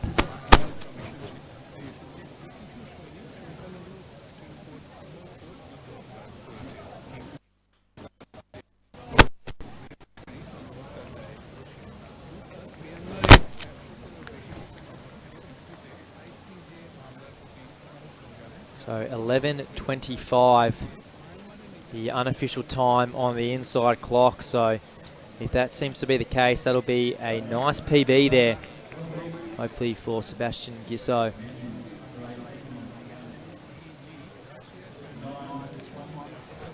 So the women's under 16 category was run as a straight final earlier. So we'll be going straight into the men's under 18 100 final, where we have 9 starters. Lane 1 will have Charlie Froomes of Victoria. Lane 2, Riley Hemsworth of New South Wales. Lane 3, Austin Tete of Ginadera. Lane 4, Mitchell Lightfoot of New South Wales. Lane 5, Lord Kodjo of New South Wales. Lane 6, Taylor Willis of Victoria. Lane 7, Danush Wickramaratchi of New South Wales. Lane 8, Samuel Chen of New South Wales.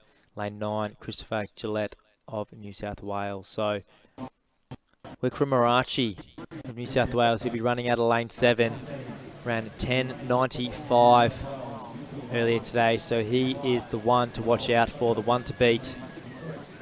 I tell you what, Taylor Willis looked good, so too did Kodjo. Lightfoot as well.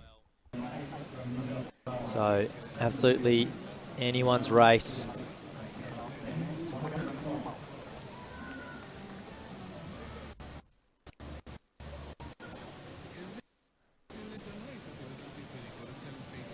Willis there sporting the headband. We did see him in the long jump just before this.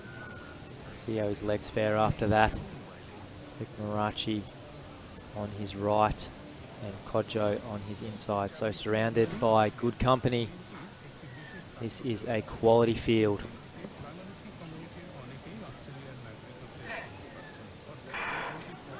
So Kodjo getting a good start. Willis too as well. Willis the best over the first 10 metres. Willis looking fantastic. Wickramaratchi's coming after him, but Willis is holding him off. But Lightfoot, the big charge. Lightfoot of New South Wales. The light blue singlet of Mitchell Lightfoot. It looked like it was going to be a big challenge for him. 30-40 metres into the race. But over that second half, he really got going. So Mitchell Lightfoot will take out the wins. Under 18 men's 100. Taylor Willis, I tell you what, he looked good. They just couldn't quite hold off the fast charging Lightfoot over those last 20 or 30 metres. Maybe that long jump just taking a little bit of sting out of his legs. That wind reading illegal. Wind reading, so great conditions, great winds for these boys. Just a nice little push.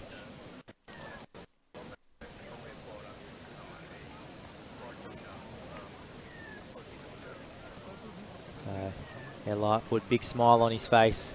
Certainly happy with that one, and as you would be. Great run, I'm sure he'll be eager to see those official results.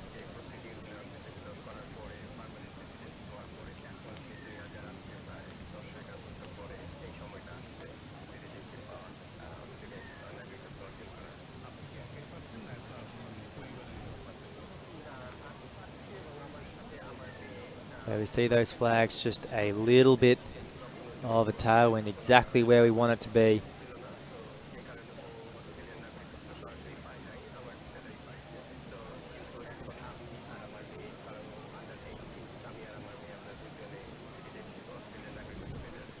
About 32 degrees here at the AIS track. Slight little tailwind.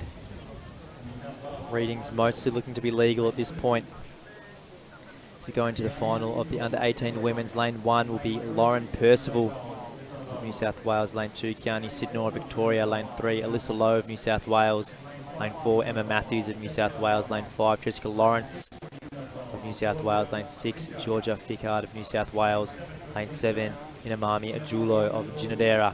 And lane 8, Jessica McIver of New South Wales. We saw Lawrence, she was running out of lane 5, have a superb heat. She looked strong, she finished strong.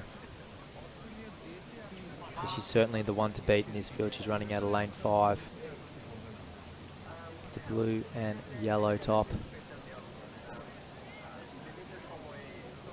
Fickard, certainly another one to watch out for. And then Ajulo on her right, just running out of lane 7 in yellow top.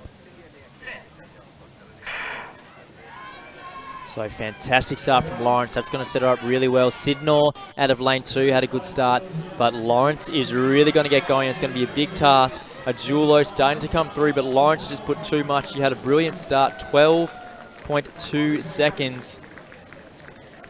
I think we saw unofficially on the clock there.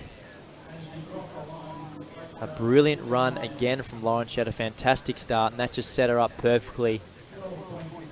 She only gained more momentum and increased the gap between her competitors after that brilliant start.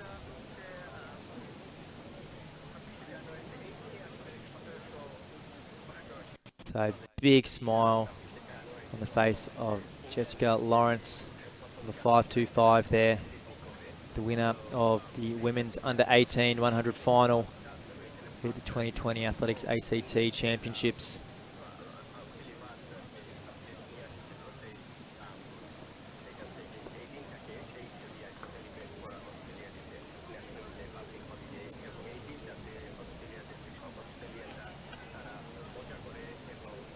So we're going to the last of our hundreds here today, kicking off with the men's under 20 and then the women's under 20 final.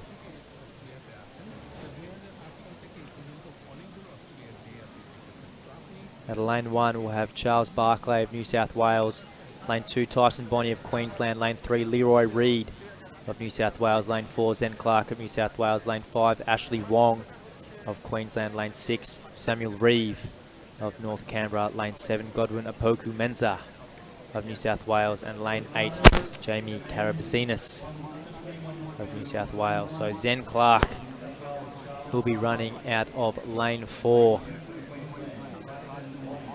He's wearing the all navy blue, the 371, certainly the one to watch out for, clocking 10.56 in the heats. So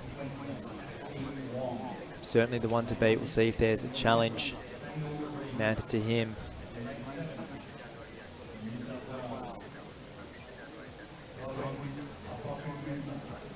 With about half of these men running under 11 seconds in the heat, can we see the bulk of them break 11 seconds here now? So it looks like lane 2 will be vacant. No Tyson Bonney.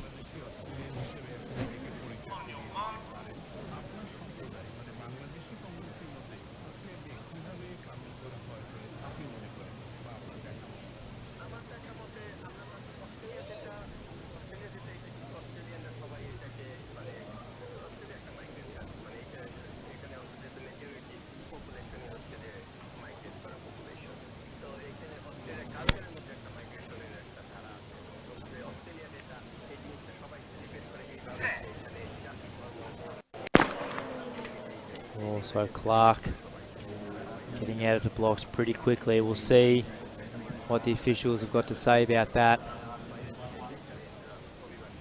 Steadiness or false start, perhaps some noise in the crowd or around the track. We'll wait and see, but wouldn't that be a big shock here in this field if Zach Clark was to be given the red card? It would certainly stir things up. We hope that's not the case. We'd love to see all our athletes compete. And in fact, it looks like he has been given the red card. So very unfortunate there for Zach Clark, or Zen Clark, sorry.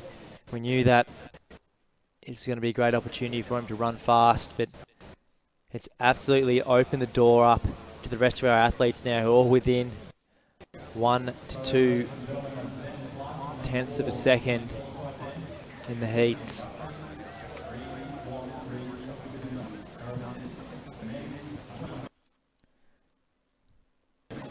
So Ashley Wong out of lane 5, the black singlet with the long white socks, number 746.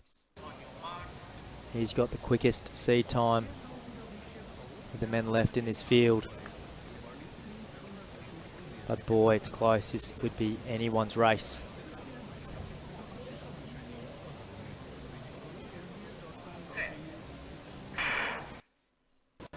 So all the way pretty well. Menza maybe getting a good start, but Wong really getting going. Menza, he's going to be one to watch out for. He's the challenge. Wong's trying to go with him on the outside. Carabesnes, but Wong's looking like he'll have it. Wong will take it. Hard to call the others. Samuel Reeve, Leroy Reed, right there about it. But Ashley Wong making the most of his opportunity. So the Queenslander taking the claim to the men's under 20 crown.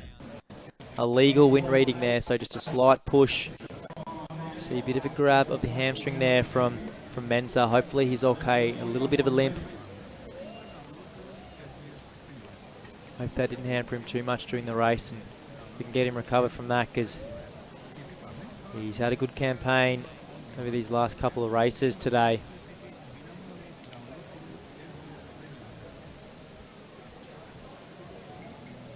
Wong may be a little bit surprised to find himself taking out the crown there. Way to throw a little bit of a spanner in the works, but looking at that clock, it looks like 10.86, the unofficial time. So just slightly off what he'd run in the heat. Not sure what the win readings were for that, but Ashley Wong, winner of the men's under 20 section of these ACT championships. We'll go to the final 100 final tonight, which will be for the under 20 women. Lane 1 will have Jezebel Navasolo of New South Wales. Lane 2, Courtney Steele of Queensland. And get ready for all the trio, or rather the big gang from New South Wales. Gabrielle Bingham in lane 3, lane 4, Monique Quirk, lane 5, Sundance Fuller, lane 6, Tori Lewis, lane 7, Mia Hemsworth, and lane 8, Bronte Pickering. So Courtney Steele out of lane 2. It's her against New South Wales at the moment. Monique Quirk running out of lane 4, number 611. She's the one to beat with her performance in the prelims of 11.67. Tori Lewis out of lane 6, number 528.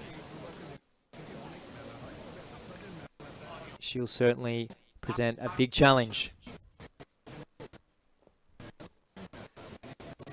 But good chance we'll see the New South Wales 1, 2, 3 in this race, or can Courtney Steele, the lone trooper of Queensland out of lane 2, spoil the New South Wales party?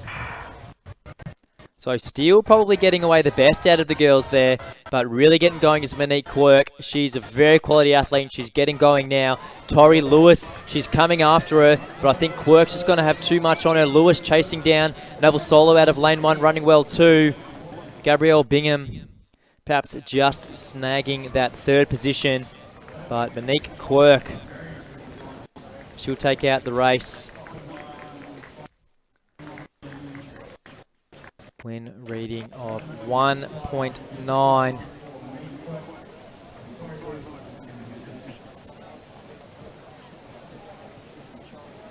So pretty much best tailwind you could have out there. Still counting as legal.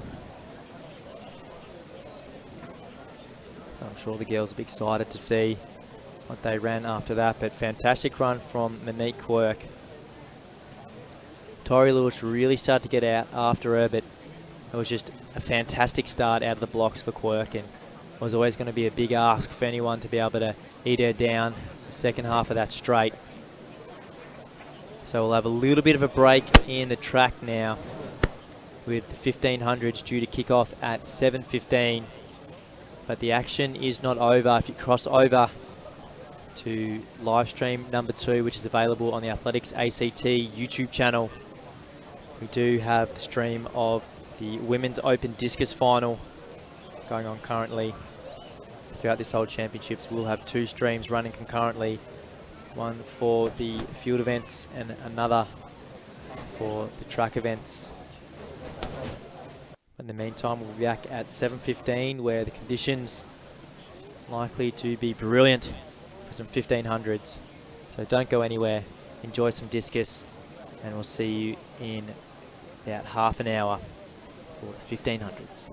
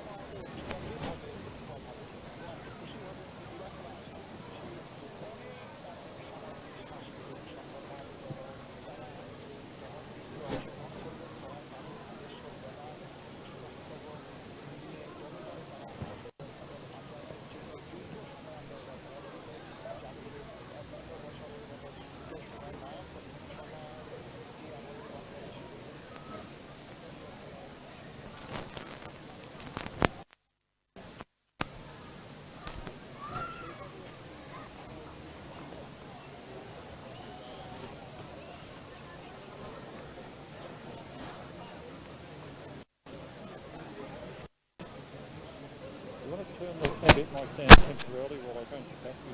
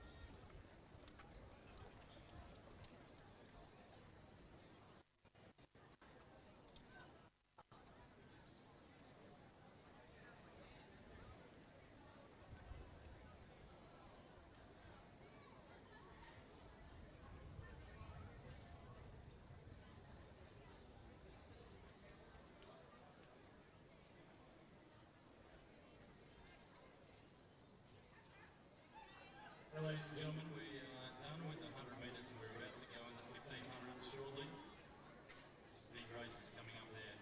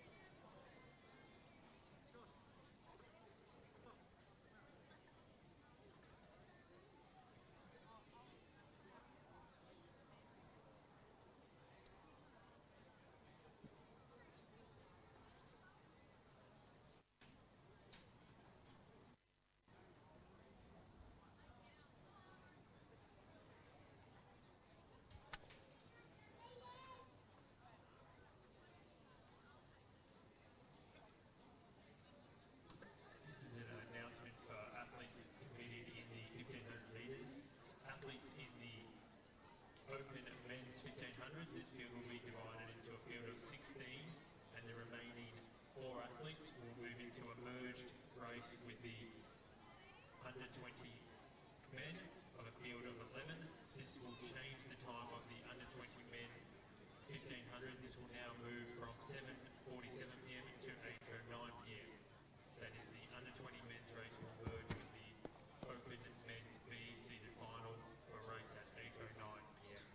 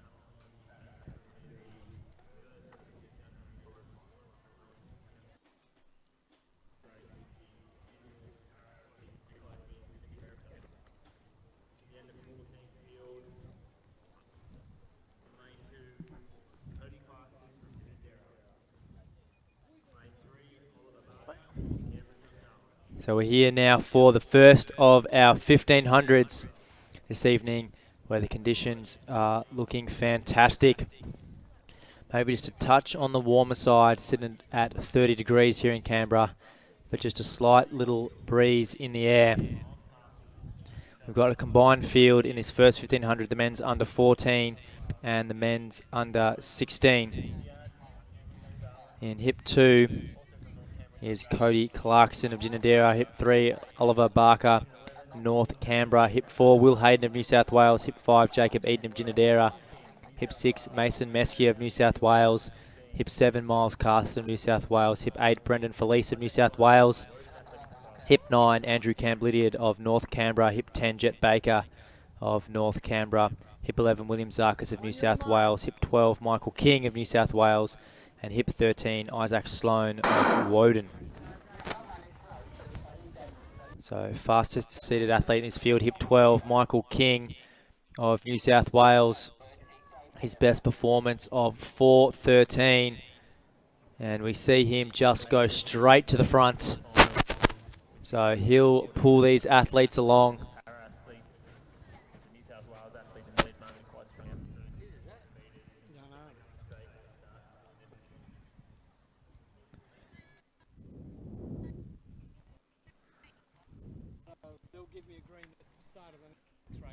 That's right. So you started the race, and so it clicks off. And that's right. So King, he's leading our field well. They've strung out nicely. Brendan Felice, he's just tucked in behind him. Jet Barker, and then Miles Carson.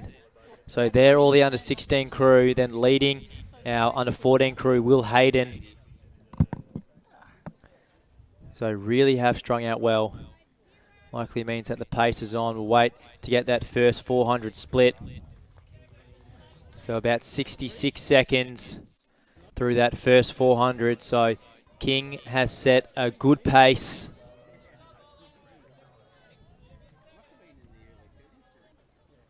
So King just leading him out, swinging a little bit out is Miles Carson.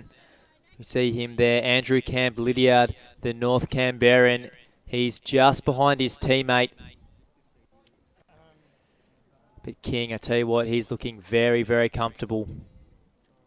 Felice right on his heels. So Brendan Felice, the one just sitting second there. His seed time 4:17. So just a couple seconds separating the two New South Welshmen up front. Be a good little battle between them. Miles Carson, he's certainly making the most of the interstate athletes coming through. Jet Barker, he's there as well. Andrew Camblidiad, William Zarkis. So all our under 16 athletes up there. Will Hayden, he's the shorter figure in the white, blue and green. The colours of Bankstown over at New South Wales. He's in the under 14 category, but he's making the most of having these athletes in the field. So they've slowed up a little bit. They're about 2:26 there. So in fact, they have slowed up quite a bit. I think we're likely to see a bit of a tactical affair between King and Felice, the two New South Welshmen up front. Will Hayden, number 461, who's just edged himself up into third place. He is in fact with that under 14 age group, so he's certainly the likely victor for the under 14 category, but it looks to be a race between three at this stage for the under 16 category. That's Miles Carson, Michael King, Brendan Felice. So they've certainly picked it up a little bit this lap, especially over the last 200. We've seen the field split up very, very quickly. Now, almost like clockwork, Felice, as he hears the bell, edges around King. A little bit of Matthew Centrowitz-esque to this performance, but I tell you what, King has just gone around him, so 300 to go. King's now got a couple of metres just over Felice. Felice perhaps pushed just a little bit too much. Will Hayden in third position. The under 14 athlete from Bankstown running a strong race. He might even find himself in second position if he can keep this up. But we see Michael King absolutely powering on this final bend. This has been an astounding performance from King. He took it out early. He sat back a little bit and he's closed very well over this last 400. We'll see him probably just a tick over 420. So 421.25. So Felice coming in second, and a brilliant run here from Will Hayden. He was in the under 14 category. So Miles Carson will take out third. Camp Lydiard coming through there.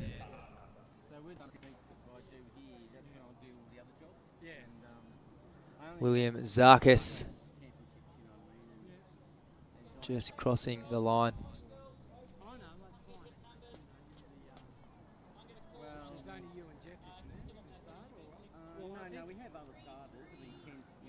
So we've also got Timothy Debrera wearing hip number 1 there. He's coming up to his bell lap now. So he is the South Canberrian in this field, one of our para athletes. So we've seen him in a great deal of events already during these championships.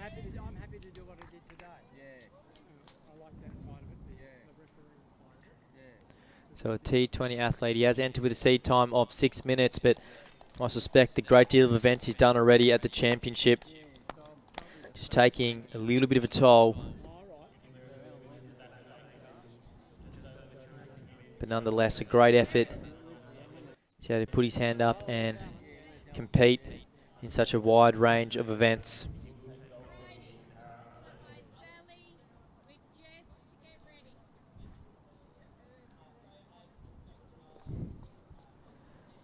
So sitting at about 29 degrees here at the AIS, just a little bit of a breeze about. I'd say with every minute the conditions are just going to become more and more ideal. I suspect we'll see some very good performances over the 1500s today.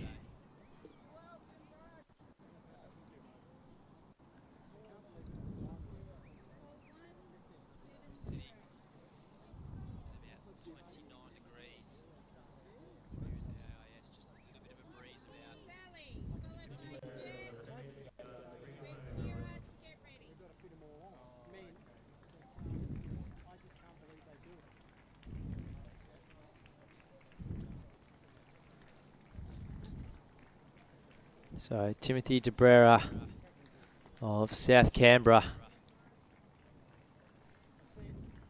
just coming up to his last 30 odd metres now.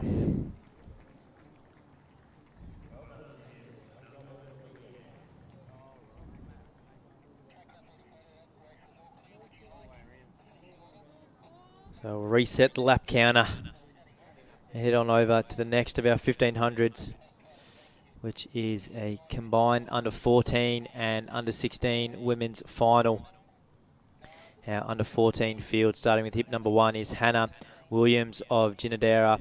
Hip 2, Gemma Wilson of North Canberra. Hip 3, Stella Pinches of New South Wales. Hip 4, Aspen Lambert of New South Wales. Hip 5, Xanthi Pick of Ginadera. In our under 16 women's field, running hip number 6 will be Ali Chambers of North Canberra. Hip 7, Emily Watson of North Canberra. Hip 8, Freya Main of North Canberra. Hip 9, Josie Lamb of North Canberra. Hip 10, Brooke Carson of New South Wales. Hip 11, Madison Gordon of Queen Bean. Hip 12, Lily Winwood of New South Wales. Hip 13, Jamie Brennan of North Canberra. Hip 14, Ava Pinches of New South Wales. Hip 15, Ebony King of North Canberra. Hip 16, Lucinda Thompson of Woden. So maybe a little bit of a sister duo here with the Pinches, Ava Pinches in the under 16 and Stella Pinches in the under 14 field. So our fastest seated athlete is Brooke Carson, wearing hip 10 of New South Wales, number 358 in the blue top. Certainly the one to beat. Tell you what, we saw Josie Lem in the 800 last night have a superb race and run a personal best. So certainly one to keep an eye out for. Number 202, Josie Lem.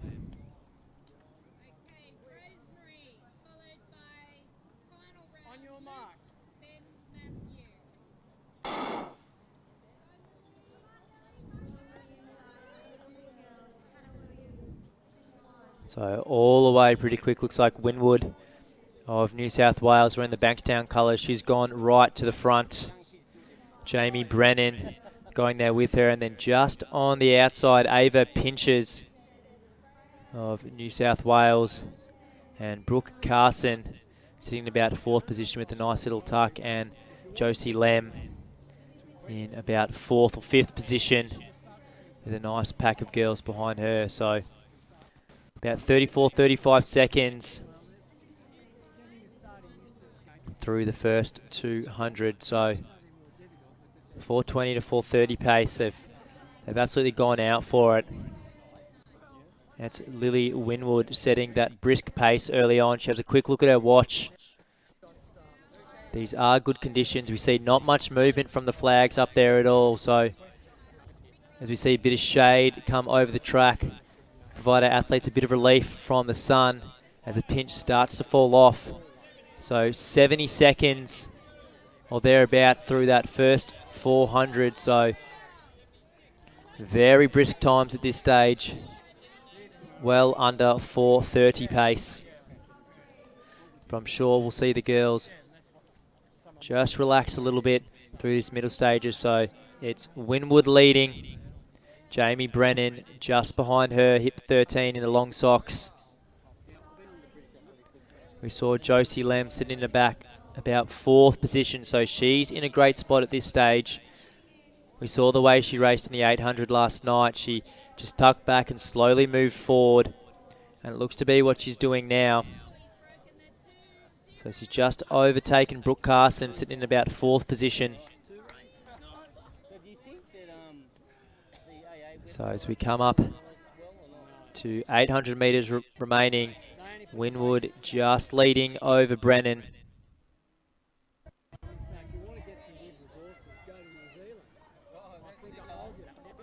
So we're about 70 seconds through that first lap. So certainly have slowed up just a little bit through these stages.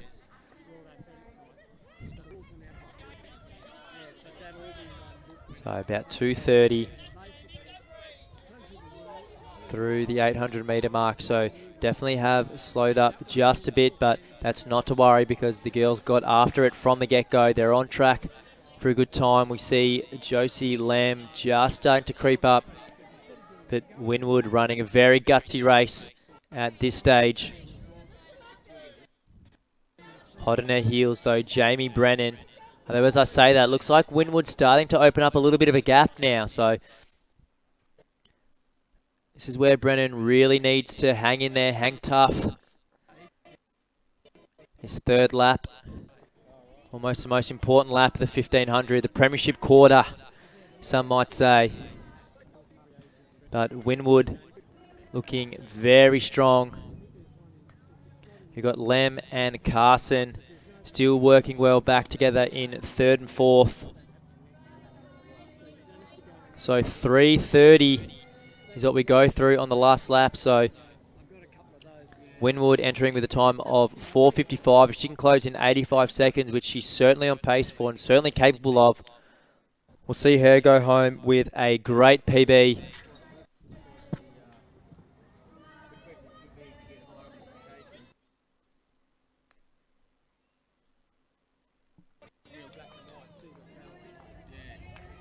So as we're on the back straight now, Lily Winwood just edging out ever so slightly with every step. She's gaining just a few more inches over Brennan. This has been a fantastic run from Winwood. Gutsy, she's gone to it right from the get-go. She set this fast pace, and any girls in this race, if they get a PB, they can thank Lily Winwood for setting the fast early pace. We need about 30 seconds over this last 120, and we'll see her run a personal best. The question is, can we see her get under that 450 mark? I reckon she's going to be right on about it, but if so, that's great because 4:55 is what she's entered with. We want to see her well under that. Lily Winwood, this has been a fantastic run. A fantastic backup after the 800 last night. She's run 4:50.45 unofficially. Jamie Brennan, she's just gone under 5 minutes as well. And then a great finish. We see Lamb closing really hard again. It looks like Brooke Carson will just hold her off. So that group of girls all within our under 16 category. There was an under 15, under 14 category going on simultaneously. So I'll wait for those official results to see the places in that. But as we get more and more shade over this track, you see the conditions just looking ideal for these 1500s tonight.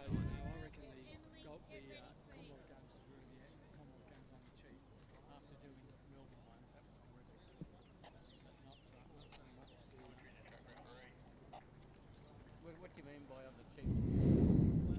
Well, what they did is they, when we went up there for the trials, they gave us hot dinners. Oh, right. Up for the Commonwealth and three times a day.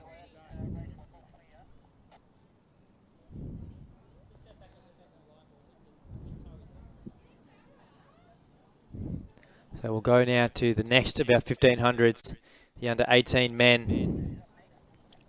Just a one straight final for these men. Lane or hip 1, James Lemon of Ginadera. Hip 2, Felix Pick of Ginadera. Hip 3, Nathan Henderson Walls of New South Wales. Hip 4, Xavier Quispez of North Canberra. Hip 5, Hamish Hunter of Woden. Hip 6, Taj Sullivan of Victoria. And hip 7, Rory Wiley of New South Wales. He's the one to watch out for. Personal best of 4:10.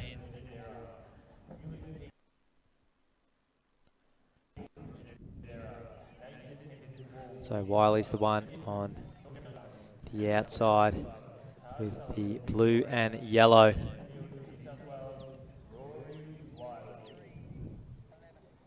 See Taj Sullivan in the Frankston white and red on his inside. I tell you what, Nathan Henderson Walls of New South Wales. He's wearing hip number 3. He's in the white singlet. He's certainly one to watch out for. But the question at the moment, will he go for the fast time, set the pace early on, or will he hang back and just look to take home the win at these 2020 Athletics ACT Championships?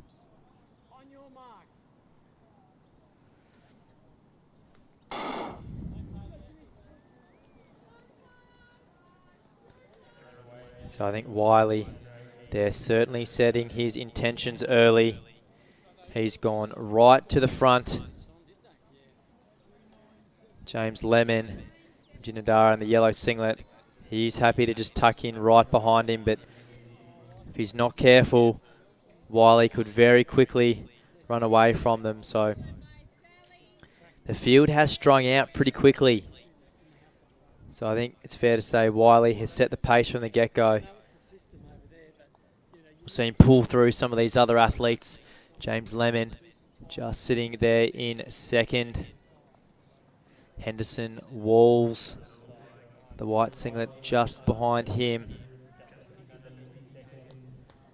Hamish Hunter just behind, but Wiley, he's quickly made a bit of a lead. So if Lemon wants to make the most of having Wiley here, he'll want to get right on his heels. 67 seconds through that first 400. So we are looking right on that 4:10 pace.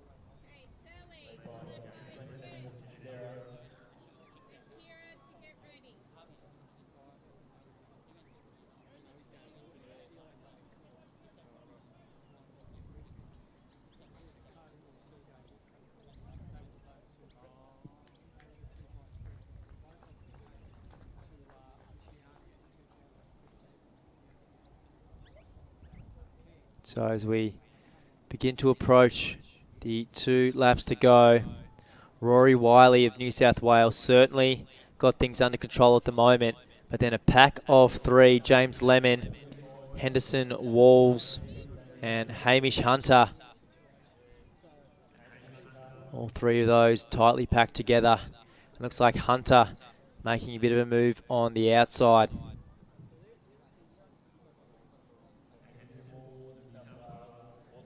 So Henderson Walls just tucking in behind him, but Rory Wiley, the New South Welshman, looking very, very comfortable, very smooth on that back straight.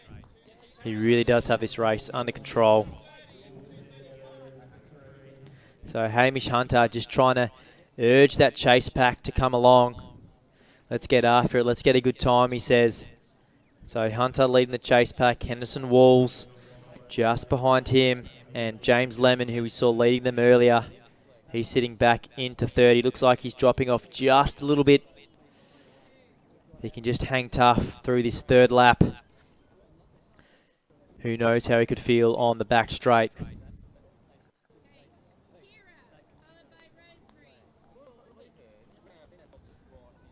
So Rory Wiley, the commanding lead, looking very comfortable. He's got this race under control. He's entered with a seat time of 4:10. He's not going to run that tonight, but he didn't need to. So now the trio fighting for the 2nd and 3rd place medals. Hunter just leading that plaque, although as I said that, Henderson Walls looking like he'd made a bit of a move. James Lemon perhaps falling off just a little bit. He did much of the early leading of that chase pack, but Rory Wiley, he's pumping the arms, he's lengthening the stride, he's keeping his form really well. He's certainly got this race under control. It's been a fantastic performance. I think we'll definitely see more of him in the junior reigns of the 1500s this season. So Rory Wiley of New South Wales, a superb run.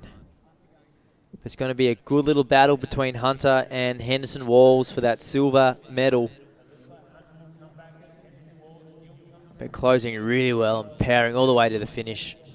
Rory Wiley, fantastic run. And look at this, Hamish Hunter has flown home. Henderson Walls just pulling up a little bit at the 9, knowing that he's got that bronze medal secure. James Lemon just crossing there in 4th place. Xavier Quispes just crossing there. So very dominant performance from Rory Wiley in the under-18 men's 1500. Felix Pick, the Canberran local of Ginadera, crossing the line just a tick over 5 minutes.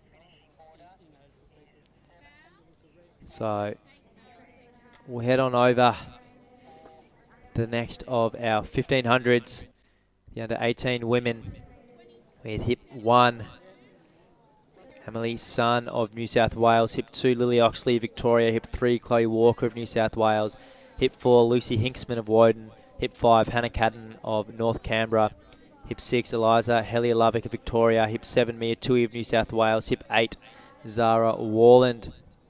Combined in this field, we do also have the under-20 women, where you just have one starter, Elena Kudashiva of North Canberra, in hip number 9.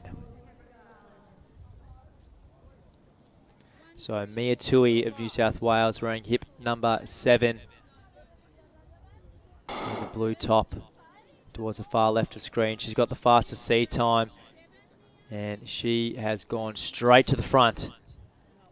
Number 665, Mia Tui. On her inside, we see Hannah Cadden, but then coming around, Lucy Hinksman, or Elena Kudashiva. She's our under-20 lady. Want to show her experience over a few of these younger athletes now. They've strung out pretty quickly.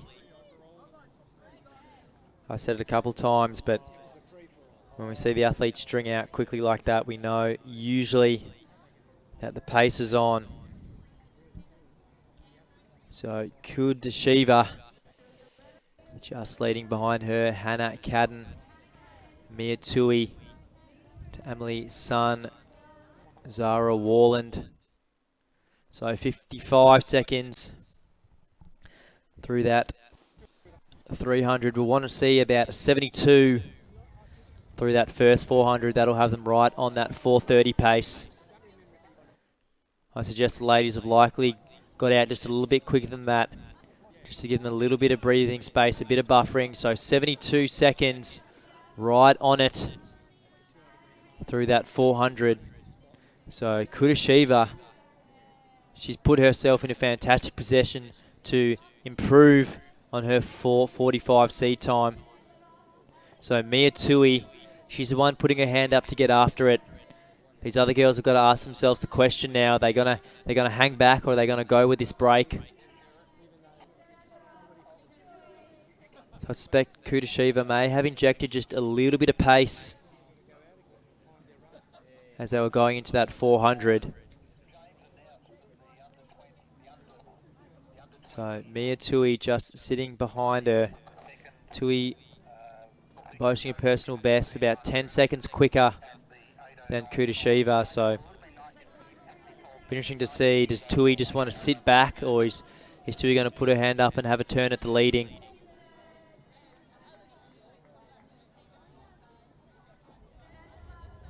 So Hinksman, Emily Sun, who are just back a little bit, certainly capable of being up with these girls right now, but perhaps just running a little bit more patiently. So we see that they've slowed up a little bit, 2:30 odd through the 800 metre mark, so just a few seconds slower that lap. Kudashiva still looking very strong, but lurking dangerously is Mia Tui. So Hannah Caden just leading that chase group at the moment. Emily Sun just sitting behind her. So Sun and Caden, they'll be in the second and third position for the under 18 category, because Kudashiva, our leader at the moment, she is the sole under 20 athlete in this field, but she's not here just for a medal. She's here to run fast, and that's exactly what she's done. Kudashiva's had the guts. She's gone to the front early. Tui running a very tactically sound race, is just tucked in behind. So we'll go through 3:28. So it's going to require about a 66-second last 400. A big ask for Mia Tui if she wants to run a personal best, but certainly not out of the question because she's looked good all race. But it looks like she's trying to go around, but Kudashiva just holding her off. So Kudashiva probably in the best position to improve on her best here. 4:45 is Elena Kudashiva's seeded time, number 198, our leader there. Mia Tui, the under 18, has just gone around her with authority with about 150 to go. But if Kudashiva can just hold her composure, maintain her rhythm, it is really hard to do when someone just explodes past you like that on the back straight. She's probably thinking she's feeling a lot worse than she actually is at the moment. So if Kudashiva can just maintain over this 150, hopefully she can go home with a nice PB.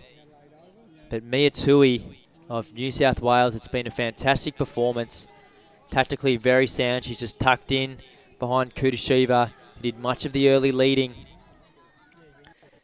She's closed really well here, Tui. Very strong over that last 250, so 4:41. That's what she's crossed in. Kudashiva going to be around that high 4:40 mark. And then a great finish here. Looked like Emily's son, maybe just on the inside. Hannah Cadden maybe just putting that stake for third. So Zara Warland, this is on screen, coming through now. 4:50 her best, so just a little bit off what we've seen in the past. But coming home very strong here, Helia Lovick of Victoria.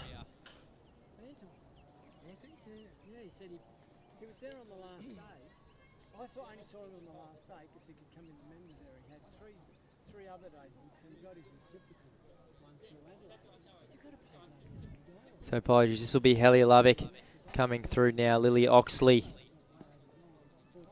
a teammate from Frankston, coming through earlier. So 5:40, best time for Helia Lovick, just a little bit off that today. So were a few of these athletes. So the conditions look favourable at the moment, but perhaps just that bit of warmth in the air just taking a little bit of a toll on our distance runners in these 1500s tonight. So not too much wind, but still a little bit of heat about. So 30 degrees temperature here, although the sun's going down. It's shade across the track. Under 20 men I've got next. What about a wheelchair next? Oh well, wheelchair next, wheelchair next.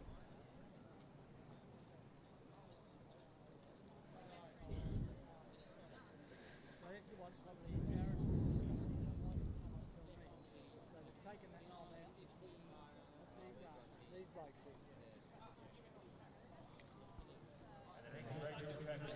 So that was our women's under 18 and under 20 final of the 1500.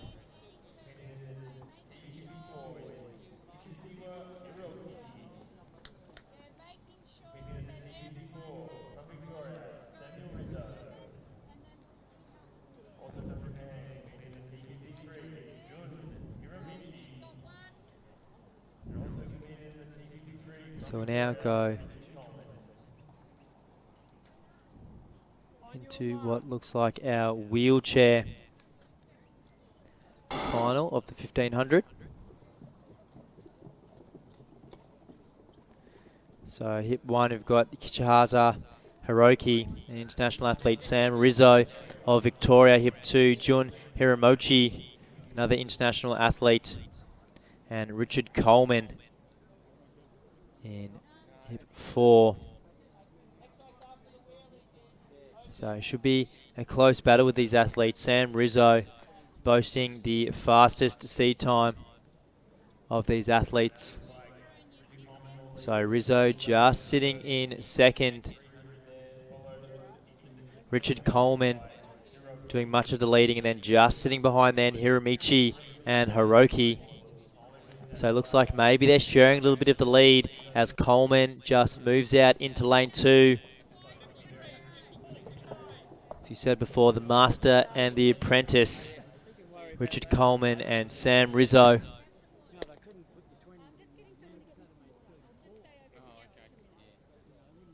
So very, very accomplished over the wheelchair races. Richard Coleman, Sam Rizzo, the rising star, you could say, in this event.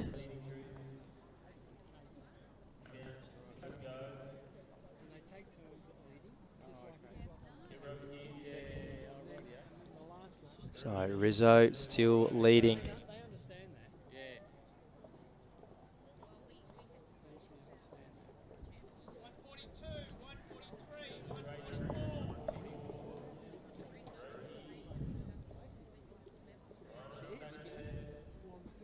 I tell you what, it's going to be a very exciting last lap, all bunched together. Who's going to be the one to make the break? Looks like Hiroki and Hiramichi have made the trek over to Australia. They mean business, so Richard Coleman just trailing them. He's sitting in fourth position. Sam Rizzo, the Australian sensation, leading our group through. So one lap to go. We see Rizzo move out into lane two or lane three. It's made way for Hiramichi and Hiroki now to come through. Richard Coleman coming through as well. So interesting to see some of the tactics going through here. Maybe all here to help each other out. So Rizzo goes wide, but it looks like he's starting to attack again.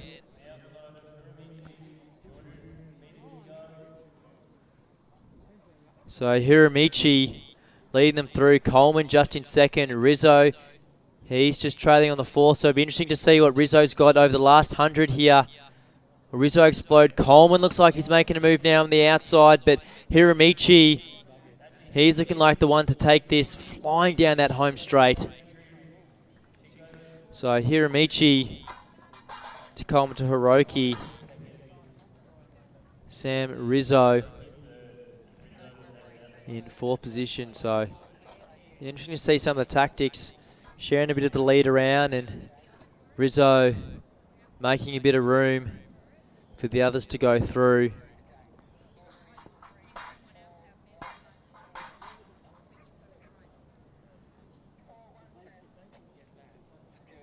An exciting race going right down to the wire. About last 100, Hiramichi just being set up beautifully to have a good run. Always having that sit. He had Coleman in the early stages, Rizzo throughout the 2nd and 3rd lap, and Rizzo opened it up perfectly for him to charge home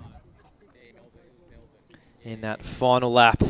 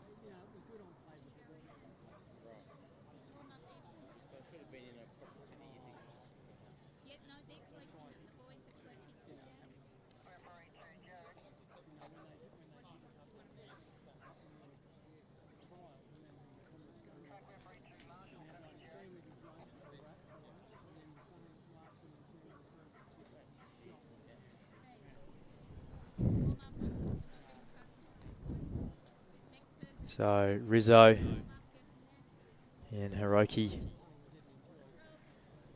having a bit of a debrief after the 1500. Little chair just there.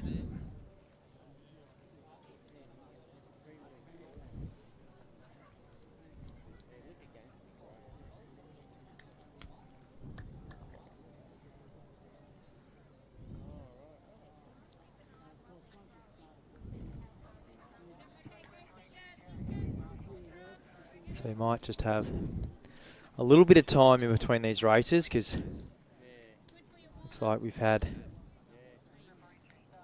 little bit of merging with the under 20s into this open 1500 final. So we'll go into the 1500s where it's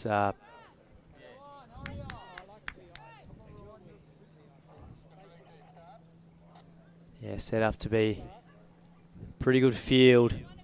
James Niparis, the Australian representative over the steeplechase. We've seen him in good form lately. Rumour has it starting to get in some good, high, consistent mileage. So I suspect we'll see plenty more good things from James Niparis. The best still ahead of him, I'm sure. So he's the fastest seated athlete in this field of 3:46.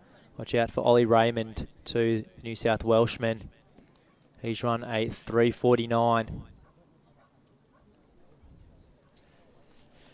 Be curious to see if we've got a pacemaker for this open field. Because certainly if the right pace is set early on, the conditions not too bad here. There isn't much wind. It is a little bit warm. Probably sitting at about 29, 30 degrees here today, but we can see the sun's dropped off. We've got a bit of shade going on the track now, so pretty good conditions for middle distance running.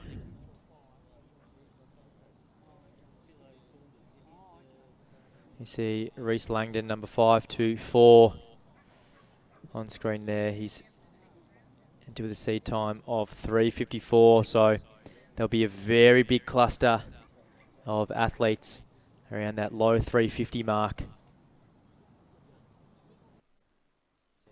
which I'm sure we'll see well. Connor Stevenson there, the white singlet, the blue sash. Fresh from race down in Melbourne, just recently in a good stint of training in Bendigo, mixing it up from the usual Falls Creek. One of Newcastle's finest. He'll be ready to go, and can we see him get under that 350 mark? Saw his PB run at the Victorian Championships last year, where he was a finalist, so maybe today will be the day we see him dip under 350. Philo Saunders in the red singlet, the Mohawk, number 241, coach of many of Australia's best middle distance runners.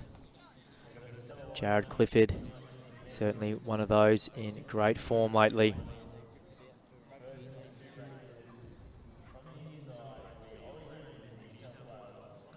So we'll go through the start list from hip number 1, Ollie Raymond, 3:49.75.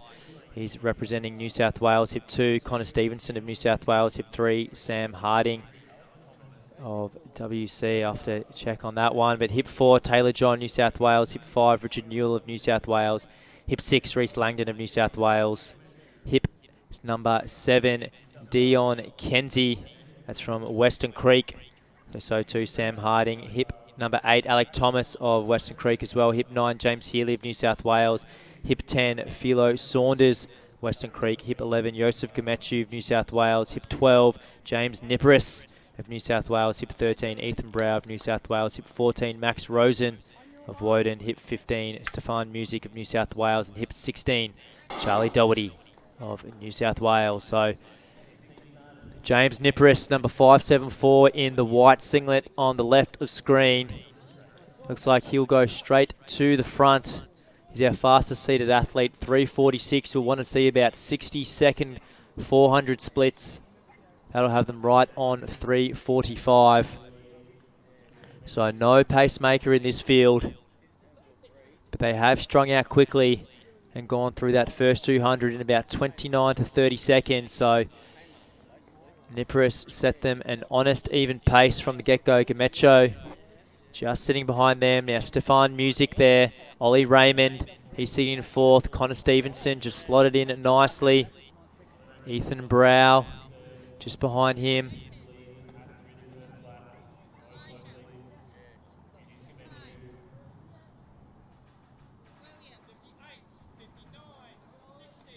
So some metronomic running here from James Niparis. He's taken them through in 60 seconds dead on. So right on 3:45 pace. He has a little bit of a quick look over the right shoulder. Maybe just trying to signal Gamechu to come through and take some of the work. So Joseph Gamechu of New South Wales in the Bankstown colours moving up into the front. Stefan Music getting that great sit behind him. Ollie Raymond, Connor Stevenson still there. So it's our top 5 at the moment. So about 1:31 through the 600. So slowed up just a tad, but not to worry. Still right on pace as Gamechu leads through Niparis. 1:47 through the 700. So we're looking at about 3:48 or so pace at this stage.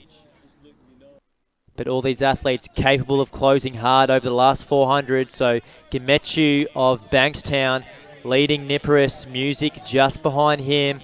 Raymond behind him. Stevenson of Newcastle look like maybe he's just dropping off that lead pack a little bit. Gamechu looking very comfortable. Niparis happy with the sit behind him. Philo Saunders, number 245 in the red singlet. He's starting to lead that chase pack through. So Niparis moving up on the shoulder of Gamechu. with about 500 to go. There's a really good group of them. Ollie Raymond's got himself in a good position. He's moved up the side. Stefan Music on the inside. And now starting to join them, Richard Newell. So Richard Newell's moved up really nicely to this group. But James Niparis now taking over. So about 2:49 through that 1100 metre mark. So what can these athletes close? And if they can go sub 60, we'll see a group of them under 350. That would certainly be the target time for a number of these athletes here. Niparis, the only one in this field, along with Ollie Ryman, to have broken that 350 mark. So Niparis powering, looking very strong. Ollie Ryman, number 612 in the blue singlet. He's working hard. Gamechu, our earlier leader from Bankstown, he's running hard too. So with about 200 to go, certainly in the position to go under 350 here. I reckon we could see something close to 345. Could we see a lifetime best here from James Niparis? Ollie Raymond starting to run well too. Gamechu just behind him. Niparis probably in the best position here at the moment. Ryman really starting to roam up. He's gone side. Gamechu starting to come through. But Niparis powering away, showing his class. And will he get the 345? He will. Could be a personal best there from James Niparis. Well, his seed time he's entered with 346. Although likely to have run quicker than that in his past. Maybe that's what his thoughts are on current form. But nevertheless, Ollie Raymond and Yosef Gamechu. Gamechu, a huge PB. He's entered with 354. Could have wiped 8 seconds off that. So brilliant running. And good to see a little bit of teamwork going between Gamechu and Niparis. James Niparis really set that metronomic, honest pace early on. Took him through 30 through the first 200, 60 right through the 400. Then kind of waving Gamechu to come through. He then took over a little bit of the work.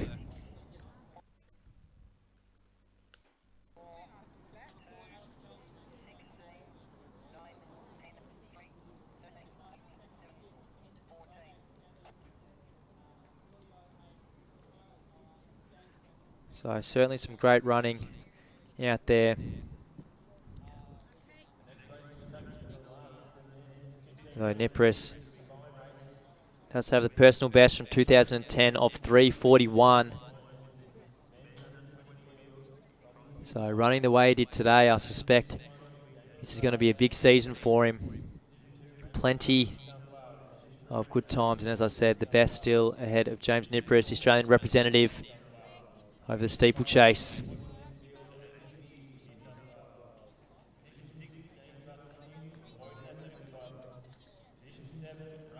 So we'll go into the men's under 20 final.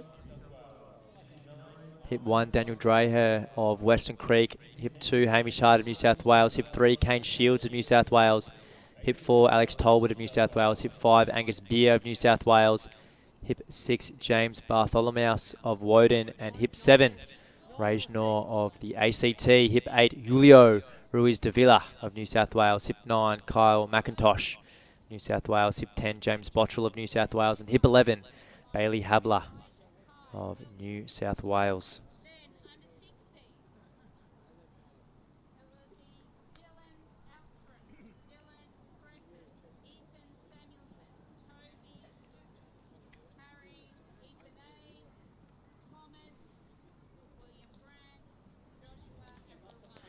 So we've got a little bit of a combination here. There are a few athletes just left off that first section of the men's 1500. So Julio Ruiz de Villa, Kyle McIntosh, James Bottrell, Bailey Habler. They will be a part of the second time final of the 1500s, but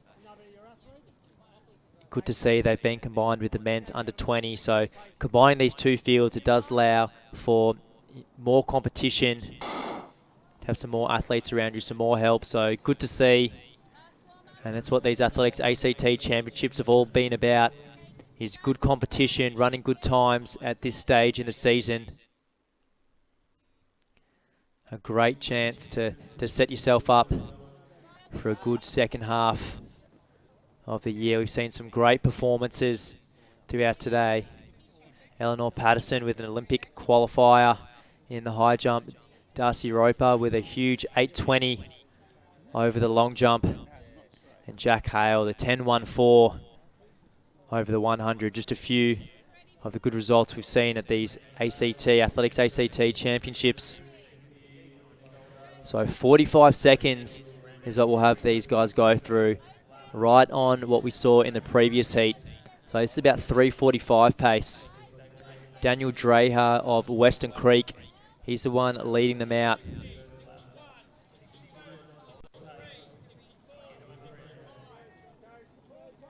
My apologies, Angus Beer. That is just leading them out. Daniel Dreher just sitting back in about 3rd place. Rage Noor, that is number 294 in the grey singlet. He's in about 3rd position, but it looks like the teammates Kane Shields and Angus Beer will be working together. So Angus Beer with a personal best of 3:52. He'll be looking to hit around those 63-second laps. Kane Shields just a little bit behind that. His best of 4:01, so we'd like to see Shields under that 4-minute mark. So too a few of these other athletes see times right around that 4 minutes. So they've slowed up just a little bit. So about 65 seconds through that most recent 400. That's not to worry. They're still right on pace. So Beer certainly starting to open up a little bit of a gap on Shields. Daniel Dreher, he's the one just kind of leading that group, the chase group, sitting in back of about 3rd position. Rage Noor, the grey singlet, he's been running wide for a lot of this race. Is he feeling good, or is he maybe just wasting a little bit of energy running on the outside? It's a difficult thing in the 1500, trying to weigh up your options between, having a good sit on the outside where you're not getting tripped up, but then you're running a little bit further.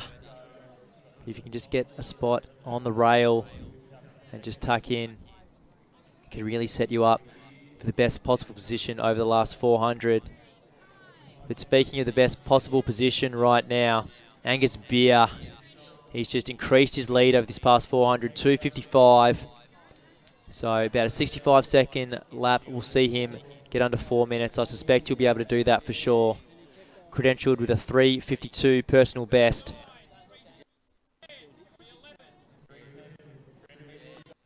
So Angus Beer of New South Wales, fantastic running. He looks strong, he looks comfortable. Has absolutely got this under 20 1500 final under control. The interesting battle is going to be for 2nd place. Rage Noor looking very strong. Dreher of Western Creek, the local boy of Canberra, still looking a little bit dangerous. Be interesting to see if he can fight over this last little bit and get himself under that 4 minutes. I'll tell you what, Noor has caught up a little bit over this last 200. There's probably not enough time. Angus Beer's got enough, and he probably thinks he's got this one under wraps, so not running it all the way through to the line. He'll pull up just a little bit and just a tick over 4 minutes. Noor then coming in. A good little finish there between Dreher and I suspect Hamish Hart. Couldn't quite see on the hip number.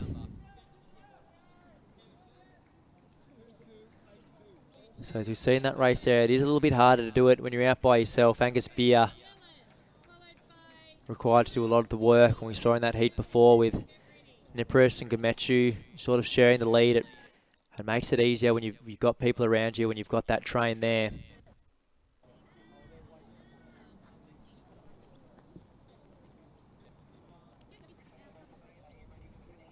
So we've got just one race left here tonight, and boy, it is set up to be a good one. We've got some fantastic athletes in the field. A couple of them backing up after 800s last night. So wearing hip 1 will be Chloe Ty of New South Wales, hip 2 Sarah Pickering of New South Wales, hip 3 Shane Hargraves of New South Wales, hip 4 Ruby White of North Canberra, hip 5 Imogen Gardner of New South Wales, hip 6 Sarah Schiffman of New South Wales, hip 7 Katie Pora of New South Wales, hip 8 Anna Lehman of New South Wales, hip 9 Paige Livingston of New South Wales, hip 10 Beth Arendts of New South Wales, and hip 11 Tia Brady of New South Wales. Chloe Ty with the fastest seated time in this field, 4:12. She had a good stint of altitude up at Falls Creek over the November-December period. So no doubt she's had a good chance to consolidate the fitness and gains from that camp over the past 5 or 6 weeks. It'll be in good form in this race. A good chance to set herself up for a good finish to the domestic season. We saw Anna Lehman last night back on the Aussie soil having a fantastic run over the 800, so she's certainly one to watch out for. So the pace certainly getting right after it. Anna Lehman there, 5:21 in the red top on the left of screen. Just edging her way to the front, but it will be Shane Hargraves of New South Wales. She's going to lead these girls through. Chloe Ty there sitting back in about 4th or 5th position. Not to worry, she will have a good chance to set herself up over the last 3 laps. Sarah Schiffman, number 630 there as well. So we see Chloe Ty just work her way up into the front. So she set her intentions here. She's wanting to run fast. She doesn't want to sit back. So 50 seconds through that first 300.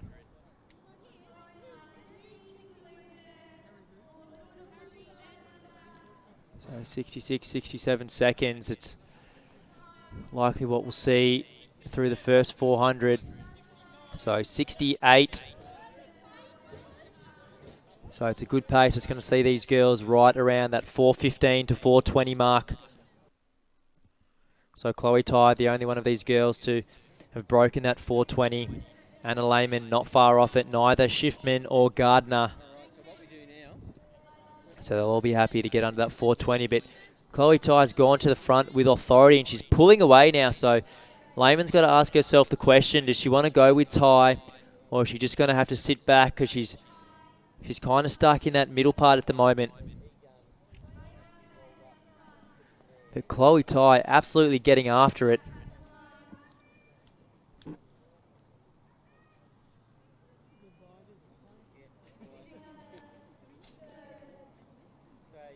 So a tick under 2 minutes there through the first 700. So no slouching around whatsoever for Chloe Ty. There is beautiful conditions as we look at the flags. They are not moving at all. There is no wind out there.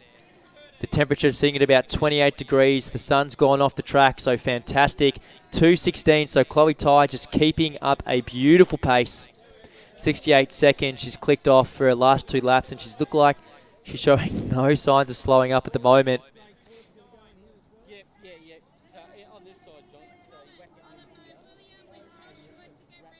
So Chloe Ty sitting around that 4:16 mark. The 1500, so if she can keep that up, she'll see herself under 4:20.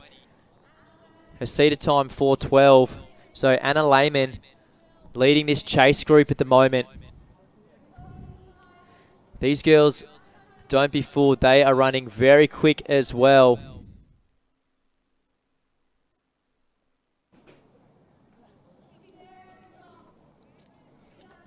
So Chloe Ty looking very strong, 3:08. She's got to the lap to go. So 4:12 her personal best. You can see her closing around a 64-second last lap. It could be a personal best for a big ask all by herself.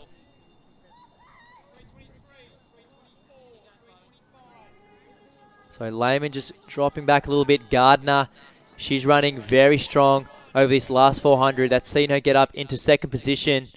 So Gardner looking like she's starting to pull away just a little bit from that bunch of girls in the second pack. Chloe Ty still has got this race well under control. She's done all the work by herself. She went to the front from the get-go, running those even 68-second laps. So 4:12, her personal best. But here she's done a lot of this work all by herself. She's certainly going to get under that 4:20 mark. And boy, oh boy, these are good signs for the rest of the season. I'm sure we're going to hear plenty more of Chloe Ty. This has been a superb run. 4:15.71, the unofficial time on the clock. Done all by herself. Fantastic effort. So Gardner.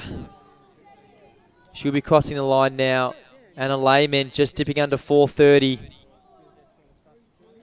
So a great way to finish off these 1500s tonight here at the 2020 Athletics ACT Championships.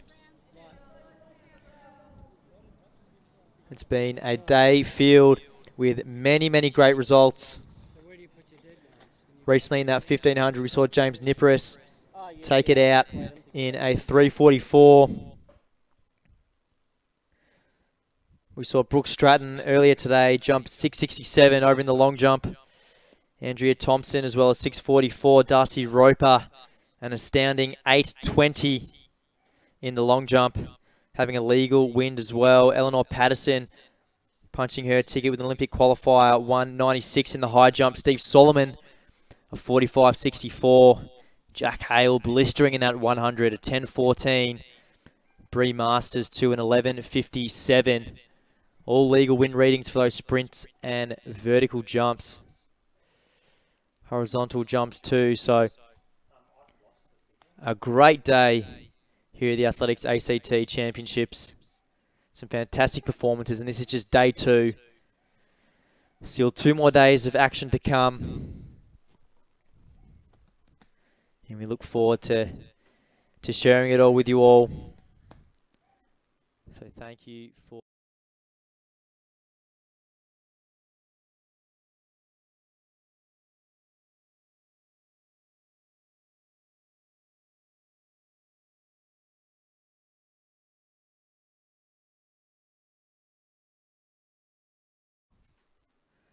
So before I say goodbye, let you know that our track stream will begin at 12 p.m. tomorrow, starting with the heats of the sprint hurdles.